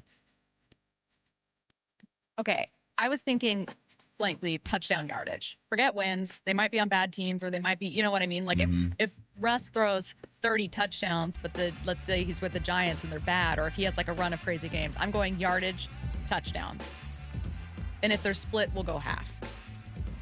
We're talking about our bet, right? Yes. Yardage touchdowns. Yeah, let's do that. That's fine. I think you'll win, Yeah. but Yardage touchdowns. I believe in you, Russ. Don't let me down. Please get a job. Don't. You don't believe in him. Let That's the me thing. believe on my terms. What I need to know. Me and my wife are having our party tomorrow for our birthdays, joint birthdays. It's a seafood boil, 10 people. How many pounds of crab am I supposed to buy? Asking the wrong guy. Yeah, I wish I could help you, but I've never done a seafood boil. that's out of my Whatever pay you're level. thinking, probably more than that. Yeah. That's my guess. Definitely add to it. I mean, 1 pound of crab per person. Is that too much? How much is a pound of crab? I know it's a pound, but does that like fill you up? I'm sure it would. Yeah. couldn't tell you. A pound of any food should fill you up. One would think. But they said 10 people though, right? 10 people. See. How many little crabbies? So I've been to the crab pot a few times with like a group of like 7 or 8 people. You have friends, we get it. Yeah, I know, I'm popular. And they'll dump out like 2 or maybe even 3 of those big time pots. So I'm just thinking, whatever number it is you have in your head, it's probably not enough. Listener, someone says a 1/4 pound per, and someone else said 2 crabs a piece. So, how about this one for our bet? Someone just said interceptions.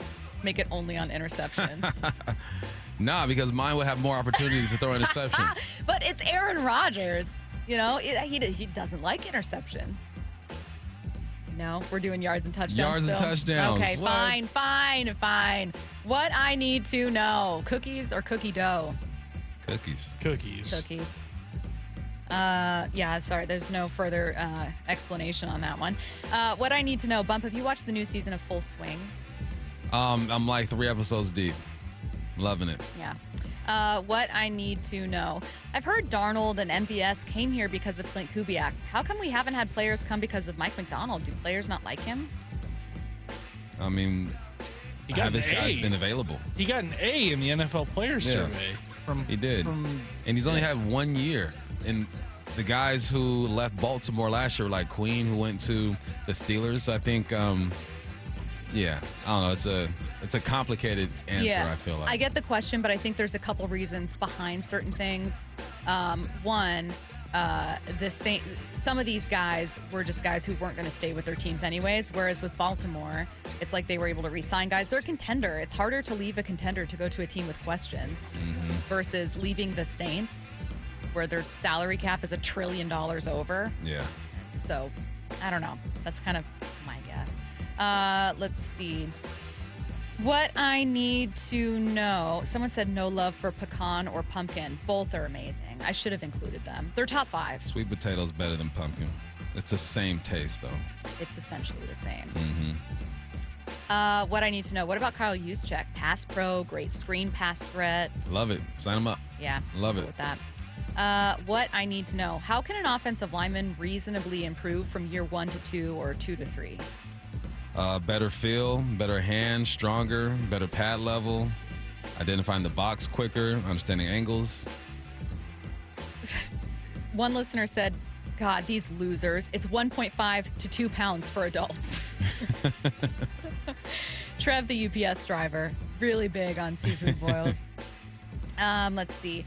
What I need to know. Better seasonal candy. This is right up my alley. Easter Peeps. Or the Hard Heart candies from Valentine's Day. Oh, horrible Gross. choices.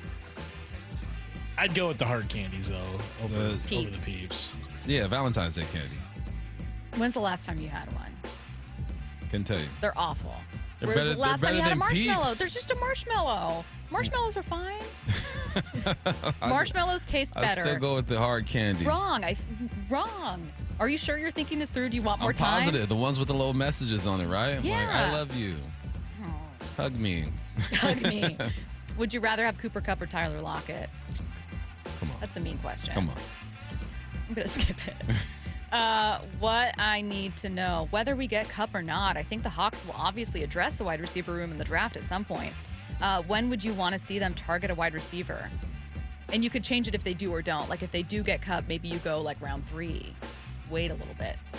It depends what they do with the first one. They get offensive lineman or best available, whatever, 18. Yeah, 2 or 3 is fine. I got 3.